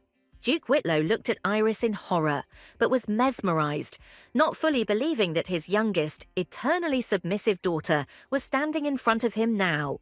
Iris's determination, her calm demeanor, and her anger directed at the Whitlow family made him very much like her mother. When Iris's mother gave birth to her, she did not want to give her daughter to him, promising that she would definitely kill Duke Whitlow for everything he did to her. Iris told the entire Whitlow family to listen to her very carefully. The girl explained that if they wanted to make her out to be a liar, they could do so as much as they wanted. But if they tried to harm Iris in any way, they should be prepared for the fact that she would ask the authorities to sever any ties with the Whitlow family in this case. Iris said that if anyone decided to find out the reasons for her actions, she would not be afraid to tell the truth, and the Whitlow family would no longer be able to hush up the situation as they had done before. Iris confidently said that now there are too many people who know the truth, and this family will not be able to harm her anymore. Iris smiled, remembering how many people now supported her, and said that on top of that, she now had the strength to stand up to the Whitlow family. After talking to Iris, Brittany was furious. They had to leave the girl's room, and now Brittany was asking Duke Whitlow if he was really going to leave everything as it was. Duke Whitlow frowned. He didn't like this whole situation either. He understood perfectly well that no matter how much he wanted to try to convince himself otherwise, Iris was already out of their control. It was too profitable for the Whitlow family to maintain good relations with the Green family, which meant that they really couldn't belittle Iris anymore. Duke Whitlow rose wearily from his chair and told Brittany that they would have to retreat this time, which caused great indignation in the girl. Brittany tried to yell at Duke Whitlow, but her father replied that this did not mean that they would let the situation go, but that right now was the best time not to provoke a conflict. Duke Whitlow sternly told Brittany that this time she better listen to him and not do anything stupid, because he is worried about her future. Iris was walking with James, who noticed that the Whitlow family was going to stay at the estate until the wedding. This news did not surprise Iris at all. She expected it. Iris thought that the Imperial family had to send someone to their wedding, which was why the Whitlow family thought that they had to make a good impression on that person. Iris was even curious about how well the Whitlow family would end up playing the role of a caring family. But Iris was more worried about a completely different person. Iris turned to James and asked hopefully if Caveland was really supposed to arrive the next day. James confirmed that everything was correct, and Iris drooped a little, once again remembering her past, which carried a lot of darkness and pain. Iris thought that the very next day, two people who were in love with each other in a past life were supposed to meet. Iris understood that back then it was just a marriage of convenience. Brittany just got the trophy she wanted, and Caveland, heartbroken by the loss of his family, needed the support of the Empress. But in this life, Iris wanted to change everything so that Caveland would never need Brittany's help. Iris had been having nightmares for several nights now, and it seemed that the situation had only gotten worse with the arrival of the Whitlow family, although the girl had managed to fight them off. That night, Iris tossed and turned in her bed again, desperately calling for someone to help her escape from her dark nightmares that were causing new wounds. But fortunately, that night Caveland returned, having decided to sneak into the estate secretly, so he jumped into the room through the window. Caveland muttered that he had been running all night to see Iris faster, but ended up seeing the girl trapped in nightmares again. Caveland looked at Iris with regret, sitting down on the bed next to the tossing girl. Caveland ran his hand gently down Iris's neck, trying to calm her and drive away the nightmares, noting with displeasure her frightened reaction. Iris didn't wake up, but she clutched the blanket as if it was the only thing that could protect her from the danger in her dreams. Without taking his eyes off Iris, Caveland tightened his grip on the hand holding the protective stone, activating it. When Caveland noticed that the protective stone was working, and Iris's sleep had become much more peaceful, the man kissed his wife on the forehead and wished her good night. Iris's face smoothed out, her breathing evened out. Caveland smiled and quietly said that he would say hello to the girl when she woke up. Soon Iris really woke up. The girl felt really rested, which had not happened to her for a long time. Iris stretched sweetly, noting with pleasure that, apparently, she had finally managed to sleep without nightmares. Suddenly, Iris noticed that she was not alone in the bed, because next to her lay Caveland, whom she had not expected to see here so early. Caveland woke up from Iris's surprised cry and yawned sweetly, trying to break free from the shackles of sweet sleep, while Iris asked in surprise when he managed to return. Caveland merely wished Iris good morning, and the girl, a little upset, asked why he had not woken her up when he returned. Caveland reached out to Iris, kissed her on the cheek, and replied that he didn't want to wake her at all. It looked like she was dreaming about something sweet, and asked what she was dreaming about. Iris realized that Caveland used a protective stone. Because of this, she really dreamed something pleasant. The girl blushed, remembering that the last person she remembered from her dream was Caveland. But because of embarrassment, the girl could not admit it to him. Iris smiled gratefully and said that she had indeed had a very pleasant dream, thanks to the measures Caveland had taken for her. Caveland smiled sincerely and said that he was very happy about this and glad that the protective stone worked. Iris remembered another artifact that Caveland had once given her in a past life to help the girl. Iris thought that even though Trissa's earrings hadn't brought her luck in that life, maybe she could get lucky in this life after all. Caveland pulled Iris closer to him by the waist and asked what she was thinking about. Iris became embarrassed and replied that she was simply remembering her dream. Caveland asked with interest what exactly Iris had dreamed about. The girl became embarrassed and frantically tried to think of what to answer her husband. Laughing nervously, Iris replied that she had dreamed of her little unicorn, Windy. Caveland, having lost his joking mood a little, jealously asked Iris if she was really thinking about this impudent unicorn when such a handsome man was next to her. Iris thought that she had actually been thinking about this most handsome man, but since she did not want to admit it, she replied that Caveland himself had inquired about the content of her dream. Caveland said that he really hoped that it was him that Iris saw in her dream and hugged the girl tightly. Iris noted with tenderness that she did not know that Caveland could behave like a puppy. But the next second the girl became scared. It seemed to her that this might not be reality, but still a dream in which she was stuck. Gently and very tenderly, Iris took Caveland's face in her hands, trying to shake off the state of panic that such thoughts led to. It was vital for Iris to feel the warmth of another person, to convince herself that she was not imagining things. Iris ran her hands over Caveland's chest, still not entirely sure that this was not a figment of her imagination, but a real man. Iris's state was close to a trance, but she was brought out of it by Caveland, who hastened to stop the girl. Caveland looked away in embarrassment and said that if Iris continued to touch him like that early in the morning, he might not be able to restrain his desires for the girl. Iris jerked back, suddenly realizing how she had just behaved towards Caveland, and quickly apologized to him for her actions. Caveland looked at Iris with a rather heavy gaze, which the girl could not interpret for herself. Suddenly, Caveland grabbed Iris by the shoulders and pushed her onto the bed, hovering over the girl from above and blocking her from escaping. Caveland said with a satisfied smile that Iris didn't need to apologize if she allowed him to let loose.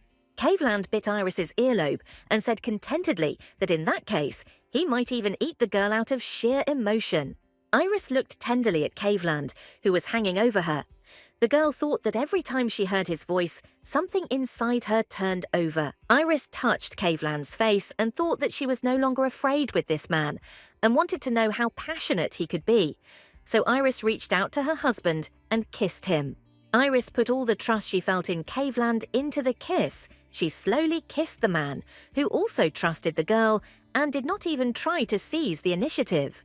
But when the kiss finally broke, Caveland quickly moved away from Iris and even turned away so as not to accidentally succumb to temptation. Caveland's reaction surprised Iris a little, and she asked what happened, whether she had done something wrong for the man to behave like that. Caveland muttered sheepishly that if Iris ever did something like that again, they would be in big trouble, because he definitely wouldn't be able to control himself. Caveland really wasn't sure he could hold back, but unable to resist Iris, he hugged her tightly again and kissed the girl. Caveland's kiss was more powerful, the man conveying through it his desire and emotions to Iris, who, sitting on his lap, felt this desire with another part of her body.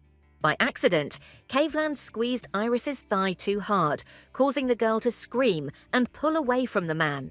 Caveland guiltily asked Iris for forgiveness, because he promised that he would not do anything that she did not like or that would hurt her. Iris, however, thought with regret that, as on all previous occasions, it was she who felt awkward because they had to stop. Iris lay down on Caveland's chest, and the man laughed and said that he had simply been running to the estate all night to see Iris and was too tired to control himself. Iris thought regretfully that she would have liked to continue, but such thoughts were abruptly interrupted by Caveland, who asked if Iris had become so close to Windy that she even dreamed of this impudent unicorn. Iris chuckled and said that when she gives Windy an apple, the little unicorn tries to eat her hand. Caveland replied that you have to be careful with unicorns because they can eat everything in their path. Iris suggested changing the subject, seeing that Caveland was still a little jealous of her own gift, and asked if Caveland had actually used the warding stone on her that night. Caveland nodded and suddenly began to rummage through the bed, obviously looking for something he wanted to show the girl. After a few seconds of searching like this, and without even destroying all the bed linen, Caveland proudly handed Iris a bracelet with beautiful blue stones. Iris reached for the bracelet with her hand, but Caveland quickly pulled it away, smiling and saying that the girl was not allowed to touch it. Caveland explained that this relic could be dangerous for those people who are unhappy or want to die. Iris asked in surprise if she looked to Caveland like someone who was unhappy or wanted to die, which was the warning this gave. Caveland, looking gloomy, replied that sometimes Iris seemed broken to him, despite her pride. There were times when Iris seemed to him a very fragile person. Iris's mood also dropped a little. The girl thought that Caveland might be right in his fears, but fortunately, now she was very far from the state she had in her past life.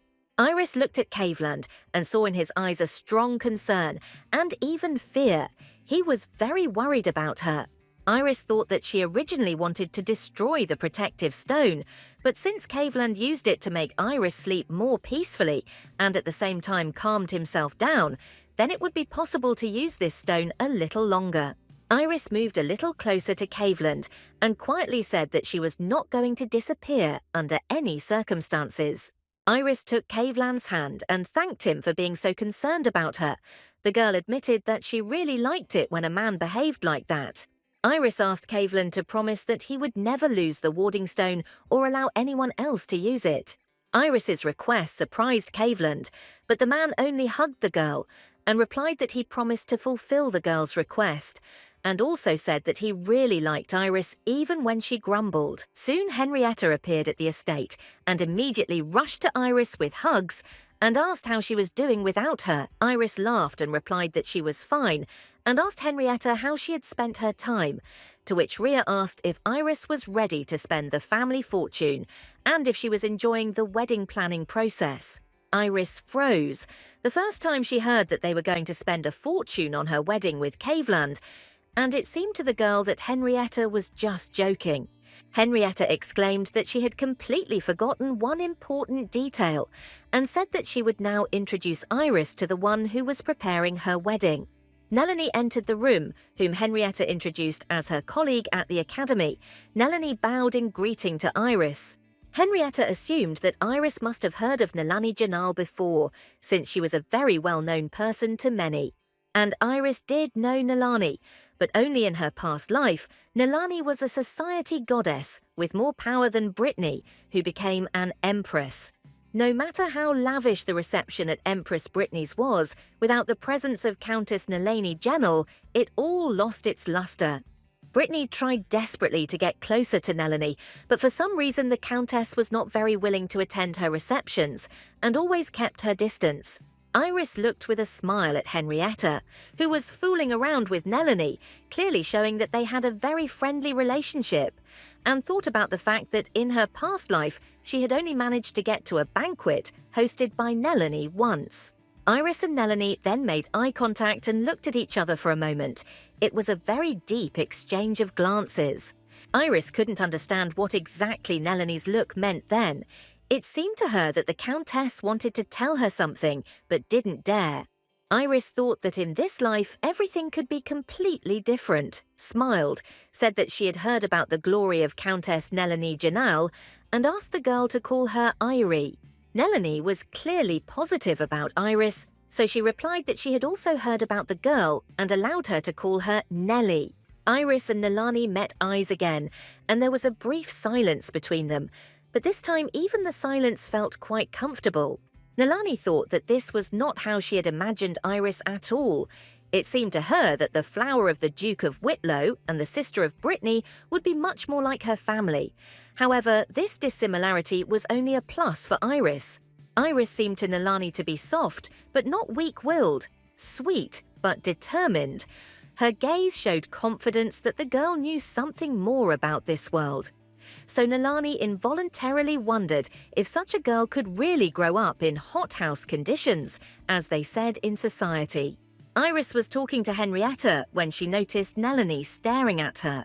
Iris thought that this time and in this life, Nelanie even looked at her for too long, as if studying and trying to figure out her person.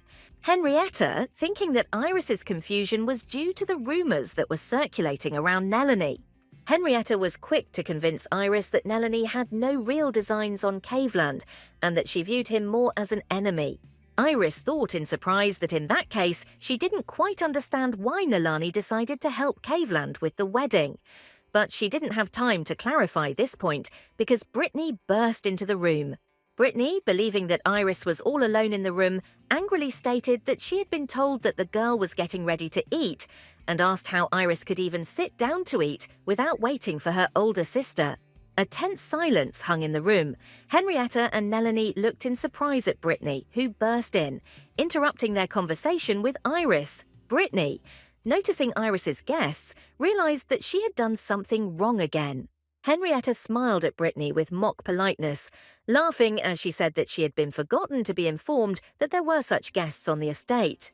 Brittany, realizing she had gotten herself into a hole, mumbled a greeting sheepishly, wondering in her mind where Henrietta Green could possibly have come from.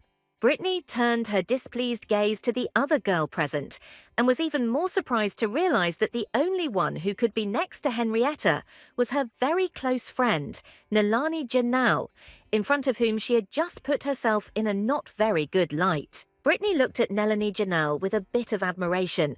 She always wanted this girl, with her influence, to become her ally. Brittany clenched her fists in rage, realizing that in the end, the one she wanted to see next to her clearly favored Iris, who had once again been undeservedly lucky. Iris noticed that something was wrong with Brittany. The girl was shaking. Apparently, this whole situation made her older sister very nervous. Iris chuckled, thinking that Brittany must have something to be afraid of too, but decided not to focus on it and instead help out her older sister, or rather pretend to do so. Iris smiled widely and said it was wonderful that Brittany decided to join them. Iris said that important guests had just arrived, so Brittany should share a meal with them. But Iris thought to herself that eating with Henrietta and Nelanie would definitely be interesting. From Brittany's perspective, it was like a nightmare come true, as if Iris was deliberately mocking her by showing off her friendly interactions with Henrietta and Nalani. In Brittany's head, Iris was asking her if her dear older sister was jealous of her for being able to make friends so easily with people Brittany herself couldn't even talk to normally. Deep in her thoughts, Brittany didn't hear Iris calling her several times so they could start eating and chatting. When Iris finally managed to get through to Brittany and asked her why she was suddenly daydreaming, Brittany realized she had made another fool of herself and mumbled that nothing like that had happened. Iris thoughtfully suggested that perhaps Brittany had simply not expected an invitation to join them, but she supposed that Brittany must have known Henrietta and Nelanie since she always attended so many parties. Iris asked if Henrietta and Nelanie knew Brittany, which made the girl turn pale. Iris said with a smile that at all the receptions everyone really wanted to be friends with her sister. Nelanie replied that if she had such friends, she didn't know anything about them. Brittany laughed nervously and asked Iris when she had time to say that to her, after which she quickly got up from the table, apologizing to everyone, thinking to herself that she needed to get out of here as soon as possible. Iris, without looking up from cutting the meat, asked where Brittany had suddenly decided to go, since she herself had said that she had come here to eat together. Brittany laughed nervously, trying not to lose face, and replied that she shouldn't have come. She was too selfish in her desire to see Iris. Iris smiled very softly at Brittany, who felt that this smile did not bode well for her, and that now Iris would do something else that would put her in an awkward position. And Brittany was right about that, because without changing her expression, Iris told Brittany in the most friendly way that she didn't have to worry about anything, and that she had just the opportunity to admire Iris and eat all the food that was on her plate. Brittany felt an irrational fear of her sister and wanted to leave anyway, but she ran into Iris's very cold gaze. Iris, smiling but still with that same dark aura directed at Brittany, offered her to sit down, but to Brittany it sounded like an order. This feeling was unusual for Brittany, and depressed, the girl nevertheless returned to her seat, half-heartedly picking at her plate. Nelanie noted absently that if someone tried to leave the table, it was very impolite to those present, as it created too much noise. But Henrietta devoted all her attention to Iris, suggesting that she continue eating.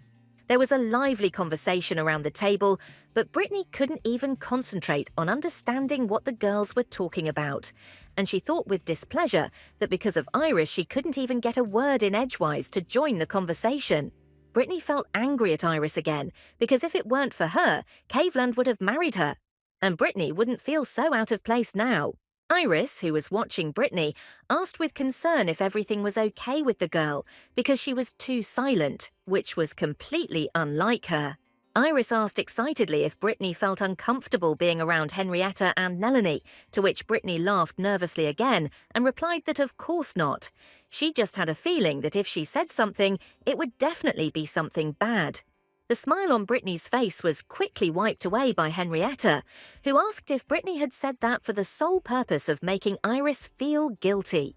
Henrietta said with a polite smile that she thought Brittany was the type to care very much about her little sister, and asked if Brittany was holding back from doing anything else bad to Iris. Brittany nervously exclaimed that Henrietta had simply misunderstood her and wanted to justify herself. But Nelanie phlegmatically interrupted her, saying that it was enough to talk about empty things. Nelanie suggested that Henrietta and Iris finish their discussion about Iris's wedding dress, as it was more important.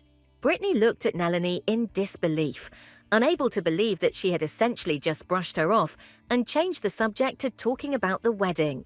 Brittany thought in shock that she was now called useless and empty, which simply did not fit into the girl's head because this had never happened before.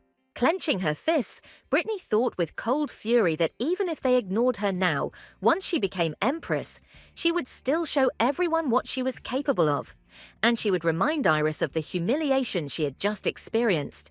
The dining room doors opened, and James's voice was heard announcing that Caveland had arrived. Smiling and not noticing anyone around him, Caveland approached Iris, whom he had already missed quite a lot. Caveland kissed Iris. Iris asked him solicitously if he was hungry, to which Caveland replied that he had managed to eat a sandwich at work. Caveland asked, almost with hearts in his eyes. If Iris had finished eating, the girl asked why he suddenly decided to ask, to which Caveland replied that he would really like to take Iris to one place. Their romantic chirping slightly infuriated Henrietta, who cleared her throat and scolded her brother for not even noticing that he was not alone with Iris. Caveland stood behind Iris, leaning on the table on either side, and greeted Henrietta and Nelanie, saying that Iris was shining too brightly, which was why he didn't notice anything or anyone around him.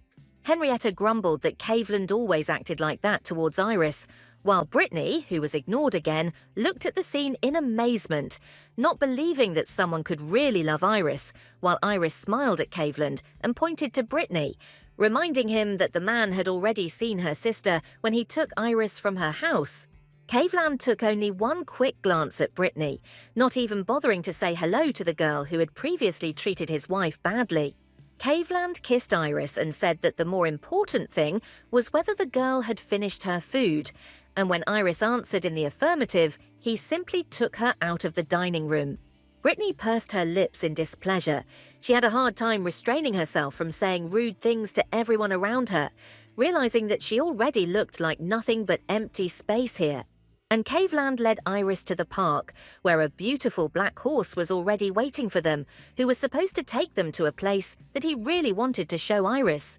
Caveland asked Iris if she minded going for a ride, but noticed that she was nervous and asked if she was afraid of riding, to which Iris replied that she simply preferred walking, but she had nothing against riding horses. Caveland looked at Iris silently and inquiringly, perfectly realizing that the girl was being disingenuous, while Iris realized that she had failed to deceive her husband. Caveland said soothingly that they were about to ride on a noble horse and asked Iris to take one step back.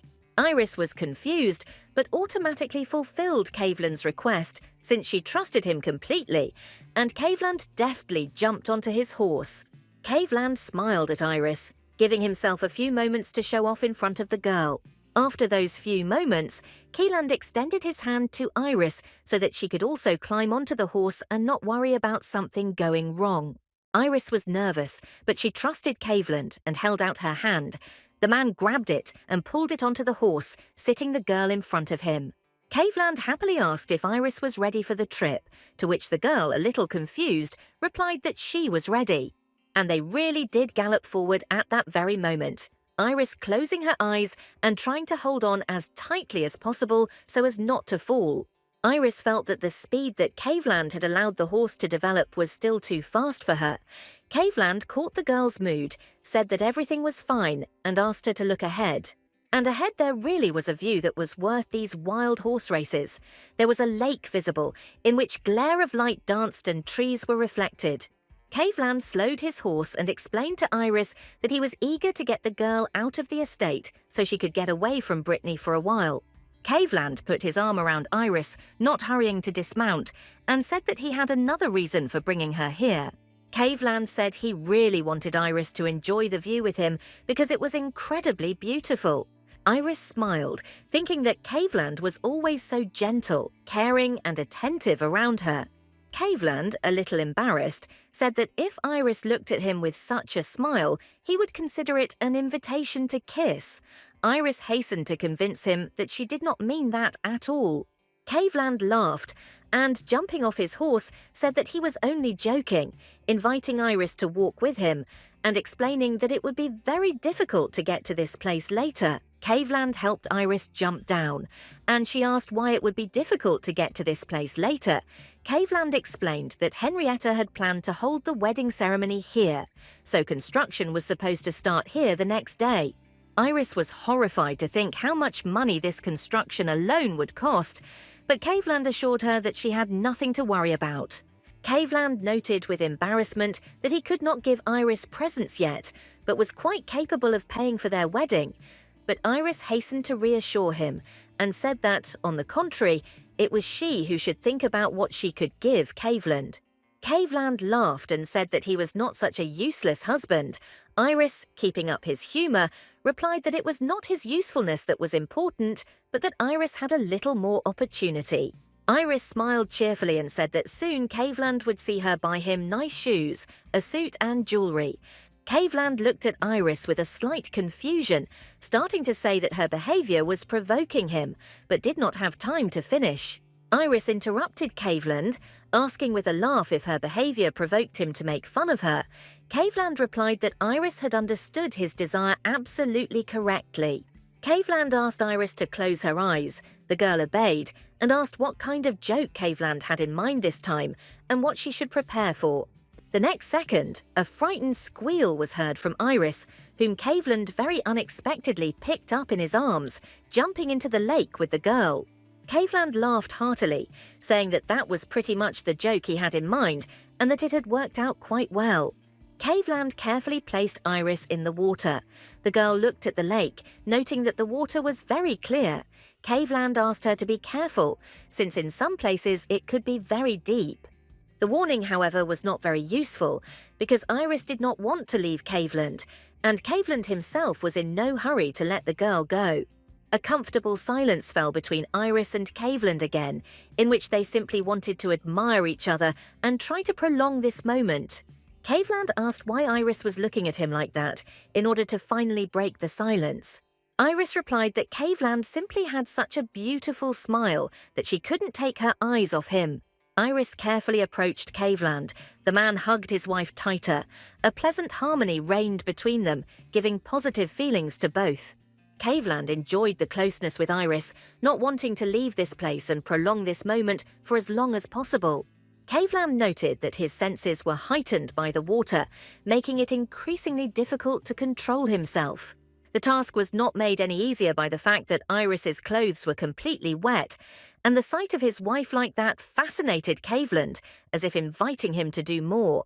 Realizing that something urgently needed to be done, otherwise they risked not making it to the wedding, Caveland suddenly splashed water on Iris. Iris, who had managed to relax in Caveland's arms, did not expect such an action from him, so she burned with righteous indignation. Caveland laughed, but said he risked a scolding from Iris's maids if he continued to keep her in the water, even in the fine, warm weather. Iris was only further inflamed by Caveland's excuse, so he quickly felt how wrong he was. Iris chased after Caveland, trying to knock him into the water, or at least douse him thoroughly to get revenge. They really had fun and were good together. Both wished that there were more moments like this in their lives. Upon returning to the estate, Iris was immediately sent to warm up, although she tried to convince everyone that she and Caveland had just had a little fun in the water. As Iris was drying her hair, there was a knock on her door, and James' voice was heard asking permission to enter her room. Iris just wanted to talk to him, so she immediately invited James into the room. Iris wondered what happened to Brittany after Iris left the cafeteria, and if there was anything she should have noticed. James replied that when Iris left, Brittany just sat there, staring at her plate, unable to speak to engage in conversation with Henrietta and Melanie, who were quite happy with it. Iris suggested that the whole situation must have pissed Brittany off, and said that she was very curious about what Brittany could do about it. Iris asked James why he had come after all, and James hesitated a little, which was unusual for him. James said with concern that they had a new guest at the estate, but he felt that this visit was not a good sign and that they should prepare for something. This guest said he wanted to talk to Iris in person, but James wasn't sure if he should be allowed to see Iris. It turned out that Gauger had arrived at the Green Estate, and he was sitting in the living room with a dejected look. It immediately became clear that the news he brought was not positive. Gauger apologized to Iris for coming to her with bad news, and the girl replied that her manager need not worry about anything and should tell her everything directly. Gauger informed Iris that the gold mines that Iris had placed him in charge of had collapsed and were blocked. Gauger said that they tried to break through from different directions, but everywhere the path was blocked by stones, Gauger apologized to Iris for believing in him, but in the end, it turned out to be in vain. The news did not frighten Iris. The girl asked if the employees had checked the northern wall, to which Gauger replied that he had personally done so, but the rock there was so hard that even skilled miners could not break through it. The idea that Iris came up with next horrified Gauger, as the girl calmly asked if they had tried using bombs. Gauger jumped up from the couch and indignantly tried to convey to Iris that they couldn't use the bombs because they needed someone to detonate them, and given the depth of the mine, everything could easily collapse. Iris just smiled calmly and confidently said that the mine would not collapse and no one would die in the explosion. Gauger couldn't believe that Iris was insisting on such a solution. The man said that he understood that the girl was upset, but if there were casualties, then they would no longer be able to bring people back to life. Iris, with her previous confidence, assured Gauger that there would be no casualties and said that she would take full responsibility for this. Gauger tried to dissuade Iris again, telling her that he was in charge of the mine and that what Iris had planned was too dangerous for everyone. But this did not shake Iris's confidence that she knew exactly what needed to be done and that there would definitely be no casualties, since the mines were very resilient. Iris smiled and asked Guga to trust her, as in that case they would definitely not regret anything. In Iris's past life, gold mining in these mines was also stopped very quickly for the same reason that the man was now talking about. Duke Whitlow was furious, blaming Iris for believing that she was of some use to the family, but in the end the girl turned out to be completely useless. Duke Whitlow blamed Iris for the problems with the mine because he could not bring charges against Alford. Iris's ex-husband was often not at home. Iris then thought that Duke Whitlow's accusations were very unfair because both the marriage and the mines were all Duke Whitlow's choice and not the girl's own. Duke Whitlow was not going to sit back and do nothing, so it was his idea to use bombs on the collapse. They tried to dissuade Duke Whitlow from this idea, but the man didn't care about people, so the bomb was used. But apparently God was very unfair, so he performed a miracle for the greedy Whitlow family. Duke Whitlow found a real treasure in the mines, which could have made the family very rich very quickly, and this happened just before Iris's death. It was for this reason that Iris knew for sure that the bomb explosion would not cause any destruction, but would open the way for her to that very treasure. Sometime later, James discussed the situation with Caveland, noting that Iris's decision to use the bombs was very strange. Caveland asked what Gauga had decided to do, and James replied that the manager had agreed to trust Iris, although he seemed very worried. Caveland said that then they really should detonate the bomb in the mines, which surprised James, and he asked if Caveland really didn't want to get involved in this situation. James noted that, of course, these mines belonged to Iris, but still it was directly connected with county affairs, so Caveland had every right to interfere. James said that if the accident that Gauga feared did happen, it would have a negative impact on Iris as well. But Caveland thought that it could really be a big problem for Iris, who had only just gotten rid of the unpleasant rumours. However, Caveland wanted to sort out the situation himself, so he ordered James not to interfere and to allow the girl to do as she wanted. For this reason, Caveland, standing at the window, tried to understand why Iris could suddenly give the order to use the bomb. Iris often looked like a person who knew much more than she could. This became clear if you remember their first meeting, or the fact that the girl was absolutely not scared when she saw Caveland turn into a wolf. Iris was always as if ready for the most incredible. It was Iris who had hinted to Caveland about acquiring this mine. Caveland wondered if she could have known what exactly would happen there, because logically the news of the blocked ore that they had just started to extract meant huge losses. But Iris remained too calm. Iris was tormented by similar thoughts. She thought that good news about the gold mines should appear around the end of the wedding. Iris couldn't predict how events might develop in the future she had changed, so the girl really needed smart people around her. Iris leaned back on the couch, thinking wearily that they also needed to establish trade with the Kingdom of Tale. Caveland entered the room, giving no indication to Iris that he had spent the last few hours thinking about her secrets related to her knowledge. Iris asked in surprise if Caveland's conversation with James had dragged on that long, to which Caveland, sitting down next to the girl, replied that he also had business that needed to be completed. Caveland looked at Iris searchingly, noting her tired appearance, showing how busy she had been with various tasks. Caveland added that he also really needed to think. Iris's intuition told her that these thoughts were still connected specifically with her. Caveland was worried, but decided to ask Iris directly about what was bothering him, so he asked with a slight hesitation whether the girl by any chance possessed the gift of foresight. Iris felt panic rising. She couldn't understand why Caveland decided to ask her about this. The man explained to her that she always knew more than him, and even after hearing the news about what happened in the mines, she remained absolutely calm. Caveland moved closer to Iris and said that he felt that Iris had some special power, similar to his ability to control relics. Iris looked at Caveland in confusion, having absolutely no idea what to answer. She knew that questions would come up eventually, but in the end, when they did, she was completely unprepared for it. Of course, Iris knew what would happen in the future, but she had no guarantee that what had happened before would or would not happen again in the same way. Iris thought with pain that she had tried with all her might to change the future in which Caveland was to die that unjust death. But unfortunately, Iris was not at all sure that if she told Caveland about her past life, he would believe her. Iris truly believed that Caveland would never harm her, but when it came to this part of her life, her confidence in this melted away very quickly. Caveland noticed that Iris had become completely gloomy. The man understood that the girl had secrets that she was not yet ready to tell.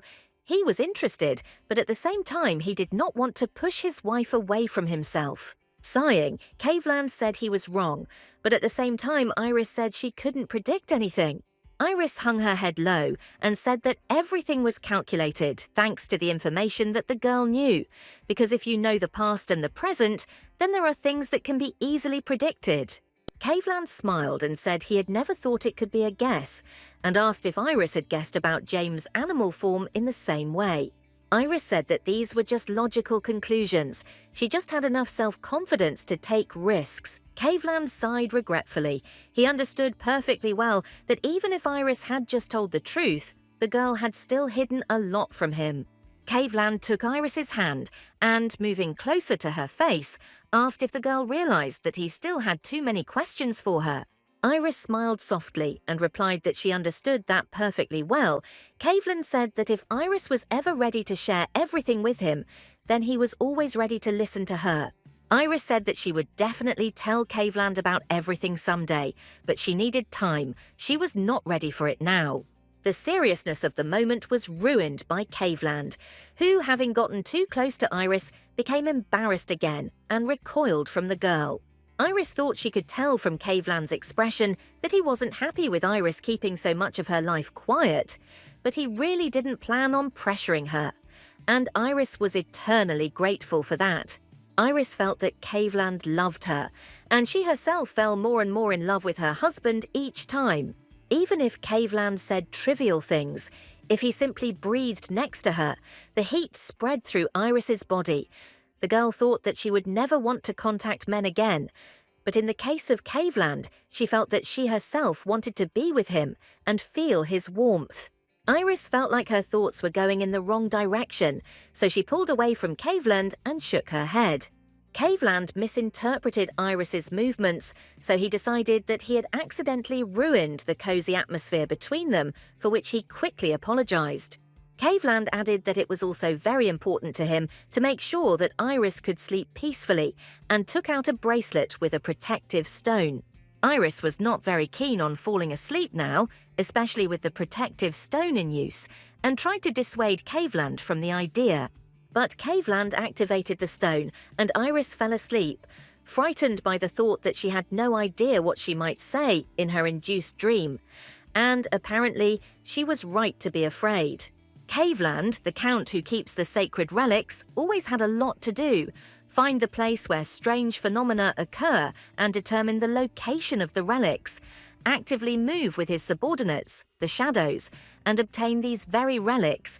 Prepare for the fact that he will have to fight for the freedom of his servants. Find someone who knows how to handle the relics. It was for this reason that every night Caveland and his shadows held meetings to discuss current problems.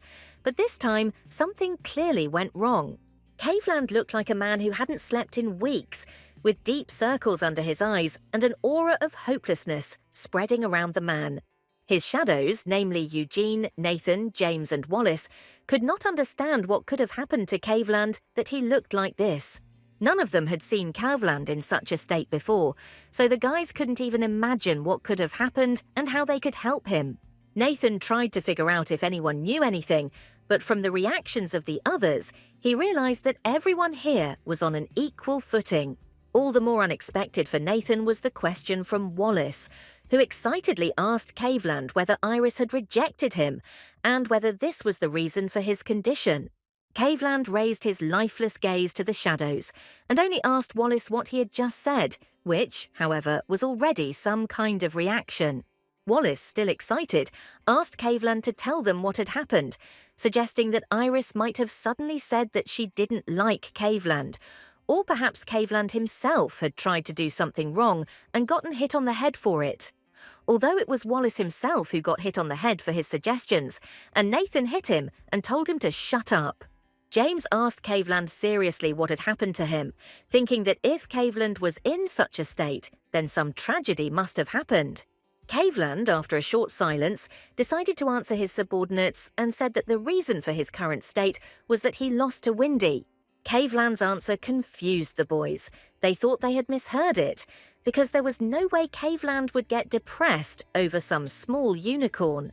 Caveland explained that Iris usually did not dream, but today, while the girl was sleeping, she called Windy's name and smiled happily. Caveland said he had hoped he would be the first to appear in Iris's dreams, but it turned out that Iris liked some cheeky unicorn face better than her husband. A puzzled silence hung in Caveland's office. The boys still couldn't believe that Caveland was talking about this to everyone seriously. After the meeting, Caveland headed resolutely to Iris's room. He was actually a little worried about the whole unicorn situation. Caveland thought seriously about what women liked, even discussing it at a meeting with his subordinates. Wallace came up with the brilliant idea that women like it when they are given something they love. It warms their hearts and evokes positive emotions.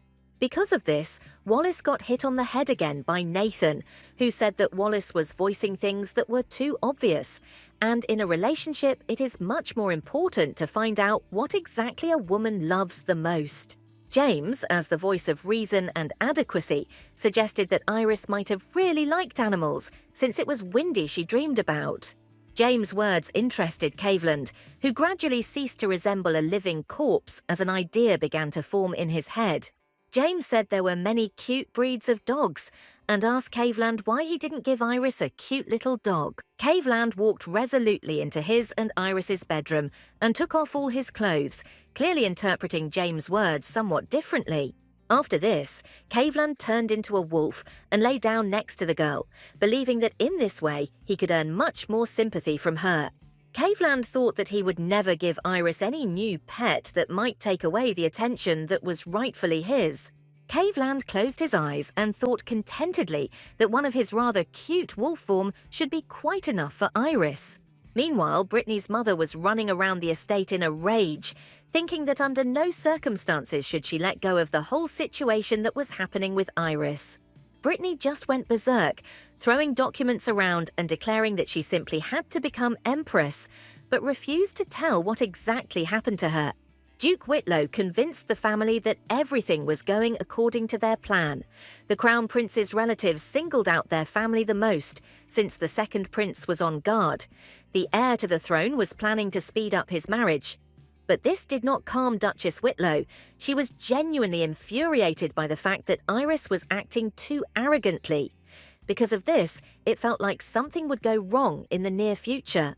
The Duchess of Whitlow went out into the garden and thought that she needed to persuade the Duke of Whitlow to speed up Brittany's wedding, as it could change a lot. Duchess Whitlow did not want to believe that the imperial family could change their mind, but nevertheless, she could not help but fear that they would find a more advantageous option for themselves. But the Duchess of Whitlow did not have time to think it over carefully alone. She suddenly saw Caveland's mother opposite her. Caveland's mother suggested that the unknown woman was probably the Duchess of Whitlow, but the Duchess of Whitlow said she had not expected to meet Lady Green there. Lady Green replied that her son, Caveland, was getting married, so she had to be there to supervise everything, and added that she would certainly have greeted the Duchess of Whitlow if she had known about her visit in advance. This made the Duchess of Whitlow frown. The woman did not believe that anyone here did not know that the Whitlow family had come to visit Iris. But a moment later, the Duchess of Whitlow's face broke into a smile. The woman convinced herself that she did not need conflicts with the Green family now. The Duchess said that she was not at all offended by the lack of greeting, and asked how pleased Lady Green was with their poor Iris. Lady Green laughed politely and said that she was quite pleased with Iris. She was so sweet and clever that sometimes Lady Green felt as if Iris were her own daughter. Duchess Whitlow's lower eyelid twitched nervously, shocked that someone could speak about Iris in such a way. But the Duchess quickly reassured herself that perhaps Lady Green had only said that so as not to offend the Duchess. With a cloying smile, the Duchess of Whitlow said that since Iris lived under the protection of the Whitlow house and hardly went out into society, she might be lacking a lot, so the girl's manners might be lame. The Duchess of Whitlow expressed the hope that Lady Green would be able to teach Iris everything. Lady Green said thoughtfully that she had already told the Duchess of Whitlow that she saw no faults with Iris. But nevertheless, the Duchess continued to insistently point out something negative about the girl. Lady Green suggested that such persistence might be because the Duchess wanted Lady Green to start picking on Iris. The Duchess of Whitlow hastened to justify herself, but Lady Green interrupted her and asked with a polite smile whether the training the Duchess had mentioned did not mean the rod. The Duchess of Whitlow laughed nervously and hastened to assure Lady Green that they had brought up Iris with care, spoiled her, and not allowed her to lift a finger, but meeting Lady Green's icy gaze, she realized that they did not believe her. Lady Green said that if the Whitlow family spoiled Iris, it was very strange that the girl's hands were worn out in a way that even the maids who cleaned every day were not. Lady Green asked whether the Duke of Whitlow's flower was not really treated as some kind of weed, subjected to various tortures. The Duchess of Whitlow was outraged and said that if Iris had told this, it was terrible and an insult to the Whitlow family. Lady Green calmly replied that she was only drawing conclusions from what she observed, but if those conclusions were incorrect, she apologized to the Duchess of Whitlow. Lady Green coldly warned Duchess Whitlow that now that Iris was the daughter of the Green family, the lady personally took responsibility for ensuring that Iris would not be involved in any trouble or slander. For this reason, if anyone were to speak ill of Iris, Lady Green promised to take it as a personal insult and attack on the Green family. The Duchess of Whitlow could only mutter her gratitude for Lady Green's care for Iris and her concern for her. With that, Duchess Whitlow turned and hurried away from Lady Green so as not to show her how much this conversation had infuriated her. Having retreated to a safe distance, Duchess Whitlow clenched her fists and almost growled in anger. She was irritated that everyone was treating her like this. The Duchess of Whitlow laughed evilly and said that the Crown Prince would not be able to leave Brittany, and they would have to see if Iris and Caveland could hold their wedding. And Iris and Caveland, in the guise of a wolf, were sleeping peacefully in the common room at that moment, and did not even suspect that the clouds above them were gathering ever darker and denser. The next day, Iris woke up yawning sweetly and noted to herself that this time she slept very well again. Looking at Caveland lying next to her in wolf form, Iris wondered in surprise when exactly he had managed to return and lie down next to her. Iris thought with relief that she had only dreamed of Windy that night, so she didn't have to make excuses for herself to Caveland. Iris was so deep in thought and memories of the dream that she didn't notice how Caveland, who had already turned into a human, reached out to her from behind. Iris let out a cry of surprise when she felt Caveland's strong arms around her waist. Caveland hugged Iris tighter and said that his wife had completely forgotten to give him a morning kiss. After some time, Iris showed her maids the dress she had to wear and asked if she looked like an ordinary city girl in it. Eruela said with an admiring look that Iris remained beautiful even in simple clothes. Iris thought with a smile that the scoundrel Caveland had asked her to wear such a dress, but had not explained why he needed it or where they were going. Christina couldn't help but be touched and said that apparently Iris had a date planned. Iris thought that even though she and Caveland were married, they were really just about to go on their first date, which was very unusual for the girl because in her past life she had only heard about dates from Brittany but had never been on one herself. Eruela, meanwhile, looked shyly at Iris and said that she had a request. Eruela asked Iris very emotionally if she could accompany her mistress on this date. Eruela said she wasn't sure where exactly Caveland had decided to take Iris, but it would definitely be outside the estate, where Iris might face dangers that Eruela would be able to protect her from. Christina did not appreciate her partner's idea, took Eruela by the shoulder, and with a soft but dangerous smile said that Caveland would sort everything out himself, so she should not interfere with this date. Eruela tried to justify herself, which only angered Christina even more, who no longer hid her emotions, which made Iris smile. After a while, Iris came out into the street, where Caveland greeted her with a smile. Caveland said that Iris looked too dazzling, and even the city girl's dress didn't look right on her. Iris replied that the maids had assured her that these were absolutely ordinary clothes, but Caveland suddenly threw a cloak over her. Iris looked at Caveland in surprise. The man said that even so, Iris was too beautiful. Iris replied that even if she got dirty, she would still be beautiful for Kay. Caveland took Iris's hand and said that he simply had no choice but to walk alongside such a beautiful wife. In the city, Iris looked around with admiration. She thought that she had never walked the streets before, always traveling by carriage. Iris truly enjoyed the quiet bustle of the city that she had the opportunity to observe. Children were running around, calls were made to buy this or that product. Iris smiled sincerely, trying to see everything at once. Iris said that everything around her was amazing. Caveland held the girl by the shoulder and was a little thoughtful. Caveland thought that James had come up with the perfect date plan for him, when the butler became fed up with Caveland refusing all offers of a gift for Iris. James even wrote a list of the most popular places for dates and made a note so that Caveland would remember to tell Iris that she was beautiful. James assured Caveland that this would make Iris happy, but the girl's voice pulled Caveland out of his thoughts. Iris shared with Caveland her surprise that they had entered a part of town that was fairly quiet. Caveland replied to Iris that the reason for such silence was that there were good shops in that part of the city, which were frequented by nobles and rich people. Caveland showed Iris to one of the shops, offering to go there and explaining that he heard that it was a fashionable place for women lately, although it was a little expensive, but the atmosphere was worth it. The maid said that this store was known as a place for dates, and here you could also see small teaspoons that are not found anywhere else. Some ladies even collect them. Iris replied that she would be more than happy to continue walking the streets, which greatly surprised Caveland.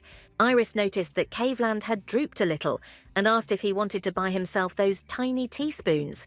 Caveland reassured her that everything was fine. Iris came closer to Caveland, put her finger to his lips and said that Caveland was sulking at her with those very lips. Caveland looked embarrassed, looked away from Iris, who was too close, and assured her that this was not the case at all. The next second, Caveland took Iris by the hand and pulled her along with him, commenting that they were going for a walk around the city. Iris looked at Caveland in surprise, trying to understand the reasons for the man's mood. Lately, Iris had been thinking that Caveland was actually just jealous of her and Windy, but Iris quickly forced herself to dismiss the thought because it was incomprehensible to her why Caveland could suddenly feel deprived. The couple walked out onto a busy street, Iris noting that there were more people there, and Caveland suggested that Iris go find a comb that she wanted to buy there. And Iris began to move between the counters, admiringly pointing out to Caveland what was sold there. Soon Iris saw the combs too and leaned over the counter to get a closer look, while Caveland, sure that they were for Windy, consoled himself with the thought that at least Iris seemed happy. The next second, Iris asked Caveland to give her his hand, which greatly surprised the man. Iris ran the comb over Caveland's palm and asked him if he liked the feel of it. Caveland said that Iris would be better placed to determine whether Windy would like the brush, but the girl said that she was choosing the brush specifically for him. Caveland was shocked by Iris's words, but the girl smiled sincerely and said that it was because Caveland always came first for her. Caveland became embarrassed, turned sharply and, without turning to Iris, asked her to follow him. Caveland remembered James trying very hard to convince him that the main thing on this date was for Iris to feel happy. Iris caught up with Caveland, who had moved ahead very quickly, and asked if everything was okay, to which the man replied that everything was fine. After a walk around the city, the couple sat in the shade of a tree. Caveland asked Iris why she decided to give him a gift. Iris replied that she was worried about the man's well-being. Caveland smiled and said that Iris's actions were never predictable. The girl chuckled and replied that Caveland would have to live with it now. Iris leaned her head against Caveland's shoulder and said that there were still many good times ahead for them. Caveland suggested that in that case, we should start with something good right now. Iris asked what exactly Caveland meant, and the man explained that his wife had a wedding dress fitting coming up, which he himself was looking forward to. Iris smiled genuinely. Caveland had completely misunderstood her statement. However, if it made Caveland happy, she saw no point in trying to dissuade her husband from anything. The next second, Iris reached out to Caveland and kissed her husband. The result of this meeting was a very happy Caveland, who with a broad smile wished good morning to his family and Nelanie, and throwing open the curtains, remarked that the weather had been simply wonderful that day. It wasn't that it was bad, but Caveland's good mood was so annoying to those around him. Henrietta asked if Caveland had gone crazy and wondered why he was so cheerful so early in the morning. Caveland, with hearts flying around him, replied that he was very happy because he imagined how happy the future would be for him and how many good moments he would have with Iris. Even Caveland's mother was surprised by this behaviour. Nelanie phlegmatically said that, apparently, Caveland's date with Iris had gone very well, while Henrietta asked what Iris could have said that Caveland was almost ready to fly. But Henrietta also wondered if Iris was really okay, imagining the commotion that must have surrounded the girl who was choosing her wedding dress. Iris and Caveland's wedding was to last 4 days, with pre-wedding days, the wedding itself, a celebration the following day, the hosts having to dine with the guests who had arrived before the wedding eve, and during the final celebration there would be countless invitations to dance, and Iris had to choose a new dress for each event. Iris stood in the middle of the chaotic room, thinking that she had never imagined that the wedding would require so many dresses. 3 dresses were prepared for events on the eve of the wedding, 2 for the celebration after the wedding. 4 dresses were needed for the dinners, and in the end there was one special dress left, the wedding dress. Iris tried to get Henrietta to understand that 10 dresses was a bit too much, but the girl replied that they were taking pity on Iris because, in all fairness, she should have changed into a new dress every hour. Iris sighed heavily, realizing that she could no longer get out of this trouble. At that moment, Nelanie entered the room. Next to Nelanie was a girl whom Iris recognized with surprise as the designer Yahello. There were many admiring rumors about this girl. People could not help but recognize Yahello's talents.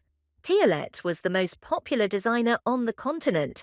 If the royal family of another country asked for a dress, they would most likely be refused because her schedule was too full, even though the cost of her dresses was extremely high. The prestige of the Yahello clothing brand itself made all the girls go crazy. Dresses from Yahello allowed their owners to look perfect, which is why the brand was recognizable. In social circles, a girl in a dress from Yahello always became the star of receptions. Nelanie calmly asked Iris if she had finished choosing outfits. Iris replied that she was already at the finish line, had already decided on the dress to finish, so she suggested starting to fit that one. Yahello watched the fitting closely, commenting that the length of the dress needed to be adjusted since Iris would be doing a lot of dancing. Iris was a little embarrassed. She felt that she would hardly dance much at her wedding. Nelanie asked how Iris was doing with her dancing skills. Iris laughed and asked if it would be presumptuous of her to say that she was a great dancer. Nelanie replied that in that case they wouldn't have to worry about it. Iris's expression darkened for a few moments, remembering that she had learned to dance in a past life, and not voluntarily. Alfred wanted the perfect accessory by his side, which is why he taught Iris dancing very strictly.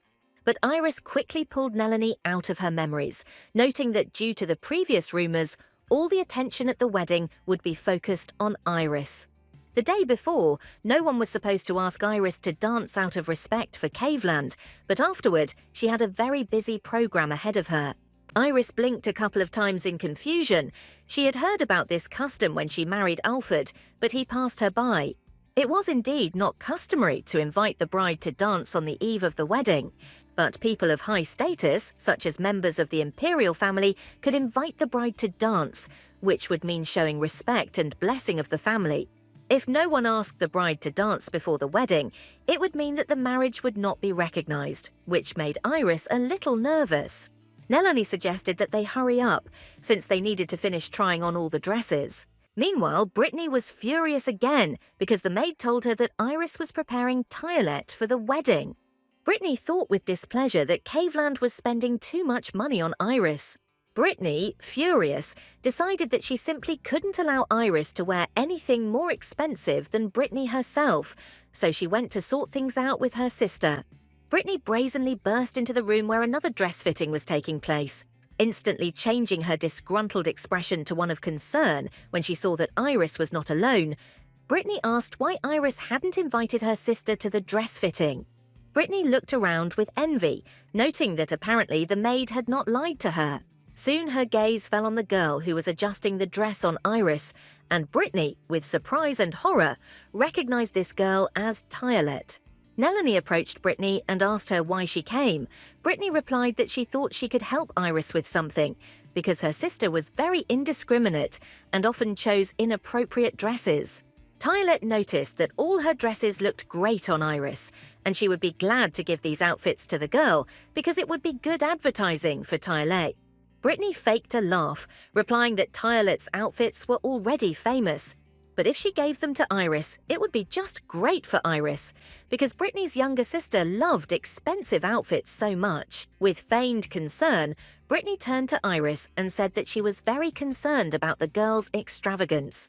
With a happy smile, Brittany asked Iris why Duke Whitlow didn't pay for his daughter's wedding, since she was so used to spending big. Brittany was absolutely sure that Iris would refuse and that she would be branded as a wasteful woman, but she came across Iris's calm smile. Iris responded that Brittany had come up with a great idea, which shocked her sister. Iris said she was very worried that Caveland was spending too much money on the wedding, and it would be great if the Whitlow family would cover the costs. There was an awkward silence in the room. Brittany didn't know how to react, because their family simply couldn't afford a wedding for Iris. Brittany couldn't believe that Iris didn't immediately say she was just joking. She thought she should be ashamed. Brittany was desperately trying to figure out what she could do to take control of the situation. Brittany asked Iris if rumors would spread if the Whitlow family took on the costs of Iris's wedding instead of her fiancé. Iris calmly replied that since Brittany herself suggested it, there was nothing to worry about, and no one would dare to start any rumors about the Green family again. Iris smiled and asked Brittany if it was a problem for the Whitlow family to spend money on their youngest daughter. Iris added that Brittany herself said that the Whitlow family loved Iris very much, which finally made it clear to Brittany that she had lost. Brittany gritted her teeth in anger, her world falling apart as she realized she couldn't do anything to stop her sister. She had to accept that the Whitlow family would indeed have to foot the bill for this wedding. Naturally, the news that they would have to pay for the wedding did not please Duke Whitlow, who scolded Brittany for showing her face to Iris at all, even though Brittany did not admit that it was she who gave Iris the idea. Duke Whitlow said furiously that Brittany should have at least explained to Henrietta, who was with Iris, that it was simply indecent for the bride's family to pay for the wedding. The Duke of Whitlow noted that the Green family was educated enough to know that this put them in a bad light. Brittany tried to say that the Whitlow family's honour was at stake, but the Duke cut her off, saying he was going to make a formal complaint to Caveland. Brittany wanted to stop her father, but Duke Whitlow said it was just crazy to leave all the wedding expenses to the bride's family. So soon the Duke of Whitlow was in Caveland's office, who, with a polite smile, said that he had just wanted to look for the Duke to express his gratitude. Duke Whitlow angrily declared that Caveland had nothing to thank him for, because even if Iris had suggested that her family should bear all the expenses, Caveland, as a smart man, should have stopped her. Caveland said there appeared to be a misunderstanding, as it was Brittany, not Iris, who came up with the idea of covering the expenses. Duke Whitlow asked what the hell was going on, and Caveland replied that Brittany had come to Iris herself and suggested that the Whitlow family cover the cost of the outfits and the wedding. Caveland said he didn't see anything strange or surprising in the situation, since Brittany was so worried about her younger sister, which is why she decided to help with the wedding. Duke Whitlow was shocked and for a split second didn't even know what to answer. Pulling himself together, Duke Whitlow asked Caveland if he was taking advantage of his daughter's naivety. Caveland asked with interest which of the daughters the Duke of Whitlow meant. Duke Whitlow exclaimed that, of course, he meant Brittany. Duke Whitlow said that in any case, if the Whitlow family took on all the expenses, the Green family would be spoken of unfavourably, so they should pretend that this conversation simply did not happen. But Duke Whitlow met with an icy look from Caveland, who said that it was the Whitlow family that would be spoken of unflatteringly. Caveland said Brittany had promised to pay for her sister's wedding with too many celebrity guests, so if the Whitlow family went back on their word, they would be the ones being laughed at. Plus, it was an honor for the Whitlow family to be related to the Green family, so their desire to help Iris financially should not have surprised anyone. Caveland said there were so many people who wanted to be in the Whitlow family's shoes that the Duke had no choice but to take the job. Duke Whitlow was faced with a very difficult choice, as most of the family's savings had been spent on bribing the Crown Prince's inner circle to push him into marrying Brittany, so paying for Iris's wedding would mean either going into deep debt or, if they refused, the loss of family pride. The loss of pride could have led to the Crown Prince using this reason to refuse to marry Brittany, so the Duke of Whitlow really had no other choice but to agree. Caveland grinned and pulled out papers from his pocket with bills for the rented equipment, dresses and jewellery, as well as for the food for the reception. The man handed these papers to the Duke. Caveland said he would never forget that the Duke of Whitlow had gone to so much trouble to arrange Caveland and Iris's wedding. After this, Caveland left, leaving Duke Whitlow to realise the situation Brittany had put her family in through her own carelessness. But this situation, however, once again made Caveland think about the fact that Iris was too clearly predicting the events that subsequently occurred.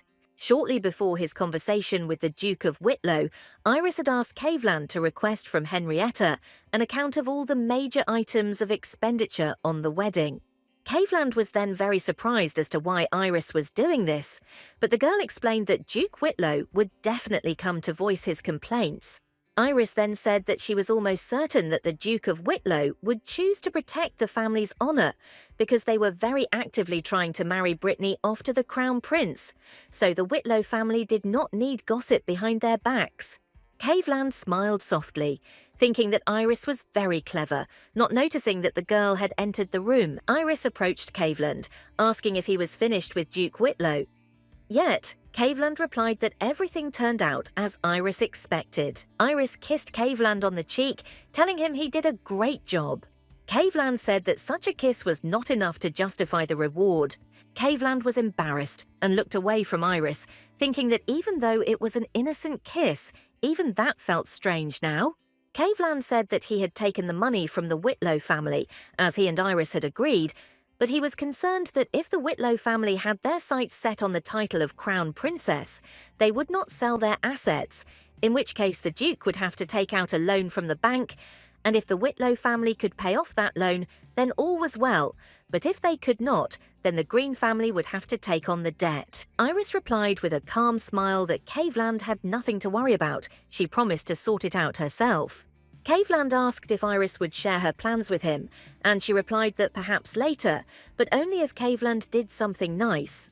Iris smiled and said that Caveland would definitely understand when the time was right. But the next second, Iris caught a very dark look from Caveland. Iris wondered what had happened to Caveland, since his face was gone. Caveland asked Iris to pretend she didn't notice, and pulled his wife in for a kiss. And, as was usually the case with them, Caveland again went a little further than a regular kiss. But Caveland quickly came to his senses, so he quickly backed away from Iris. Moreover, Caveland hastened to leave the room, saying that he would find out what to do with Whitlow's debts later, but for now he had some things to do. This sudden action of Caveland surprised Iris very much. She could not understand what had happened. To Iris, Caveland's behaviour in general had seemed rather strange lately. Caveland went into the garden to get some fresh air and think outside of all this. Caveland thought he was going crazy. He decided to wait until Iris herself told the truth, but he could not hide his disappointment. Because of this, the girl could think that he was completely out of control of himself. Usually, Caveland didn't have such feelings, and the man sincerely did not understand why he was behaving this way. Caveland's thoughts led him to the training ground, where he was spotted by Eugene. Eugene was very surprised not to see Iris next to Caveland because he tried to spend all his time with the girl. Caveland simply replied that he wanted to stretch his legs, and Eugene ordered everyone to move to the adjacent parade ground to make room for Caveland. Keeland picked up the sword and stood frozen in front of the training equipment for a few seconds. Caveland thought that the problem with his emotions was not just Iris's secrets that he wanted to know. The kisses that helped get him out of the situation left Caveland wanting more. Caveland began to strike the projectile furiously, thinking that Iris's smile made his heart beat faster, and when their eyes met, he could not come to his senses for a long time. Caveland thought that if this continued, he would simply not be able to stop at some point. Caveland was afraid that his emotions might hurt Iris. Imagining this situation, Caveland struck so hard and desperately that he simply broke the training sword. Eugene rushed to Caveland's aid, noticing that something was wrong with him. Eugene handed Caveland a towel and asked what had happened, which clearly had the man's thoughts far from the training ground. Caveland wiped beads of sweat from his face, replying that nothing of the sort had happened. However, Caveland didn't understand what was happening to him. Even being at a distance from Iris, he still wanted to kiss every inch of the girl's body. Caveland suddenly realized that if Iris had reacted just a little more vividly in the room, he wouldn't have been able to stop. Eugene, noticing that Caveland had withdrawn into himself, called the man and persistently asked him to share with him what was troubling Caveland so much. Caveland didn't want to pursue the subject further, so he replied that Eugene had nothing to worry about. Eugene was not satisfied with this answer, so he said that if Caveland did not tell him everything, he would go and bring the whole team here.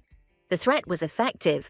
Caveland gave in and said that he wanted to touch Iris, hold her, feel her, but he was afraid that he might break her if he lost control. Caveland said he understands when Iris is hiding something, and it makes him angry, but it makes him even angrier when he sees something hurting Iris. Caveland said he wanted to see Iris with a happy smile. He tried not to say anything about his feelings to the girl, afraid that it would push her away. But his heart was simply breaking with emotions. Caveland asked Eugene how this could be controlled, which brought a knowing smile to the man's face. Eugene said that these feelings were impossible to control because what Caveland described was most like love. This came as a sudden revelation to Caveland, but after a moment's thought, he muttered in surprise that he seemed to really love Iris. Meanwhile, at the Imperial Palace, the Crown Prince received an invitation to the wedding from Caveland, marvelling at the brilliance of the letter. The flower of the Duke of Whitlow was surrounded by mystery. The Crown Prince knew that Iris was very beautiful, but he would not marry someone just for beauty. The Crown Prince had heard rumours that Duke Whitlow's flower had grown up to be quite vain, and that Iris's sister, Brittany, on the contrary, was modest and considerate, which his servant confirmed, saying that it was for this reason that Brittany was very worried about her younger sister. The Crown Prince remarked thoughtfully that if he were to attend Caveland's wedding, he would see Brittany too. The Crown Prince chuckled and said that in that case he should definitely attend this wedding, to which the servant objected that the Crown Prince could see Brittany not only at this wedding. The Crown Prince rose from the table, replying that he had been curious as to what woman his old friend, Caveland, had become involved with. The servant asked with concern whether the Crown Prince was going to ruin the wedding if he suddenly didn't like Iris. The Crown Prince laughed heartily, and when he had finished laughing, he replied that he had no intention of upsetting his friend's wedding. The Crown Prince also noted that he is not the only obstacle that Iris will need to overcome. And indeed, Iris had just met a man who clearly did not have positive emotions towards her. Caveland's brother, Elahard, arrived at the estate, met with Iris, and immediately declared that she did not belong there. Iris thought with surprise that she hadn't expected to be liked by the entire Green family, but such open hostility was unexpected for her. Iris said thoughtfully that it was most likely Elahard in front of her. Elahard was offended that Iris had addressed him too familiarly and made a remark to her that she was impolite to him, calling her Iris Whitlow. Iris's goodwill instantly evaporated, and the girl coldly noted that Elahard lacked politeness as well. Iris said that even if the wedding ceremony had not yet taken place, she was still already Caveland's wife, and therefore bore his surname, which Elahard could not help but know. Iris explained that for this reason, Elahard could not address her as Duchess Whitlow. Iris asked Elahard coldly if he was going to criticize Caveland's choice. Elahard gritted his teeth and said that Iris should be happy that she bears the title of Countess of Green. The man asked what deal Iris made with Caveland, because his brother simply could not marry someone like her just like that. Iris sighed wearily, suddenly realizing that behind Elahard's hostility was hidden his confusion and fear of losing Caveland. Iris said that even if there had been some kind of agreement between her and Caveland, she was not obliged to tell Elahard about it, and she asked if Elahard was upset because he felt like his brother was being taken away from him. Elahard decided to approach it from a different angle and asked if Iris had heard of the villain from the Green family who beats women, but the girl replied that apparently this person was not that famous, which made Elahard growl. Suddenly, Elahard's expression changed. He noticed the aura of the earrings that Iris was wearing, but the girl's aura also seemed strange to him, so he extended his hand forward. Elahard only wanted to count the aura in more detail, but Iris managed to get scared that this man could really hit her. But Elahard was interrupted by Jaime, who rushed to intervene in the situation as soon as he saw Iris alone with Caveland's brother. Elahard removed his hand, greeted Jaime, and expressed his regret that Jaime had sided with Iris. Jaime stood in front of Iris to block her from Elahard and looked at the man with great displeasure. Jaime wondered when Elahard had managed to return, because if he had known about his arrival in advance, he would have definitely locked the door. Elahard noted that a locked door would hardly be able to stop him, and Jaime would simply look ridiculous in this case. The man asked if Jaime had a reason for such a reaction. The man suggested that Jaime was simply fascinated by Iris. Jaime wearily replied that he very much hoped he would not have to draw his sword to fight Elahard, which angered the man. Elahard stated that Jaime would not dare do this in front of Elahard Green. Jaime replied that Elahard had insulted Iris Green, so he could not hide behind that name. A heavy silence hung between the men, and Iris was also in no hurry to intervene in the conflict. Eventually, Elahard lowered his head and said he admitted defeat. But the next second, he looked up at Iris with a look of burning fury and said that marriage was a family matter. Elahard said that he was quite within his rights not to acknowledge Iris, and that he had yet to find out whether Duke Whitlow's flower was poisonous. Elahard Green was a man with incredible senses. In recognition of his outstanding swordsmanship, he was made vice-captain of the Paladins. But he excelled most not in swordsmanship. His unique ability was the ability to see the souls of creatures and things. The kingdom even kept him under lock and key, protecting his gift because thanks to this power, he could determine the authenticity of relics. Although it was known to all that the souls that Elahard saw were more like obsessions, tenacity, obsession, and determination. Souls could resemble other strong, sometimes noble emotions, but it was this ability that made Iris a mystery to Elahard. Elahard clutched his head, grumbling that Iris's aura simply didn't look like that of a person raised in a cage. Elahard muttered that if Iris had at least pretended to be fragile and sweet, he would have easily ignored her. But the man could not ignore what he did not understand. Elahard thought that it was most like Iris's soul already bore the trace of the relic. The holy relic was essentially in a clear form, as if it could be easily removed, but Iris Whitlow's soul was fused with the relic. They were as fused as possible. But that wasn't the only problem for Elahard. Iris fascinated him too much. Like the rest of his family, Elahard had already been hit on the head by Henrietta, who had scolded him for calling Iris by her last name, Whitlow.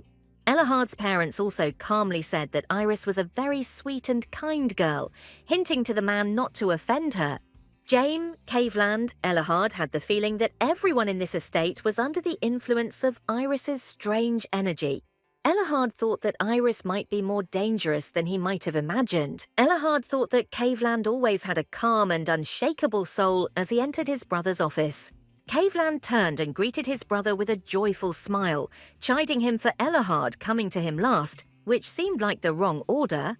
Elahard thought that Caveland had always been the only person he could trust, assumed that Caveland himself must have noticed the oddities around Iris. So, plopping down on the sofa, he said discontentedly that something was clearly wrong with this woman.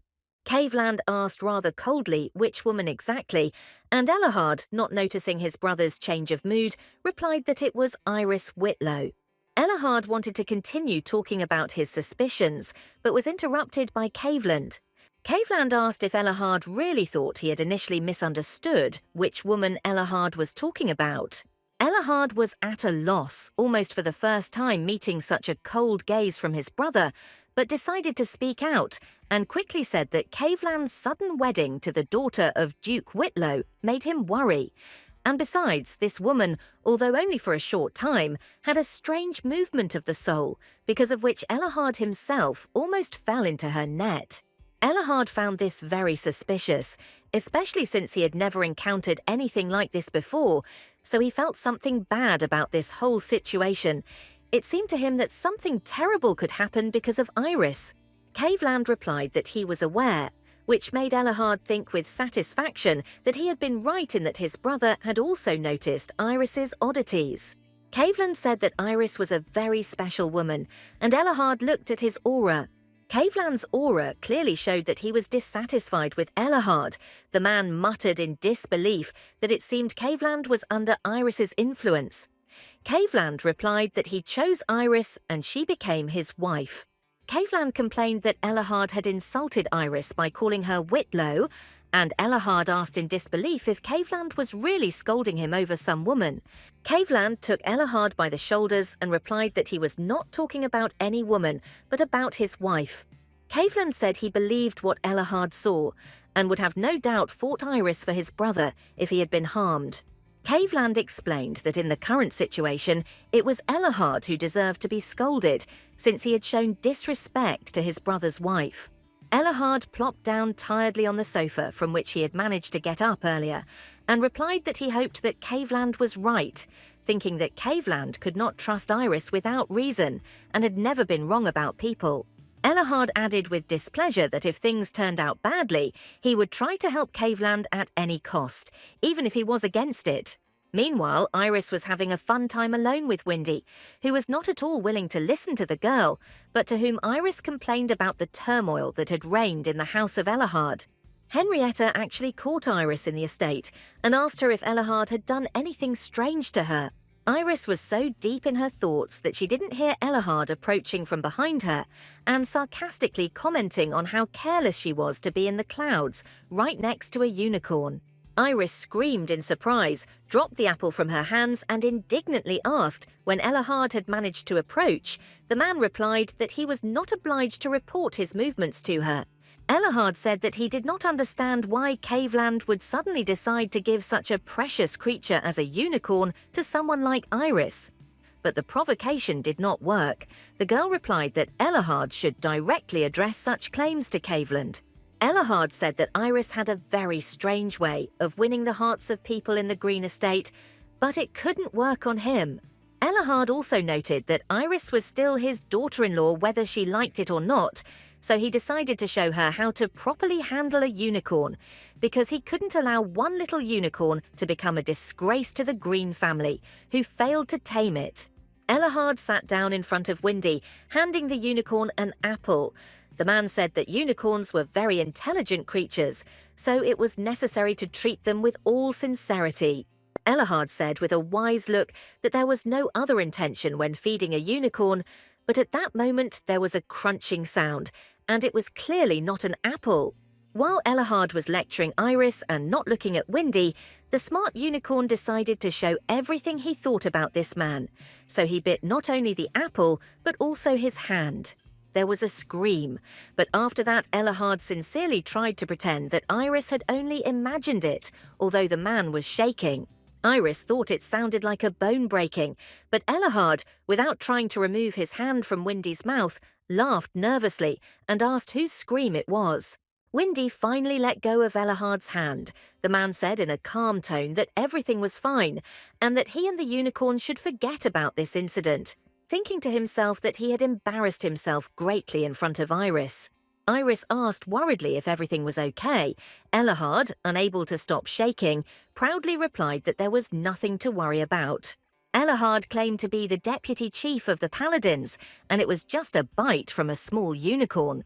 But the trembling in his body betrayed that Elahard, although he tried to put on a brave face, was currently experiencing quite a lot of pain. Iris smiled softly, thinking that she now understood why Elahard didn't seem like a bad person to her at all.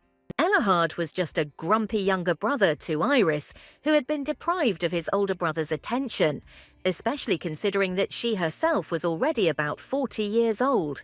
Iris petted Windy, thanking the unicorn for finally letting go of Elahard's hand and apologizing for the fact that they were still rather immature in raising such creatures, so they could make mistakes. Iris promised to try even harder in the future, while Elahard watched the girl thoughtfully. The thought flashed through Elahard's mind that now everything looked as if nothing strange had happened to Iris. Elahard shook his head, trying to convince himself that even though Iris's aura wasn't glowing right now, the aura of a normal person shouldn't glow at all. Iris asked if Elahard's arm was hurting too much. Elahard did not answer but asked Iris not to tell anyone about what happened. The girl laughed cheerfully and replied that she could not promise that.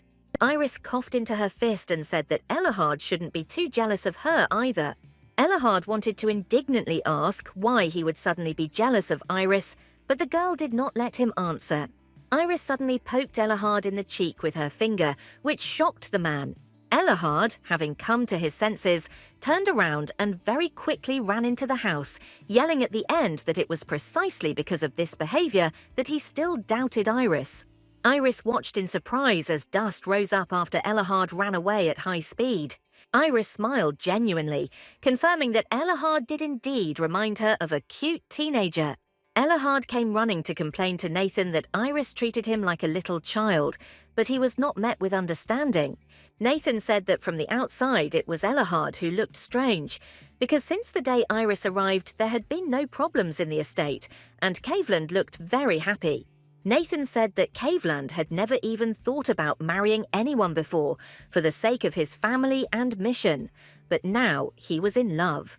Nathan said he was just glad Caveland finally had someone he loved, and looked very coldly at Elahard.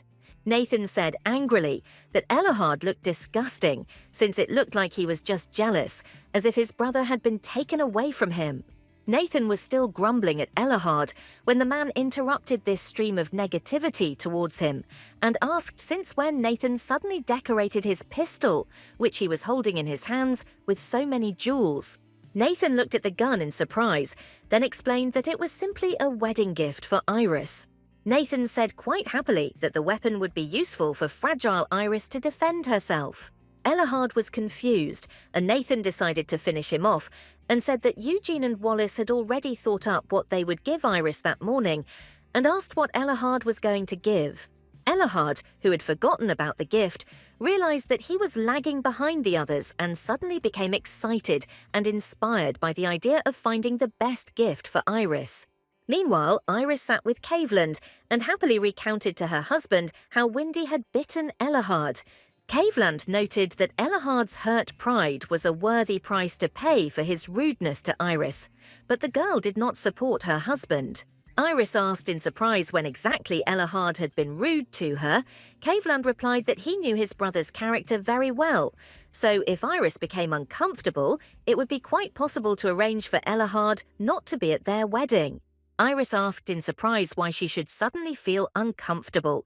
Caveland admitted that James had told her about how Iris had met Elahard for the first time, and the girl replied that sending Elahard back to the Holy Lands was by no means a good idea. Iris smiled sincerely and said that Elahard was part of Caveland's beloved family anyway.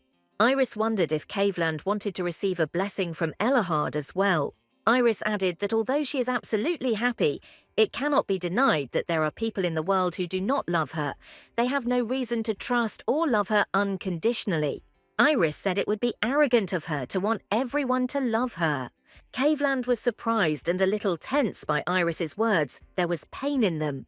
Caveland tried to find the words to convince Iris that she was wrong. For a split second, Caveland felt as if he and Iris were infinitely far apart. Caveland knew that Iris was trying to get some idea across to him with those words, but he didn't understand what it was.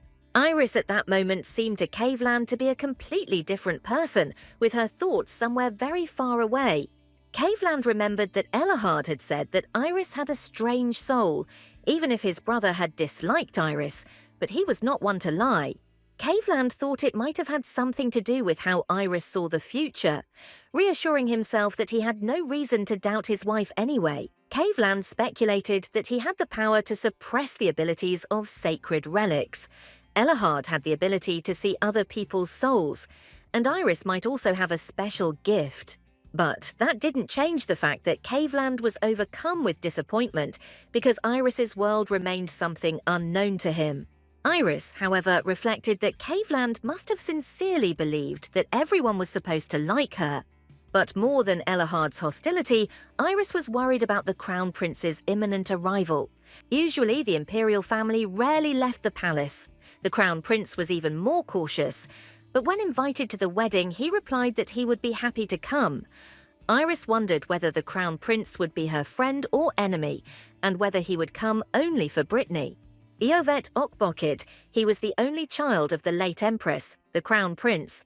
But 3 years ago, after the death of his mother, his position was shaken. But Iovet continued to occupy the place of the second son of the empire, and, thanks to his outstanding abilities, possessed enormous power and the respect of the emperor. Now this man, Iovet Okbochid, the crown prince, came to the Green Estate. Iris and Caveland met Iovet personally, bowing their heads respectfully before him. Iovet smiled and asked Iris and Caveland to raise their heads. The crown prince was clearly in a friendly mood. Iovet thanked Iris and Caveland for inviting him to the wedding. Caveland replied that it was an honor for them that the Crown Prince had decided to attend the event. Iovet, however, cast aside his goodwill and carefully studied Iris, for whom he had come.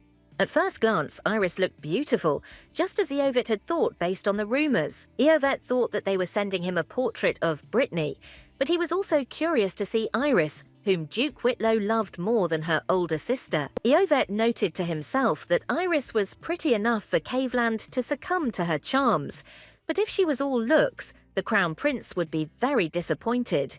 Iris was surprised to see a smile flicker across Iovet's face, but that didn't matter right now. Iris thought that in her past life, the Crown Prince wanted to start an important business at this time, and she should have taken care of it at the wedding, while Caveland offered to show Iovet the estate, unaware of his wife's plans. Iris and Caveland's eyes met, and Caveland remembered the conversation he had had with the girl the day before. Iris begged Caveland to brag about her to Crown Prince Iovet in an exaggerated manner. Iris said that he really needed to make Iovet doubt whether Caveland was okay, and also to emphasize Iris's intelligence. Caveland wondered what benefit it would give Iris if Iovet knew that she was very smart and far-sighted. Caveland, looking gloomy, asked if Iris was going to keep it a secret. But Iris said she would tell him everything, much to her husband's surprise and delight. And Iris did tell, making Caveland think that he wouldn't even have to lie to Iovet, because his wife really was extremely smart. After finishing her story, Iris asked if her plan would work. Caveland answered without a doubt that Iris was very smart and could see right through people. Iris smiled and said that although she was asking Caveland to praise her exaggeratedly, he shouldn't have lied to Iovet. Caveland led Iovet into the guest rooms that had been prepared especially for the Crown Prince. Caveland asked Iovet if he liked the rooms, to which he replied that everything was fine. Caveland bowed slightly to Iovet, telling him he could make himself at home, which did not please the Crown Prince too much. Iovet asked if Caveland was just going to walk out of the room, given that his aides were waiting outside. Caveland asked if Iovet had any more assignments for him, to which the Crown Prince jokingly said that if Caveland did not stop this senseless officialdom, he would kick his ass. Caveland and Iovet attended the academy together when they were children. Caveland was the only person who treated Iovet as an equal. This was especially valuable for Iovet at that moment, considering that he had just had to endure palace intrigues. Caveland had always been a friend to Iovet, a man he could trust his back to without a doubt. For this reason, when the officialdom was finally thrown aside, Iovet demanded that Caveland explain himself. Iovet asked Caveland to explain the whole story about the marriage, because the situation looked very strange, to which Caveland tried to joke that at 27 it would be strange not to get married. The excuse didn't work, and Iovet noted that what was even stranger was that when Princess Mary, who was not without power and beauty, tried to court Caveland, she was ignored. Caveland didn't even understand who exactly Iovet was talking about, but the Crown Prince said that although Iris was beautiful, Mary was the first woman who came to mind when talking about beautiful women in the Empire. Mary even stayed at the Green family mansion some time ago. Iovet sighed with displeasure and said that just at that moment, Whitlow's flower suddenly appeared. Caveland corrected Iovet with displeasure and said that if Iris was a flower, then it was the County of Green. Since their marriage was already registered, the Crown Prince said bluntly that he did not trust the Duke of Whitlow. Caveland replied that even if Iovet did not trust Duke Whitlow, the king was considering Brittany, the Duke's eldest daughter, for the position of Crown Princess. Iovet replied that the history of the empire said that it was better for the Crown Princess to be from a less influential family, so such an alliance was advantageous to him, and noted that Caveland was a completely different matter. For him, an alliance with Mary would be much more advantageous than an alliance with the younger Whitlow. Caveland replied that Iris had already helped him a great deal, and besides, he had not married for any reason other than to benefit her. Iovet replied with displeasure that since Caveland had decided to marry Iris, it was worth making sure that rumours did not spread that he had bought his wife with a gold mine. Iovet asked if Caveland knew that people behind his back were wondering if Iris was really worth it. Iovet wanted to continue, but Caveland interrupted him, saying without a doubt that Iris was worth everything. Caveland blushed slightly and smiled, repeating that Iris Green was definitely worth everything. Iovet looked at Caveland in surprise. It was the first time he saw his friend from this side. Such a smile from Caveland was unusual for Iovet. The Crown Prince was even confused, not knowing how to react, but from Caveland's next words, he was even more confused. Caveland said that he was sad that Iovet thought that he had chosen his wife only for her looks. For Iris was completely different from the others. Her intelligence and foresight amazed him. He believed that even a sage could not surpass her in wisdom. Besides this, the girl's heart was the warmest and strongest of all that he had ever known, and he believed that no darkness could devour her. Iovet could not believe what he had guessed, but Caveland openly admitted that he had fallen in love with Iris, had given his soul to this girl, and was ready to overcome his pride in order to calmly wait until she decided to open up to him. Caveland advised Iovet to get to know Iris better, and then repeat this conversation with Caveland again. Caveland was confident that this would be useful for Iovet too, and that he would not regret it. Loving someone has always been an expectation and an inevitable disappointment in meaningless actions. Caveland walked through the corridors of the estate and thought that he could never have imagined that he would be able to overcome his pride for someone. Moreover, Caveland could not imagine that he would ever be able to say this out loud to anyone. Caveland leaned against the wall, wondering if his true feelings had come out when he spoke with Iovet. The sensations were very unusual. Caveland felt another stab of disappointment, but reminded himself that he had to wait until Iris decided to tell him everything about herself. Meanwhile, Iris's preparations for the wedding were completed, and Christina and Eruella sincerely admired the girl's beauty and her dress. Caveland entered the room, happily informing Iris that he had come to pick her up. Christina reported that Iris had just finished preparing for the wedding, and Caveland had just seen the girl and was literally speechless. Before and after the visit of Crown Prince Iovet, the estate of Earl Green became a place of frequent visits of numerous guests. Some of them stayed in the western wing, specially set aside for the stay of guests before the wedding. Others preferred to stay nearby or in their own villas. Iris no longer showed herself to guests. As was customary, the bride had to remain in seclusion until the party before the wedding. It is for this reason that Brittany became the hostess who hosted the guests at the events leading up to the wedding. Brittany went out of her way to present herself in the best possible light in front of the influential guests. Guests noted that Brittany apparently really cares about Iris since she is so friendly with guests. Guests said that Iris's absence as hostess was completely unnoticeable and that this was due to Brittany. Brittany smiled sweetly and replied that she was very pleased to hear such words, but her sister, of course, was also preparing diligently.